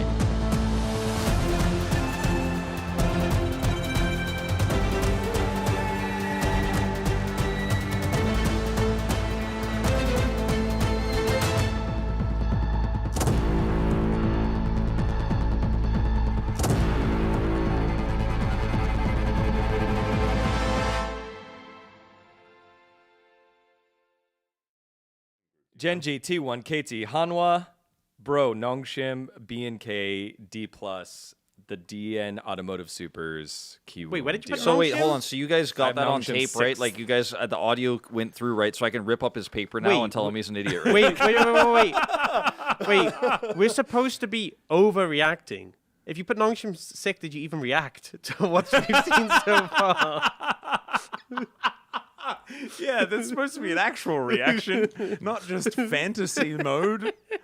What did you write? He wrote everyone's predictions in, and then in Degon's sideways, he wrote absolute delusional nonsense instead of writing Degon's predictions in. I mean, I don't think it's absolute. Actually, wait, hold on. I think just sorry, the bro, I misspoke. The He bro wrote position. Degon's predictions in.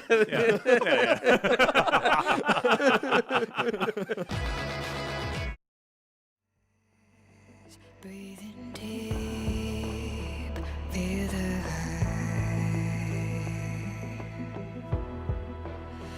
Need the rush, feel the dark, overcome. Shadows whispering, calling from the deep. Don't wake me from my dreams. It's never what it seems. We're playing with fire.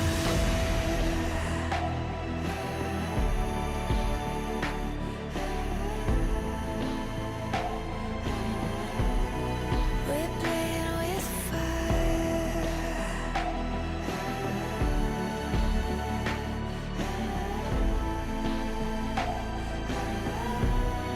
We're playing with fire. Are we tempting fate? Or just play the game? Look at what we made. Can we ever be saved?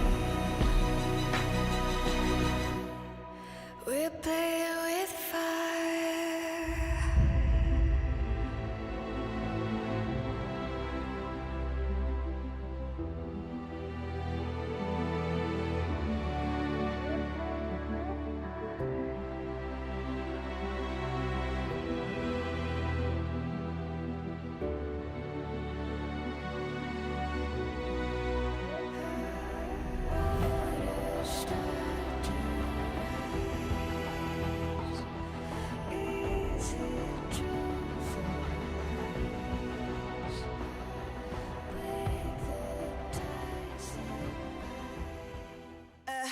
Every sky is a line I've drawn.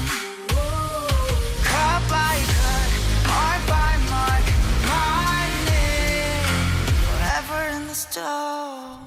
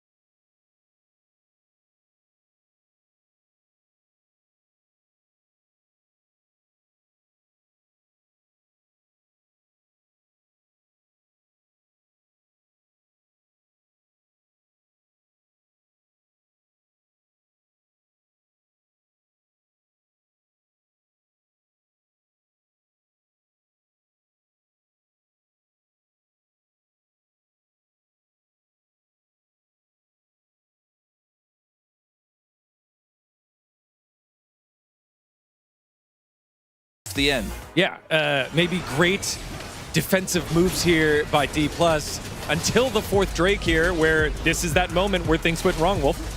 I mean, this is just the sole point for Genji right here. So if they can pull the trigger, they're gonna easily win the fight. But against Anivia, you have nothing to pull the trigger. Pyke tries to pull that off, but you got literally stunned and then into ultimate, into Caitlyn trap, and I think that was the huge bounty for the DK. For fighting, when you have Prio on a Dragon, you usually need to have a few different things work out for you, right? If you want to have strong turn, you have to have a front line in position that can buy space, and then you need to have engage. Their front line lost half of his health, the Cassante, because of the Anivia wall. Their only true form of engage is their jungler, who has to hold the Dragon and burst it down and secure it, so he can't go in. So the fight gets split, and D+ are just decisive, right, in that moment. And that's all it takes. Bard goes down, and that's the end of the fight. And that's the moment where D+ gain control of the game. Yeah, and so right afterwards, Genji are like, okay, you know what? We've been in control of this game for such a long time. It had been 18 minutes of us in the driver's seat.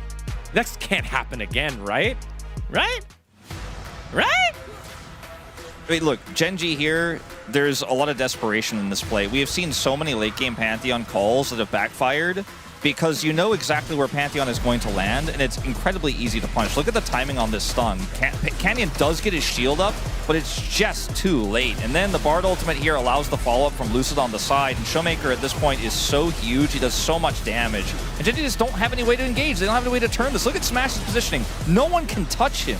No one can literally touch him, and also Showmaker as well. So they had such an easy team fight, and yeah, I mean, here's why you don't play the Pyke. Even though you are really ahead in the early game, if you miss out the one team fight, then you're gonna get outscaled so hard. And I think the reason why the game gets really messy like nowadays is because of the bounty system, but also you can't really anything else than the Drake. So even though you are really ahead in the game, you can't really do anything else. You don't have the Atakan to snowball faster. You can't really do the Nashor because it's got tankier. So I asked Yuka, how do you feel about the game? Because the game one, when they played the Nongshim, it was also the huge comeback, right? So I think Yuka also mentioned that, oh yeah, every single game it feels like you can come back no matter what. Even though you're really far behind, as long as you win one single team fight, then you're back in the game. So you should keep the mindset that you can actually win every single game. So that, I think DK had the same mindset for this game as well. So even though they were really behind the early game, it was really good comeback. Despite, you know, not being able to secure the Dragons and a really bad team fight for D+ early on in this game, Lucid controlled the jungle, right? He was able to get in and take away a lot of Canyon's jungle, was outpacing the Pantheon, made a huge impact in team fights, and Canyon's late game didn't really perform well either, but there were a lot of other problems, right? He's trying to secure the Dragon, they don't have good engage, he has to do so many things that it's really tough for him. But I'm hoping that, you know, Genji, if they play another composition as riskily as this one, that at least they have a little bit more tools, right? A little bit more engage. I'd rather see something, you know, even like a Nautilus in this draft than a Pyke. But again, I think on that Soul Drake team fight, I think it was the Korea who pulled the trigger perfectly, lands the stun, lands the ultimate, and also steals the Drake as well. So I think that was a huge outplay from him. Yeah, and you could see after the game a huge hug with Coach CB Max. And quite frankly, I don't think there's another player under as much pressure as he is because of how many eyes are on this roster, right? We know that Smash has had the experience. We've talked about the growth of top and jungle along with Showmaker. Career-making plays to allow Smash to get in there is huge. Genji selecting blue side. Yeah. D+ Kia selecting first pick here with Did. And that's kind of weird. Side select guy. Because in the pre-show we mentioned that the second pick is the main meta right now, but Genji seems like they have the different idea about it and they picked the blue side, but also DK picked the first pick for the second game. I think maybe Genji are just expecting D+ are going to go first. They want to get both counter pick and blue side. A gamble, but it pays off in this case because D+ go first pick. All right, well, let's see how it goes here. Will it be a clean 2-0? Nothing to see here for D+ Kia. Will Genji fight back? Thank you very much, guys. As we are getting ready for game number 2, we'll have to wait and see what ends up happening here, if D+ can actually close it out, or if, you know, the miracle is denied in game number 2, because it did feel like a career miracle that he was able to carry that fight and they got so far ahead from it that the momentum was just too much. And, you know, all it takes is a couple of good plays and you can get right back in it. But Gen G are a very strong, consistent team, so I'm expecting them to fight back in this one, just like they did against KT, even though they did end up losing that series. Yeah, never a team you can underestimate, that's for sure. Never a team that you can expect to just roll over after you win a game. But yeah, I think ultimately the dragon stacking, you know, obviously often a very strong strategy, but meaningless unless you get that fourth. Like, it puts pressure on the opponent and it puts you in a winning game state, but in terms of like raw power itself, you need to get that fourth one, and it came down that one fight which they weren't able to execute on. And I think ultimately not getting as much of a gold lead as maybe with a composition like that they'd hoped. I think as well, we didn't really see that whole, you know, for how much we talked up the Ryze Pantheon.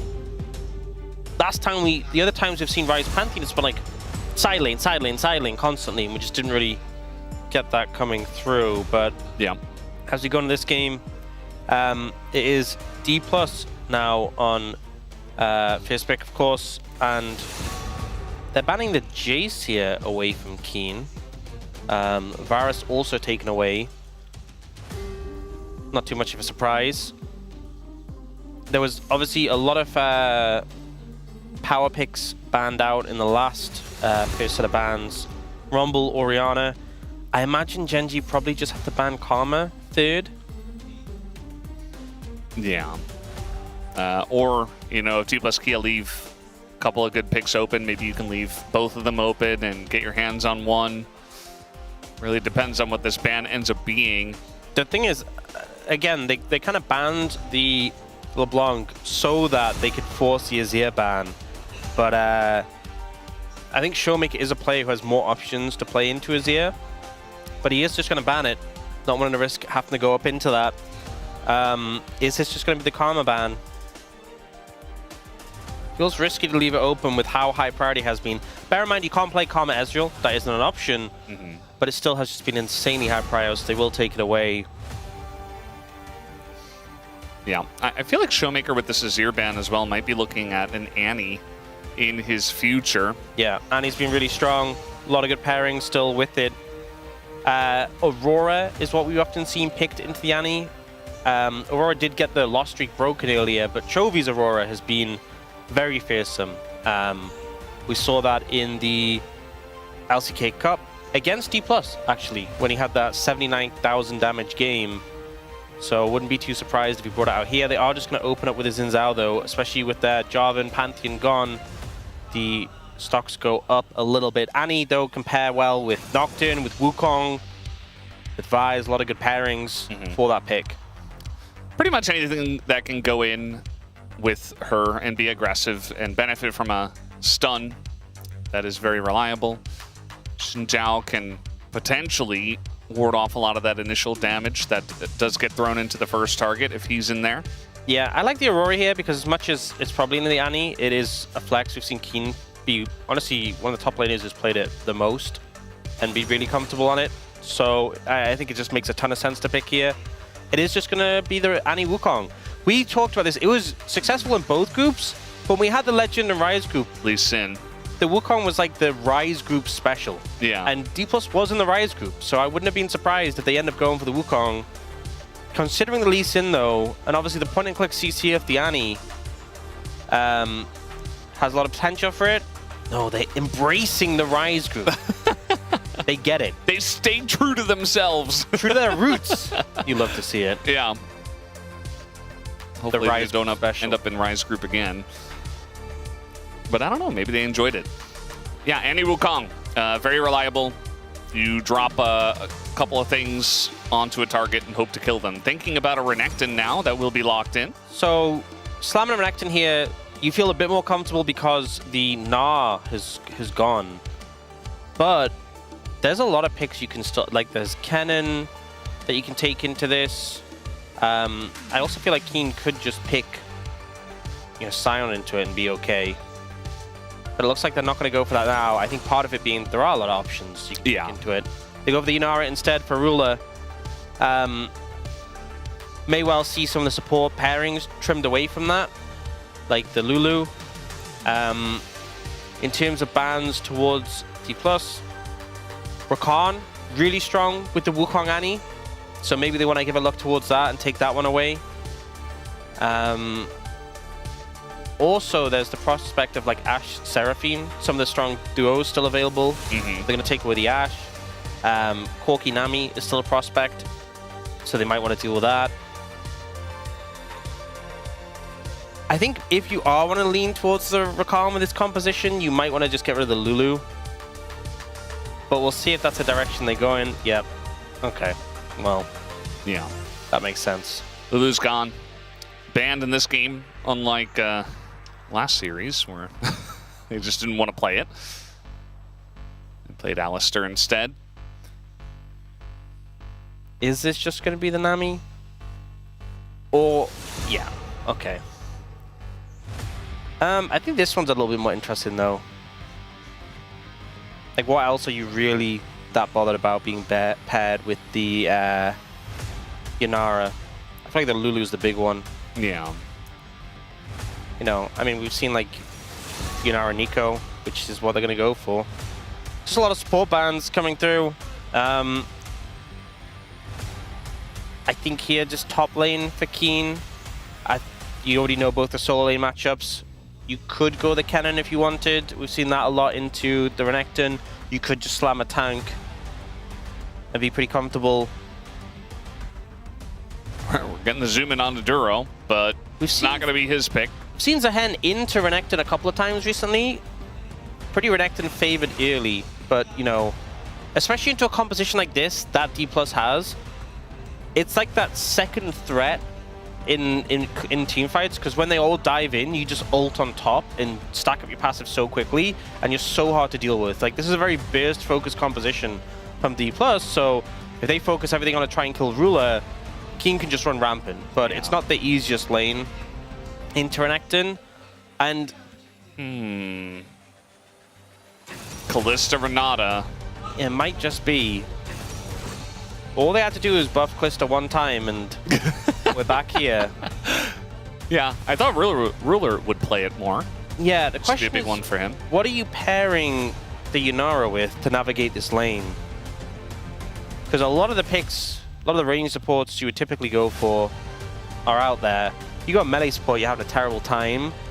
Toying with the idea of a Seraphine, we've seen Seraphine specifically with Ashe, but you know, playing an Enchanter, playing a longer range pick into Renata feels pretty good. Yeah. But it does mean if you get caught by a handshake, by an Annie, by a Wukong, by just about anything, you are very dead. CV Max took a nice long stretch after that. Not sure what it means. Maybe feeling pretty comfortable about the way things have gone. Their composition is, it really just has one mode, which is we're going in and we're all inning. Renata Glass gets a lot of value out of the bailout, whereas maybe not as much out of the hostile takeover. We all in and we explode them. And if we don't, then we go to game 3. Yeah. That is the plan. That's a good plan. That's the strategy. You got a game buffer, you know? Take a bunch of strong picks out. Take the Annie out of the way. We go fast, we go hard. No breaks. Yeah. Tonight is Lolly Night, by the way, so whoever wins will be showcased on that one. Ooh, exciting. It's kind of like it's like a big fan meet. Feels like a leveled up one. So very enticing for the fans of either of these teams. And so we have Genji up against D+ Kia. Very curious about the Kalista Renata this time around with a very aggro comp from D+ Kia as we hop into game 2.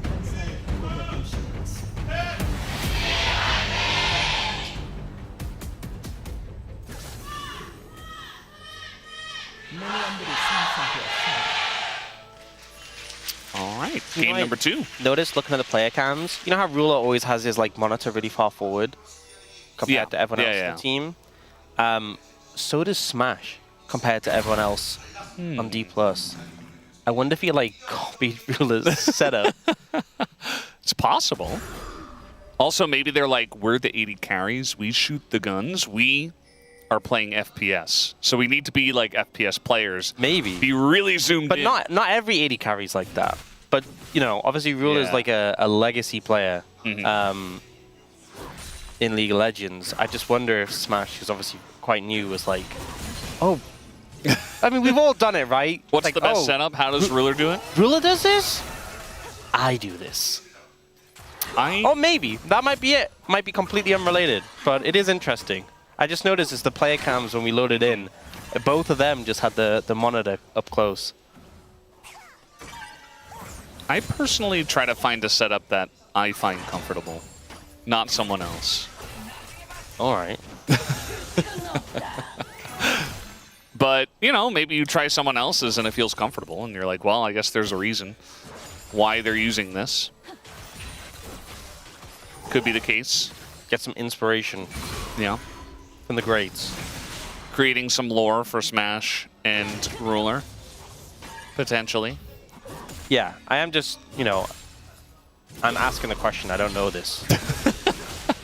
No, I mean, it's hard facts. No. People are going to put this down as an absolute... Yeah. No. It's like the trivia page for Smash. Oh. It's like on his Wikipedia. Actually, straight up copied Ruler setup, and that's why he uses it. They're always so accurate.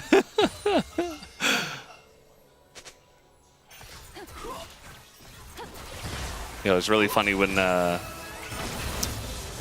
for the Pog State. Don't talk to... No. No. Don't... I loved Degon's one. It was pretty funny. Yeah. Mine, not so much. But I thought yours was very accurate, actually. Just stop talking. Let's focus on the game. Let's get a little game focused. Okay. Okay? Yeah. There's a lot going on. There's so we much really going need to on. Zoom in here. Zoom in, and, focus on the game, Brendan. Yeah. Lock in. You need to lock in. Gen G also need to lock in. So I mean, if Gen G's not locking in, why do I have to? Gen G are locked in, okay? They picked Seraphine. I really hope they are. They picked Seraphine. They're locking in. Oh, no, they might be locked in a bad way. Yeah, I mean, this is an early gank from a Wukong, so... Okay, they got out. Little damage. They weren't locked in. I thought they were locked into the gank. They actually got out, so they're okay. You know what? I'm not going to say lock or locked for the rest of the broadcast. Ban now. You got it out of your system. No, but I'm banning it because it's annoying me, and it's annoying me. I have no doubt it's annoying everyone else way more. I think it's a pretty good word. I feel like it has a nice ring to it, you know? Yeah, but if you say anything too much, it gets really annoying. Yeah, it does. Like imagine if we is Jin. Imagine if we just kept saying, I don't know, Slurkle all the time. Yeah, I'll leave that one to Atlas. I do say it, though. I feel like it's a very good describer of the ability. Yeah, I'm not slandering Atlas, actually. We'll keep saying Slurkle, don't worry. I know everyone's going to be in an uproar about that one. Yeah, tempo vibes. Yeah. I feel like the tempo vibes after that game won heavily in favor of D plus Kia. Just like we saw Kium DRX, like they came back from very far behind. Wasn't necessarily the same feeling for D plus Kia. They weren't super far behind. But it was like one team fight into, okay, we just win the game, which very much happened to Kium DRX and D plus Kia. So Kium DRX came in the game too and kind of just continued rolling. Maybe D plus Kia can do the same. I don't know in this game, just because I feel like last game was very much like, okay, nothing happened, that favors us. Even though it's just a dragon stacking, there wasn't like a big snowball. This game, I think Gen G do well if nothing really happens. We're seeing top lane. She is getting a gold lead, well, a farm lead, which isn't a surprise. This is kind of how we've seen this matchup going. But there's a hen. Oh. Level 6 hit, and Showmaker is going to respect that. Yeah, a little scary. So, top lane's to scale on to beat a monster. Mid lane's already starting to see some problems. We've seen this Aurora often picked on the Annie and Chovy, proving why. Bot lane's just kind of going pretty passively, which, you know, you have a Seraphine Yunara. That's great. Just hang back and Bro and Brew. But Bro isn't here. Oh, you know what I just thought about? You know how we so often get the Ash arrow slow, well, not like the ult arrow, but like the the volley into the Seraphine? Yeah. Root? Ruler has the Slurkle slow into the root. That's the tech. That's the combo. Wow. That's the missing tech this whole time. Seems a lot more difficult to hit. A lot less consistent. Although the Slurkle is very fast. It's a lot less consistent, but that makes the challenge. Well, I mean, that's the thing with Ashe, is your auto is also slow. Yeah. So, you know, it's pretty guaranteed. This is some Annie gameplay in mid. Yeah, really fun to play against. Chovy has 2 stacks of the refillable and also almost has his TPs, so not a big deal for him. We did get a very early Drake, by the way. Lucid just picked that one up. Yeah, that was super rapid. I mean, I think that's good. Oh, that's less good. You know how I was like, this isn't a big deal for Chovy? More of a deal. Has to not tank a bajillion damage, and then it won't be. Yeah, that's not optimal. He also missed the cannon. Wow, that's and very that's rare. Chovy. Chovy, not Chovy? You guys were here for that. Like, that's a historic moment. That doesn't happen often. Yeah. Yeah, so mid got a little bit tough now for Chovy, but obviously Showmaker down flash means something could happen, could set up for it. But yeah, that early Dragon pickup really big for D+ when they are a team who want to set the pace of the game, want to push it forward, having that Dragon already in pocket. It is mounting into Cloud, so they're just praying, hoping it is a good soul if you're investing these resources to securing it and are very sort of invested in having a more early mid-game focused series. Yeah, I think they want to see Cloud Soul. Because you're all going in, you're all pressing your ults. If you can stick to the enemy targets, Oh that's yeah. gonna feel amazing. Wow, Cloud Soul would be great, Brendan, if there wasn't a Cloud Dragon second. You know, I think you're onto something. Yeah. Come on, Brendan. Wait, you just said it too. I don't know why my brain just like... I guess I think my brain is very tailored to ignore you a lot of the time. Wow, you turning this on me now? Focus up. Top right of the screen. All right, well... That's where we see the dragon. As long as there's not a Chemtech Soul, you have me beat on this one. If there is, it's on you now. Then it's even. Because that time it was you not paying attention. Yeah. Just like yesterday. Or was that yesterday? It was yesterday. It was a couple of days ago. No, it's yesterday. See, this is you not paying attention. Okay, Korea's in the mid lane, trying to help Showmaker get the push in. Grubs are up and available, so I think Lucid might just move over there. They have control in the vicinity, and Thro's making no move, so I think there's no real contest coming in. Yeah. Kind of feels like just people stacking up objectives pretty freely in this situation, and Canyon not having the most high impact series. Yeah, I felt like his Pantheon was very, how do you put it, laid back. You know, and that's generally not what you want to see from a Pantheon. Remember 2 ults. There was the ult when Lucid jumped on him and he just ulted out like nope. Yeah. And there was the ult when he ulted mid and got instantly Anivia stunned and died. He may have ulted other times, but those are the 2 I remember prominently. Yeah. We got a decent wave here. Keen pretty low. Lucid looking for the dive. And is just going to throw out the Cyclone. There is the Grim Deliverance, but Keen getting pretty low. Lucid nearly dies as the flash away, but Walk and Shu does pick up the kill. Does flash away from the last turret shot. And that is first blood. It was difficult, but they got it. Considering Keen's health at the start of that play, he really made them work for it. But in the end, when you start that low on health, when you don't have your passive stacked, so hard to turn it around. And it ends up being a successful gank. A lot of resources invested with the double flash, but to be fair, you're trading 2 flashes for 1 flash, and you get the kill. I think you're pretty happy with that.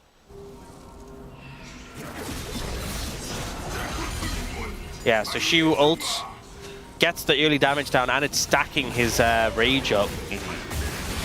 So, very close to having the damage there. Nearly Lucid going down when Keen turned it around, and then here, flashing out away from that last turret shot. I think Keen did everything he could, but again, you enter that scenario on that level of HP, it's very hard to turn it around. Yeah, now it's almost 1,000 gold, the lead to Shu.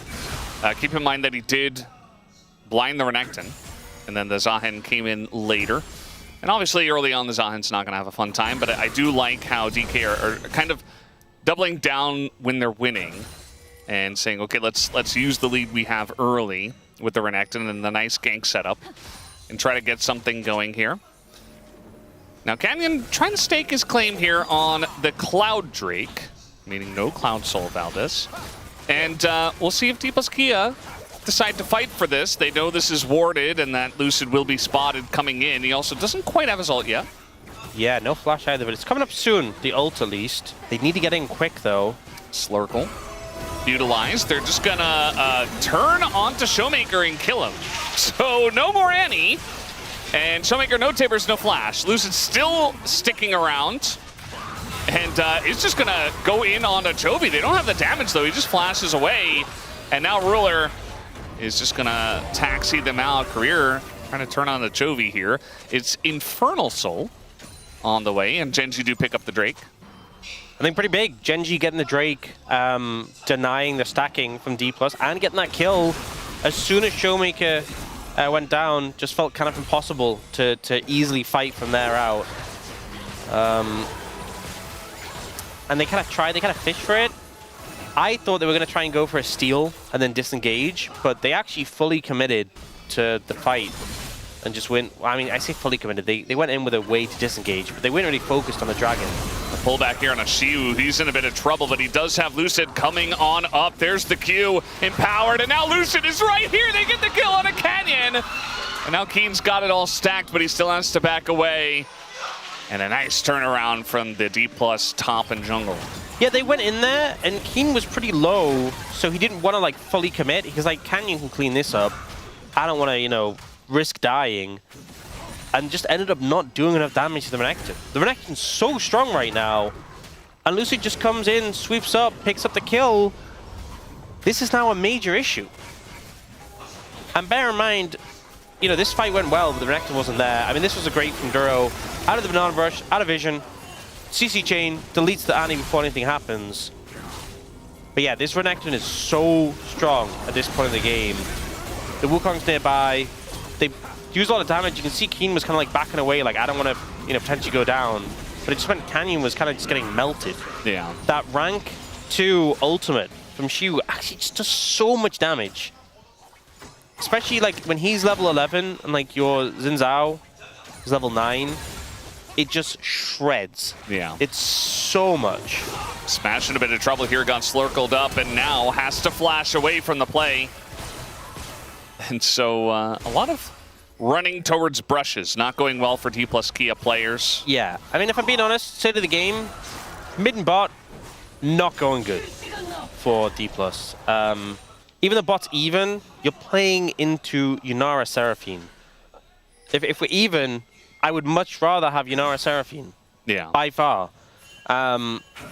Mikhail's picked up as well for Duro. So we often see like the Helia Diadem combo, like rushed, but he's like, no, they have a lot of CC, I want Moonstone. So wanting to protect his AD carry makes a lot of sense. Chovy is ahead mid, but it's this jungle top for D+ that is a little bit of a concern. This Renekton in particular is going to be a problem if he can join and be in these team fights. Next one, I mean, there's Herald in 30, Infernal in 2 minutes. If I'm D+ right now, I would want to play around the Herald. You might even be in a position where Genji don't contest you, just because, you know, the Renekton's so strong and present. Yeah. You get the Herald and use the Herald for the Dragon team fight. You know, leverage the combat Herald. Yeah. But like, look at the Renekton having that full Black Cleaver. You've just had the Malignance picked up for Showmaker, which is a big spike. Callista on Blade Rune King. This is a point of strength, so I think you should be chaining these objectives together. You shouldn't let Genji get close to this and potentially steal it away. Lucid is up 2 levels on Canyon right now. It has that level 2 ults.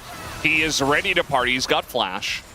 And I think at the drop of a hat, DK will be ready and willing to go for a fight, unless Smash just dies for free. Yeah, they just dove him and killed him. And there was no Renata nearby. He didn't have flash. He just kind of melted. They just run him down. No other way to spin it. And now you've lost so much pressure on the map. Looks like he's just going to go towards Herald, and Genji aren't overly interested. Still not wanting to contest too heavily, but getting a lot of deep control on the bot side. I think the Dragon is going to be the more pertinent focus.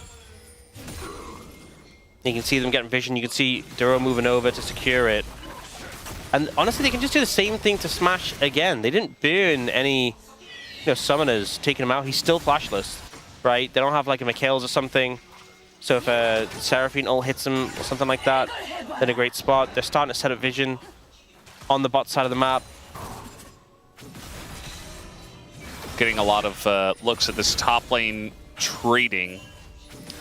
I mean, Shiu's up an item. And yeah, Keen is kind of still holding his own down a level as well. This is where they just run at him. Yeah. Lucid and Courage just aren't there. And Smash is like, I can stay.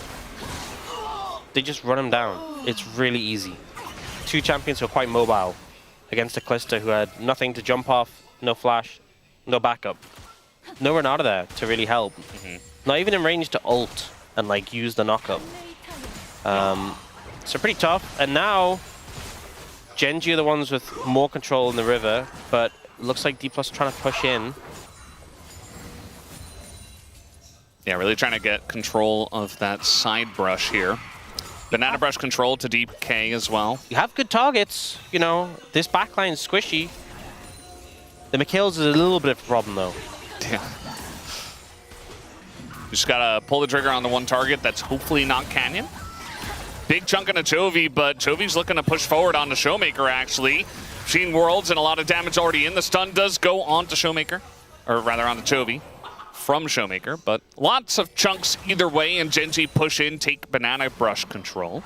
Yeah, they got control once again of the river. A lot of back and forth here. Both mid laners kind of got chunked out there. Looks like Showmaker's going for the recall. Try and get some health back. I imagine Chovy will too as he's been through all his mana. Or is he just going to stick around? No, he's going for the recall now. Yeah. Has the empowered recall from the boots. But Showmaker's back quicker. I think Shiu should get in position to TP. Yeah. It looks like he was trying to run away from Keen. We're seeing them kind of battle in the Pixel Brush up top. D+ need their Renekton if they're going to fight this. I don't think they're going to get it. This looks like it's just going to come down to a flip. The knockaway, the Seraphine all down to 8, and Canyon gets it. And the flip goes the way of Genji. It's now D+ Kia. Now they want to try to go in for a fight, but it's too little, too late. And Genji have already disengaged. Yeah, I don't like the strategy of just don't have a Renekton. This point of the game in particular, your Renekton's so strong, so ahead. He is the person who's ahead. If you're going to be contesting these dragons, I feel like you should be playing around having the Renekton come in. Yeah. If your game plan is, well, we don't want to fight the dragons, I'm like, why did you pick this comp, if I'm being real? You guys have Calista, Renata, Renekton, Annie. What are you waiting for? And Wukong. Yeah. Like, you're into your Nara Seraphine. The Zahen as well is going to be a big issue. So I just think the game is on a time already. Yeah. Now we're looking at a situation where, if you get Soul, it's like 34, 35 minutes is going to be like the earliest you would have Soul. So far away. Like at that point of the game, I don't even know if it's going to be enough with how online Genji would be. You'd have to actually just be sizably ahead and get the Soul. So I think the Dragon win con is kind of a little bit out of the window for D+. They need to start thinking, how can we be a bit more proactive and get the ball rolling in our favor? Yeah. I actually wanted to see a replay of the non-fight around the Drake because I wanted to see if there were any flank TP wards or any opportunity for Shiu to find an angle. Like, he was just skirmishing with Keen the whole time. Yeah, and which was the biggest issue, obviously. He had TP, so he could have backed off, reset, TP'd in, I know it's fun as a top laner just to scrap with the other top laner. I get it. You want to see the big damage number at the end of the game. But sometimes you got to take a break from that and join the team fight. When you're playing, Renekton. And you're 2-0. Yeah. And you're much stronger than the Zahen right now. Yeah. Like Keen was use happy. that power. Keen's like, cool. We want to stay in the side lane. We don't join the fight. I'm down for that. Yeah. He likes pressing his buttons on the Renekton too. Less so team fighting right now. But yeah, it doesn't look like we're going to get a look at the replay, which I think is fine. We kind of know how it went down. At the end of the day, this is a very passive game once again. And maybe D+ Kia are just waiting for kind of like the game one. Maybe the answer in this matchup is just pick the better scaling. Based on what we're seeing now, neither team is really has the get up and go, you know? Yeah, feeling a little sleepy. But they're the second match of the day. We're not even at 3 p.m. anymore. True. Like sometimes on those old weekend times, like the first game was like the players were still rubbing their eyes. Yeah. They got up way too early, aka 12 p.m. She was getting flashed on here. He's got a lot of trouble ahead of him, and this time they're able to chunk through the Renekton, and that's going to spark Smash to go all in on a ruler. Okay, good amount of damage onto the Inara, but didn't really achieve anything other than holding Ruler a bit accountable.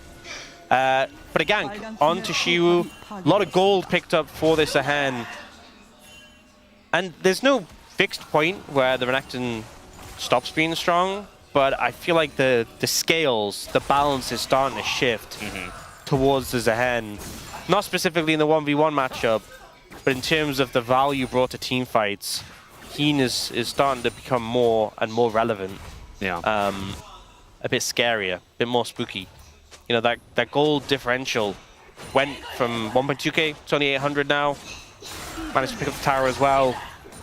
And just it's going to get to the point where this Zahen, very tanky, very hard to cut through.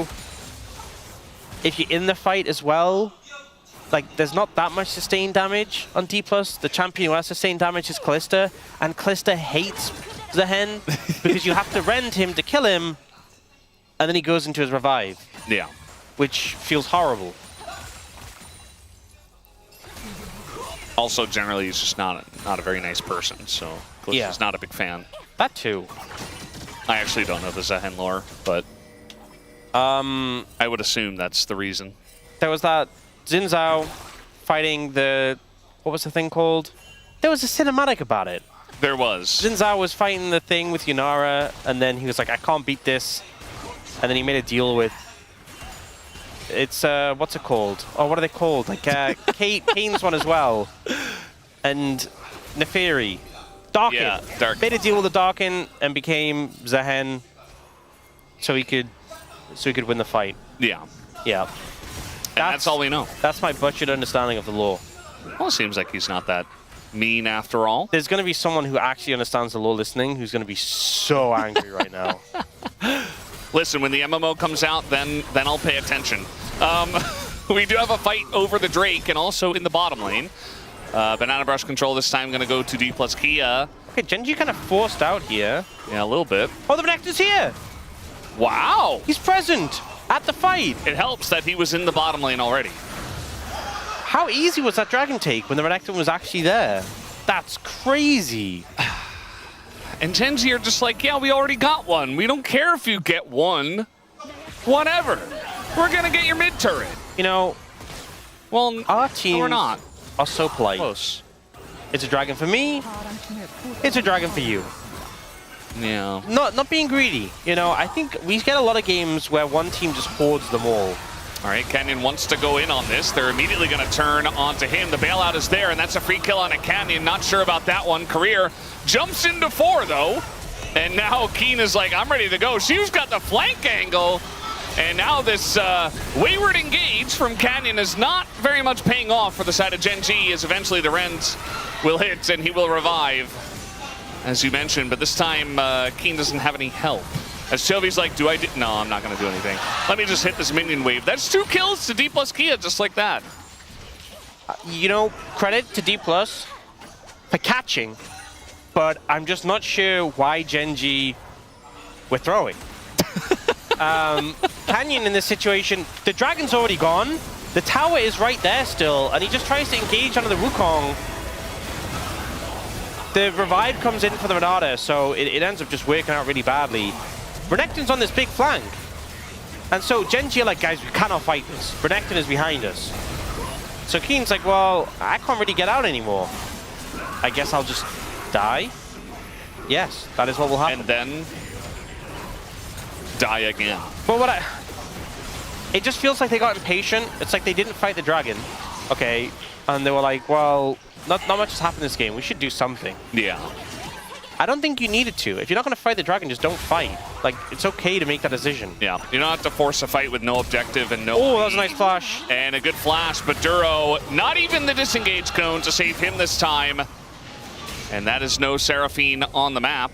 Yeah. Doesn't look like they want to run at the Baron just yet, but they do want to dive. The game's spiraling out of control. And once again, Lucid has a pretty big farm lead over Canyon, more impact, just getting more done right now than his counterpart. It's been a slow-paced game, but feels like it's been a bit of a struggle for the top jungle of Gen G compared to the counterparts. Yeah, I do have to say... I was worried about this D+ comp. I was like, it's on a timer. It's going to be problematic. You get late. What's the Callisto going to do? It just feels like there was a very clear win condition for Gen G, and this was the opposite of it. As this all starts because they kind of got baited by trying to go for Annie. Yeah, it's so pushed up here on a Seraphine. And like, it was actually a great flash, but it just doesn't, like, you're so overextended looking for that kill. You know, I think one thing as well, normally we get the Ashe Seraphine, and what really helps the Seraphine is having map hacks. And just being able to see everything at all times, which we don't have with Yunara Seraphine, so...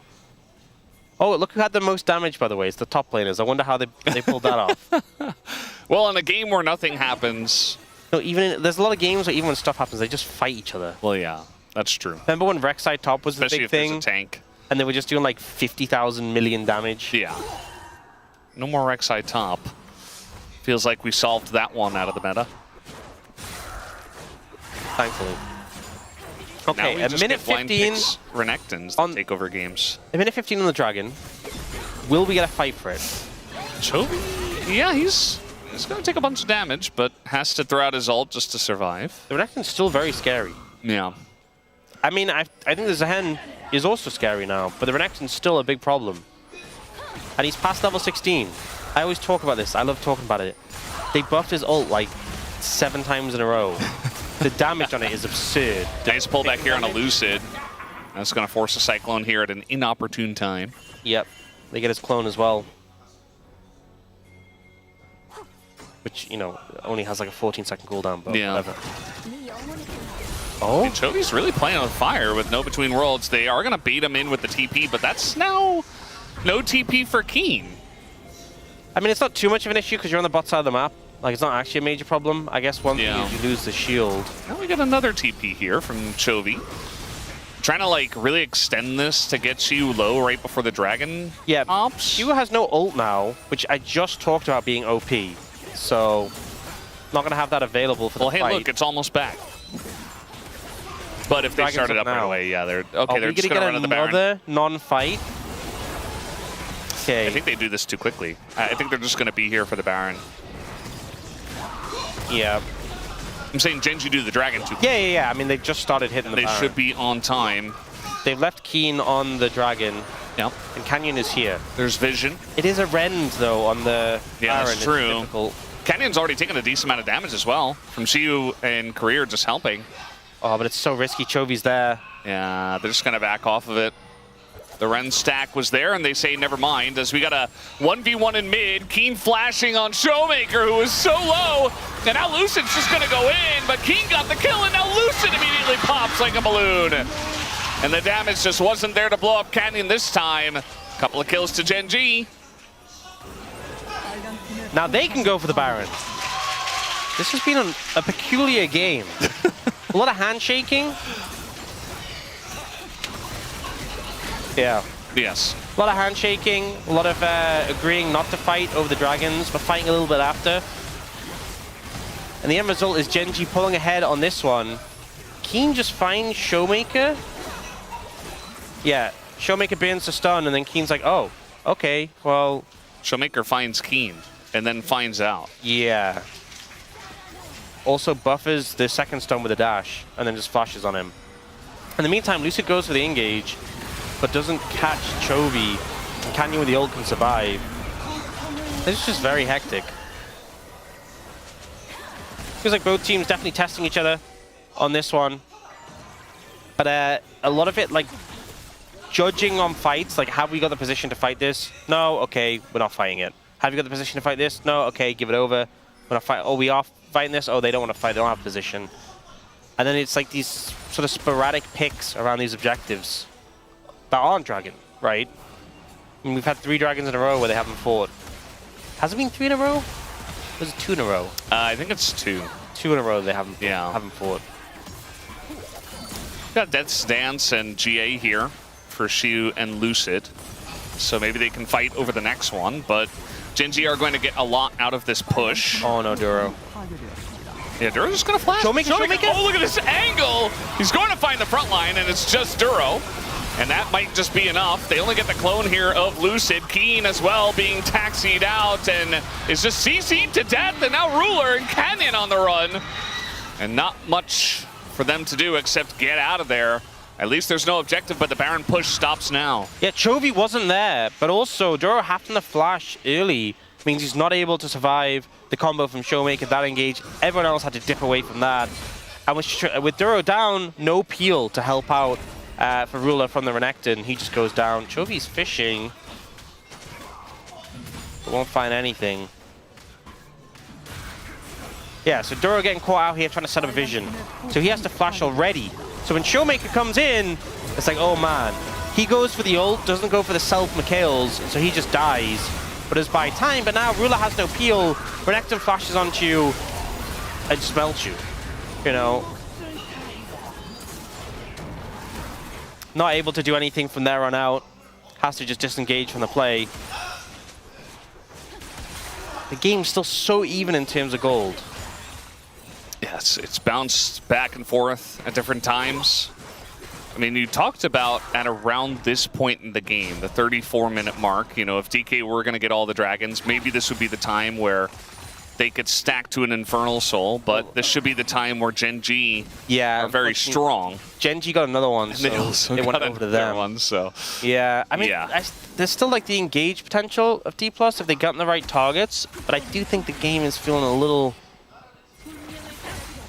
It's tough. It's tough. There's a lot of threats on the side of Gen.G. But if you explode Ruler or Duro, it gets a lot easier. Yeah, well, D+K have been very patient about their engage angles, sometimes waiting for Gen.G to engage on them before going in. There's been a lot of patience in this game. Yeah. In a very classical sort of game. Not your sort of like blitz game. Yeah. Oh, a decent amount of burst on a career, but he's okay. Oh, the scanner gonna miss Showmaker. And they might have this angle on a Ruler, but there's no flash for Showmaker. He used it in the last fight onto Duro. Oh, big TP flank from the Crocodile. This is a big one. And Showmaker's gonna be spotted, but Lucid keeps everybody around with a gigantic Cyclone. And now you gotta decide which target you're going for. The Between Worlds does a great job of zoning. Xiu trying to access Ruler right now, who is getting extremely low. Couple of shields come through, but Ruler is down. And that is exactly how DK win fights. They take out Ruler, and they will take out the front line as well. Canyon and Keen to boot. 3 kills for DK on top of what should be the Dragon, as long as Keen doesn't do anything crazy. And no, they will not, as they take it, and they're looking for a bottom lane push on top of it. They're looking for an end. You know, you say 3 kills, I say 6. They have to kill Keen 3 times to get him down. And now it's just Chovy and Duro alive. This should be enough, I think. Chovy has to kind of pull off a miracle defense. The wave is thin. That's the only thing. Yeah, and they don't Baron. But they have GAs. On Lucid at least, so he can kind of play super aggressive on the back of this. They have ways to tank it up. Chovy has ult. Ult can do a good job of clearing the wave. Yeah, let's see. I mean, he's going to try to throw it out here. That's a lot of damage in.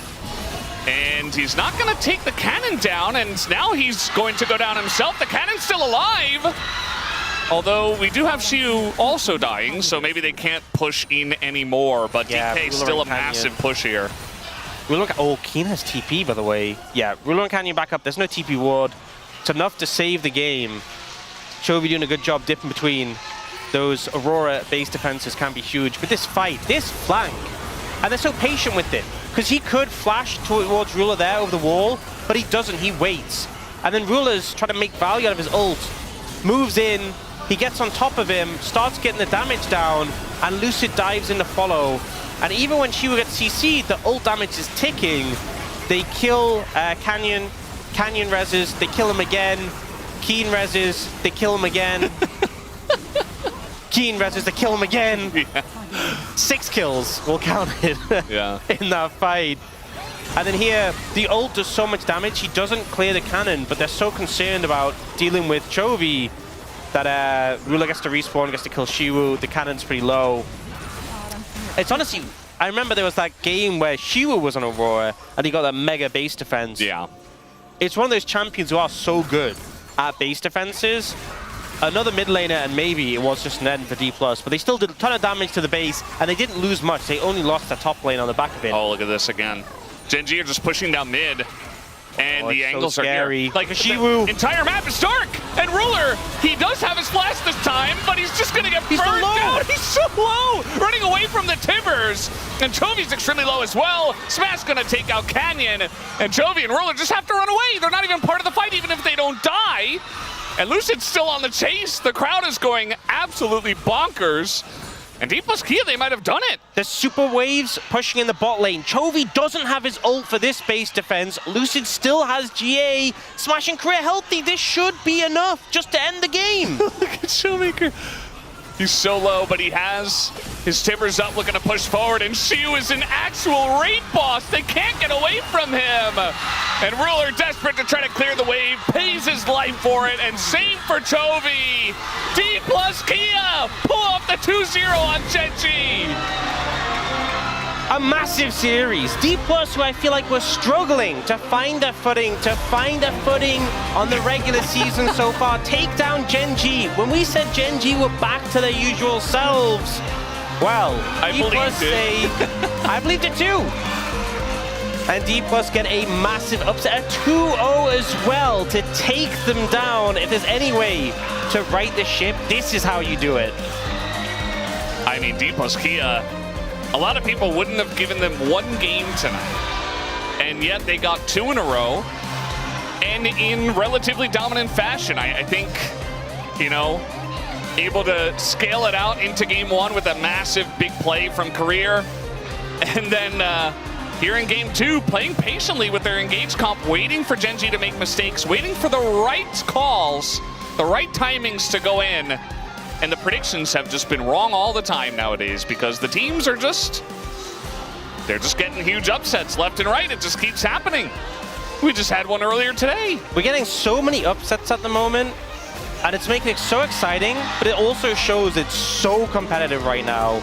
The level of so many teams is going up. The top teams are struggling to hold on. But the D+ players, I mean, unsurprisingly, they're on top of the world right now. And you gotta remember, Gen.G was one of the teams who took them down in the LCK Cup, sent them to that lower bracket, and it was a rough defeat. Definitely feels cathartic getting this win over them now. And it's such a convincing manner. You know, this game was slower, but it came down to these big fights, and Shiwu had some monstrous flanks on that Renekton. Yeah. Yeah, the fans can hardly believe it, and neither can the crew. Everybody's kind of losing their marbles right now. Lots of crying fans, lots of shaking fans. Even Career was kind of shaking in his cool little celebration he did. CV Max with the big hug for Shiwu this time. It was Career in game 1. You know, I had a lot of concerns for D+ if the game went late. Playing into a lot of these scaling elements, it felt like you were going to have to get backline access. And also, you're playing into Gen.G. Gen.G, this team who are just notorious for being crisp in team fights, crisp in 5v5s. You want to hands check them in the late game? Risky. Risky. You got in the late game against Gen.G with Kalista. Yeah. It's risky, and yet they pulled it off. They pulled it off, and I think a lot of it came down the angles they were finding, the approach they had. Shiwu in particular, on this Renekton, the major fights of this game was dictated by this crocodile just looping around. You know, this TP that comes in here. Every single time. And the patience, like here, like not flashing immediately on a ruler. Yeah. Here. Didn't even actually have flash, I think. Not dashing. Not dashing on a ruler, yeah. Yeah, Waiting just for waiting. the right moment. And then moving in here, and then getting the backup there from the team. Because if he'd gone over the wall, the team couldn't have followed him. Yeah. So he instead waits for a better timing. And then I'm sure we'll get the final play as well. Like, look at the angle he gets here as well. Yeah, him and Showmaker. It's like a pincer move. It's so good. The timing is just flawless. They eliminate the backline, and then the rest of Gen G has nothing they can do. And it's chaotic because this fight was very kind of split. And a lot of calls to go bottom.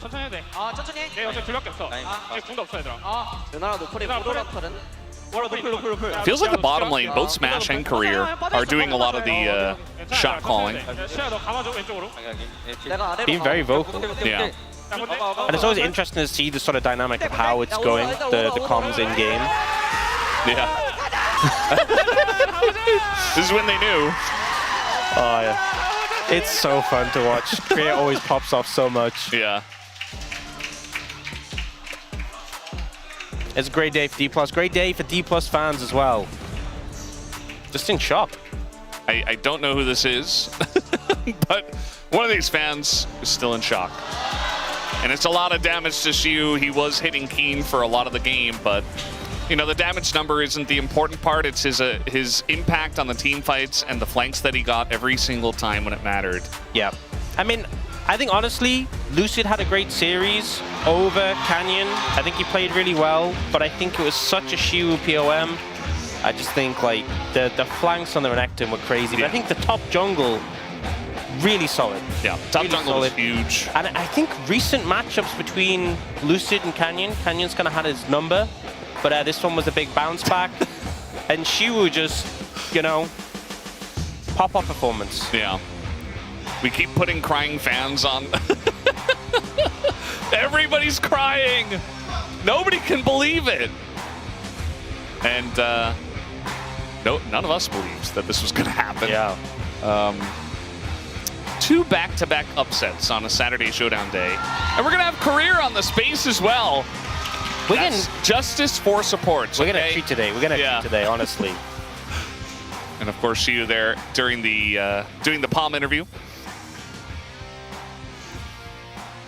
And the DK fans are very passionate. They're always here, even no kidding. When they're going crazy, and or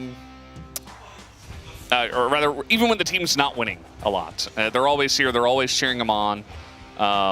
And very vocal as well, always screaming all the time. It's great to hear DK fans. Yeah, 100%. A lot of diehard fans for the team, ready to support them no matter what. And I mean, this win feels so rewarding. A 2-0 as well. Yeah. You know, they'd have taken any sort of win, but this was a big win. Tastes very good. Well, guys, we do have the Palm interview with Xiu. Now I'm going to hand it over to Deer for the translation. Thank you very much, guys. This is Deer for the POM interview translation. Joined by Xiu on the side of D+ Kia.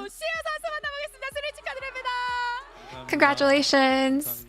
Thank you, thank you. Wow, finally, you have conquered it all against Gen G. This is the first D+ Kia win against Gen G after 5 years. How do you feel? Well, first of all, we were on an extremely long losing streak against Gen G, and during that time, I'm sure our fans were going through a lot as well, and just being able to break that losing streak makes me so happy. Yeah, that was your 22nd attempt to overcome Gen G. Can you feel the fans' love? Yeah, I feel it a lot. Yeah, and this is your first win against them, so how does that feel? You know, every time we were against Gen G, I really wanted to win. I had no idea that that was going to be today, but honestly, it feels great. Were you almost on the verge of crying as well? Yeah, after the match was over, you know, just listening to the fans cheer. It did make me feel emotional. 네, So yeah, I felt the tears coming 오늘 up. 젠지를 2대 0으로 꺾을 수 있었던 가장 큰 원동력을 하나만 So what 꼽는다면 is 뭐가 the 있을까요? biggest factor that led you to 2-0ing Genji today? 어제부터 연습할 때 Well, since our practice yesterday 경기까지 남은 시간 동안 and up until the match, 생각했는데 you know, during that time, I just felt like I would win today. 캐리 나온 것 같아서 좋습니다. And just as I expected, I saw that top carry come out, so I'm really happy. 선수도 워낙 연패가 길었기 때문에 And 오늘의 since 승리 어떤 there was 반응이었을지 such a long losing streak, we were wondering what Showmaker's reaction was like too. Did you talk to him? 뭔가 마음이 짠하더라고요. Yeah, I mean, 그래도 진한 포옹 나누면서 we 마음이 전해졌을 것 we 같습니다. hugged each other, and I just felt very moved, and you know, it pulled my heartstrings to see him after. 높은 조합이었는데요. And before today, Ryze and Pantheon combo was undefeated over 3 games, and in game 1, you confidently handed it over. So what was the strategy here? 어쩔 수 없다. 뭐라 해야 되지? 그랬던 것 같고 라이즈는 애니비아 For 픽으로 Pantheon, I just felt like we just had to 뽑았던 것 같습니다. 대처법이 give it over. We had no other option. And for Ryze, I think we were just trying to counter with that Anivia pick. 시우 선수의 승리로 인해서 And Shiu, your game 1 Nar had such a great performance. And with your win, in Nar in the LCK is on a 9 winning streak. So why is he so good? How do you rate him? 경기하기 전에 그 앞경기 Yeah, even before the match, watching the first match for today, you know, I saw that they were announcing that Nar was on a 7 winning streak, and I was just thinking, he's just so OP.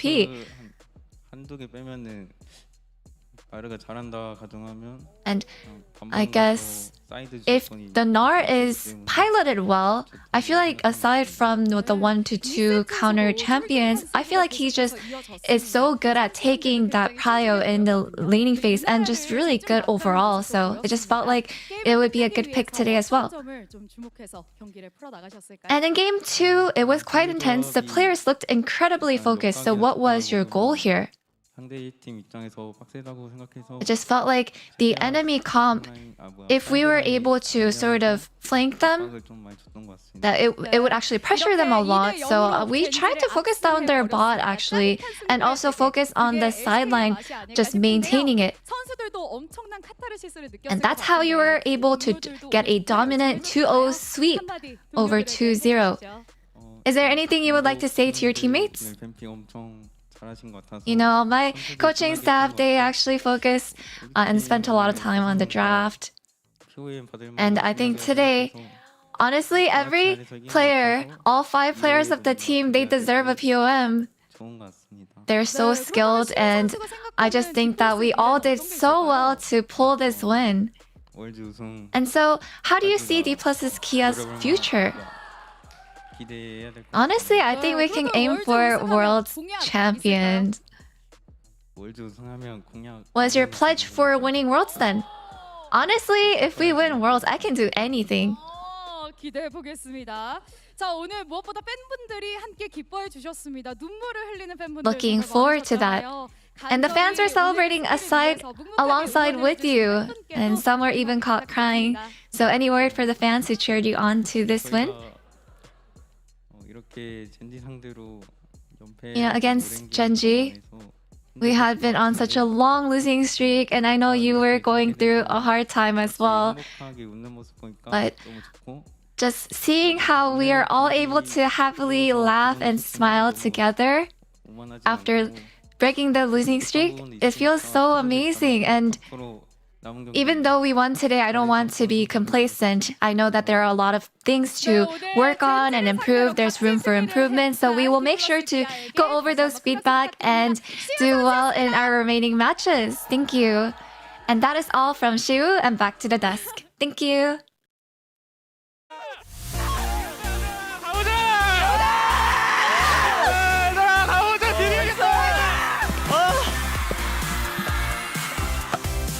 Oh man, I mean, you could just You could just see it in his eyes. And for everyone at home that doesn't understand the context here, that was 21 losses in a row for D plus Kia, Damwon Gaming, all generations of Damwon against Gen G. And in their 22nd try, 5 years of losses, they get the job done.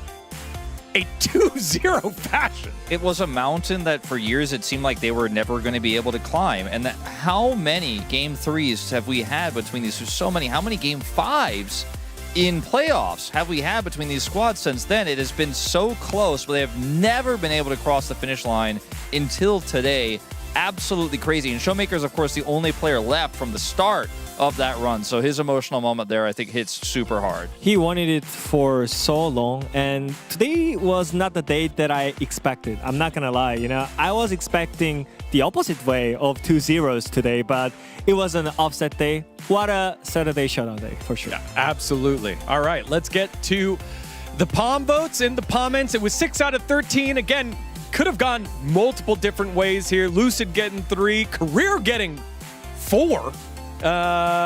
And just a huge team effort here, I think, by D plus Kia by the votes. Yeah, I mean, the media and Soup actually pushed Shiu over the line, as we do have Ox here. Crouching Yordle, Hidden Crocodile.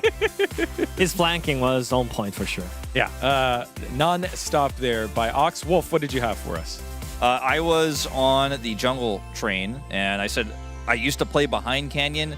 Now he plays behind. It was the successor to Canyon when Canyon went to Gen G, and it's his first time beating him since then. So pretty crazy moment. And Canyon has brought up, I've been on the losing side of this matchup multiple times. Feels nice to be on the winning side.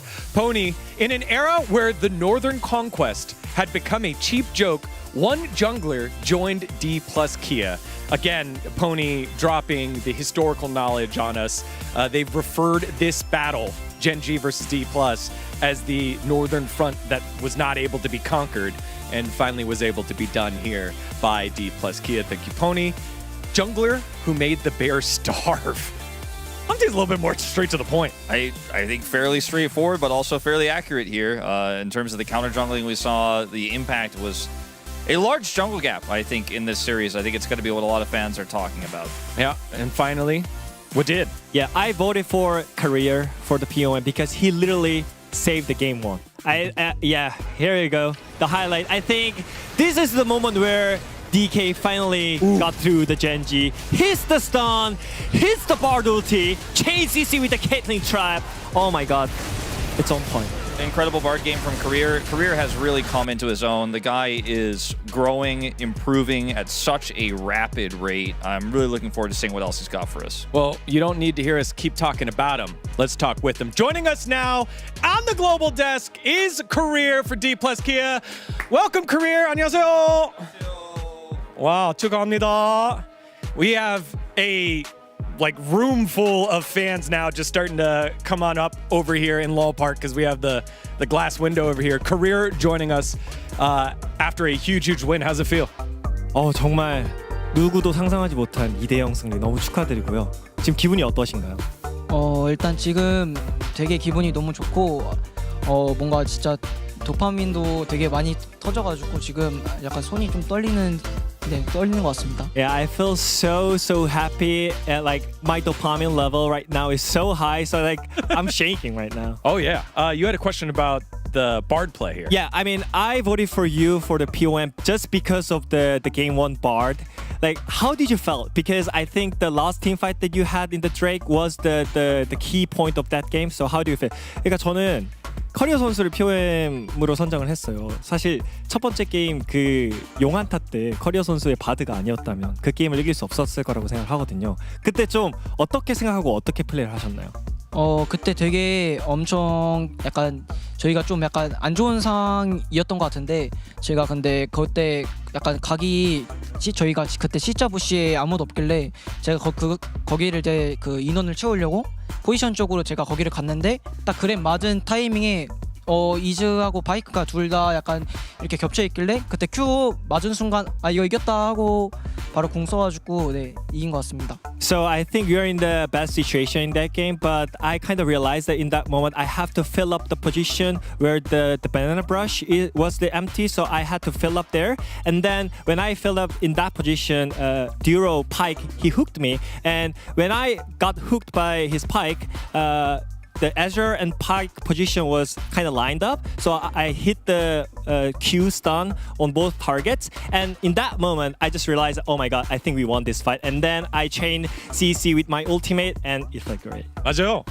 That was a really incredible moment. And after you guys won that game, I saw CV Max rushed over and you guys had a pretty touching moment. I know you guys have shared a lot of really emotional moments, and CV Max has come out to congratulate you a lot and given you a ton of feedback post-game. I want to ask what it's like being a player under CV Max since you're still super young, you're developing with this roster. What's it like being and working with CV Max? It seems like you guys are really close.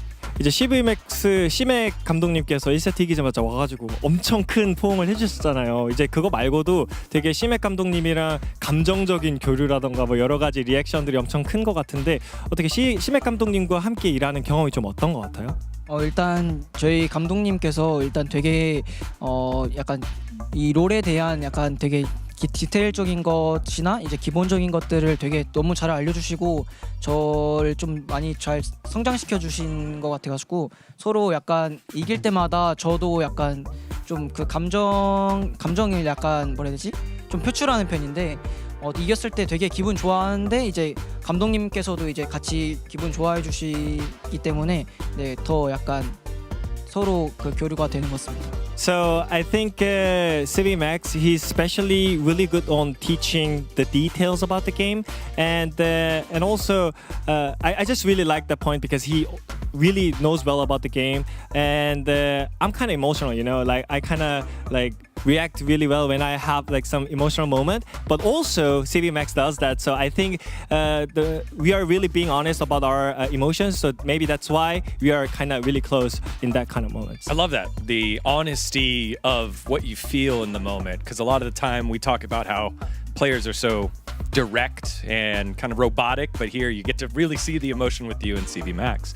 My question was, who are your support role models? What other support players do you want to model your game after? 제 커리어 선수가 개인적으로 생각하는 롤 모델이 있을까요? 이제 서포터 포지션에서 이제 롤 모델.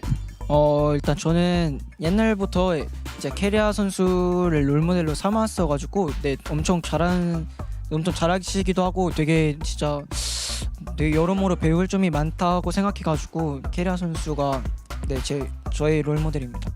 Carrier was my role model since the beginning because I mean he's just good at everything. So like he's my role model. So I had a lot of questions about the fans that were crying, right? 21 losses in a row. This is your 22nd attempt. You get the win. Did you know how impactful and important that was, not only to the fans but also to Showmaker? 이제 정말 그 DK라는 팀이 젠지 상대로 21연패를 달리고 있다가 드디어 좀 끊어냈습니다. 정말 많은 팬분들께서 감정적인 그런 순간을 공유해 주셨는데 좀 그런 부분에 대해서 좀 알고 계셨나요? 네, 알고 있었습니다. 좀 어때요? 좀 그렇게 이제 그 21연패 이후로 좀 이기고 나니까 막 팬분들께서 막 그렇게 우시는 그런 모습들도 많았는데 좀 그런 장면들을 보고 어떤 생각이 좀 들었어요? 일단 제가 들어오기 전부터 여기 이제 디플러스 기아를 응원해 주시는 팬분들께서 이제 저희가 이제 젠지 상대로 22차 이제 북벌에 성공했잖아요. 근데 이제 저희가 이제 그런 이제 팬분들께서 이제 22차 북벌 이제 성공하시고 나서 우시는 모습을 보고 근데 진짜 되게 저희한테 엄청난 큰 힘이 되고 진짜 너무 감사하신 분들이라고 생각했습니다. So even I was not here. They tried to conquest the northern conquest, right? Yeah. But finally we did that. And when I saw fans crying for us, like, I mean, it's just so warming. You know, like it's I appreciate so much how hard they support us deep inside from their heart, and I appreciate so much. So I have this sign for you, right? It says 21 losses, right? 21 losses. I saw a fan in the audience tear it up. It would be great if you would take the honor to tear this one up as well. 이제 팬분들이 보는 앞에서 자신 있게 한번 찢어주시죠. 21연패를 끌어냈으니까. 반으로 한번.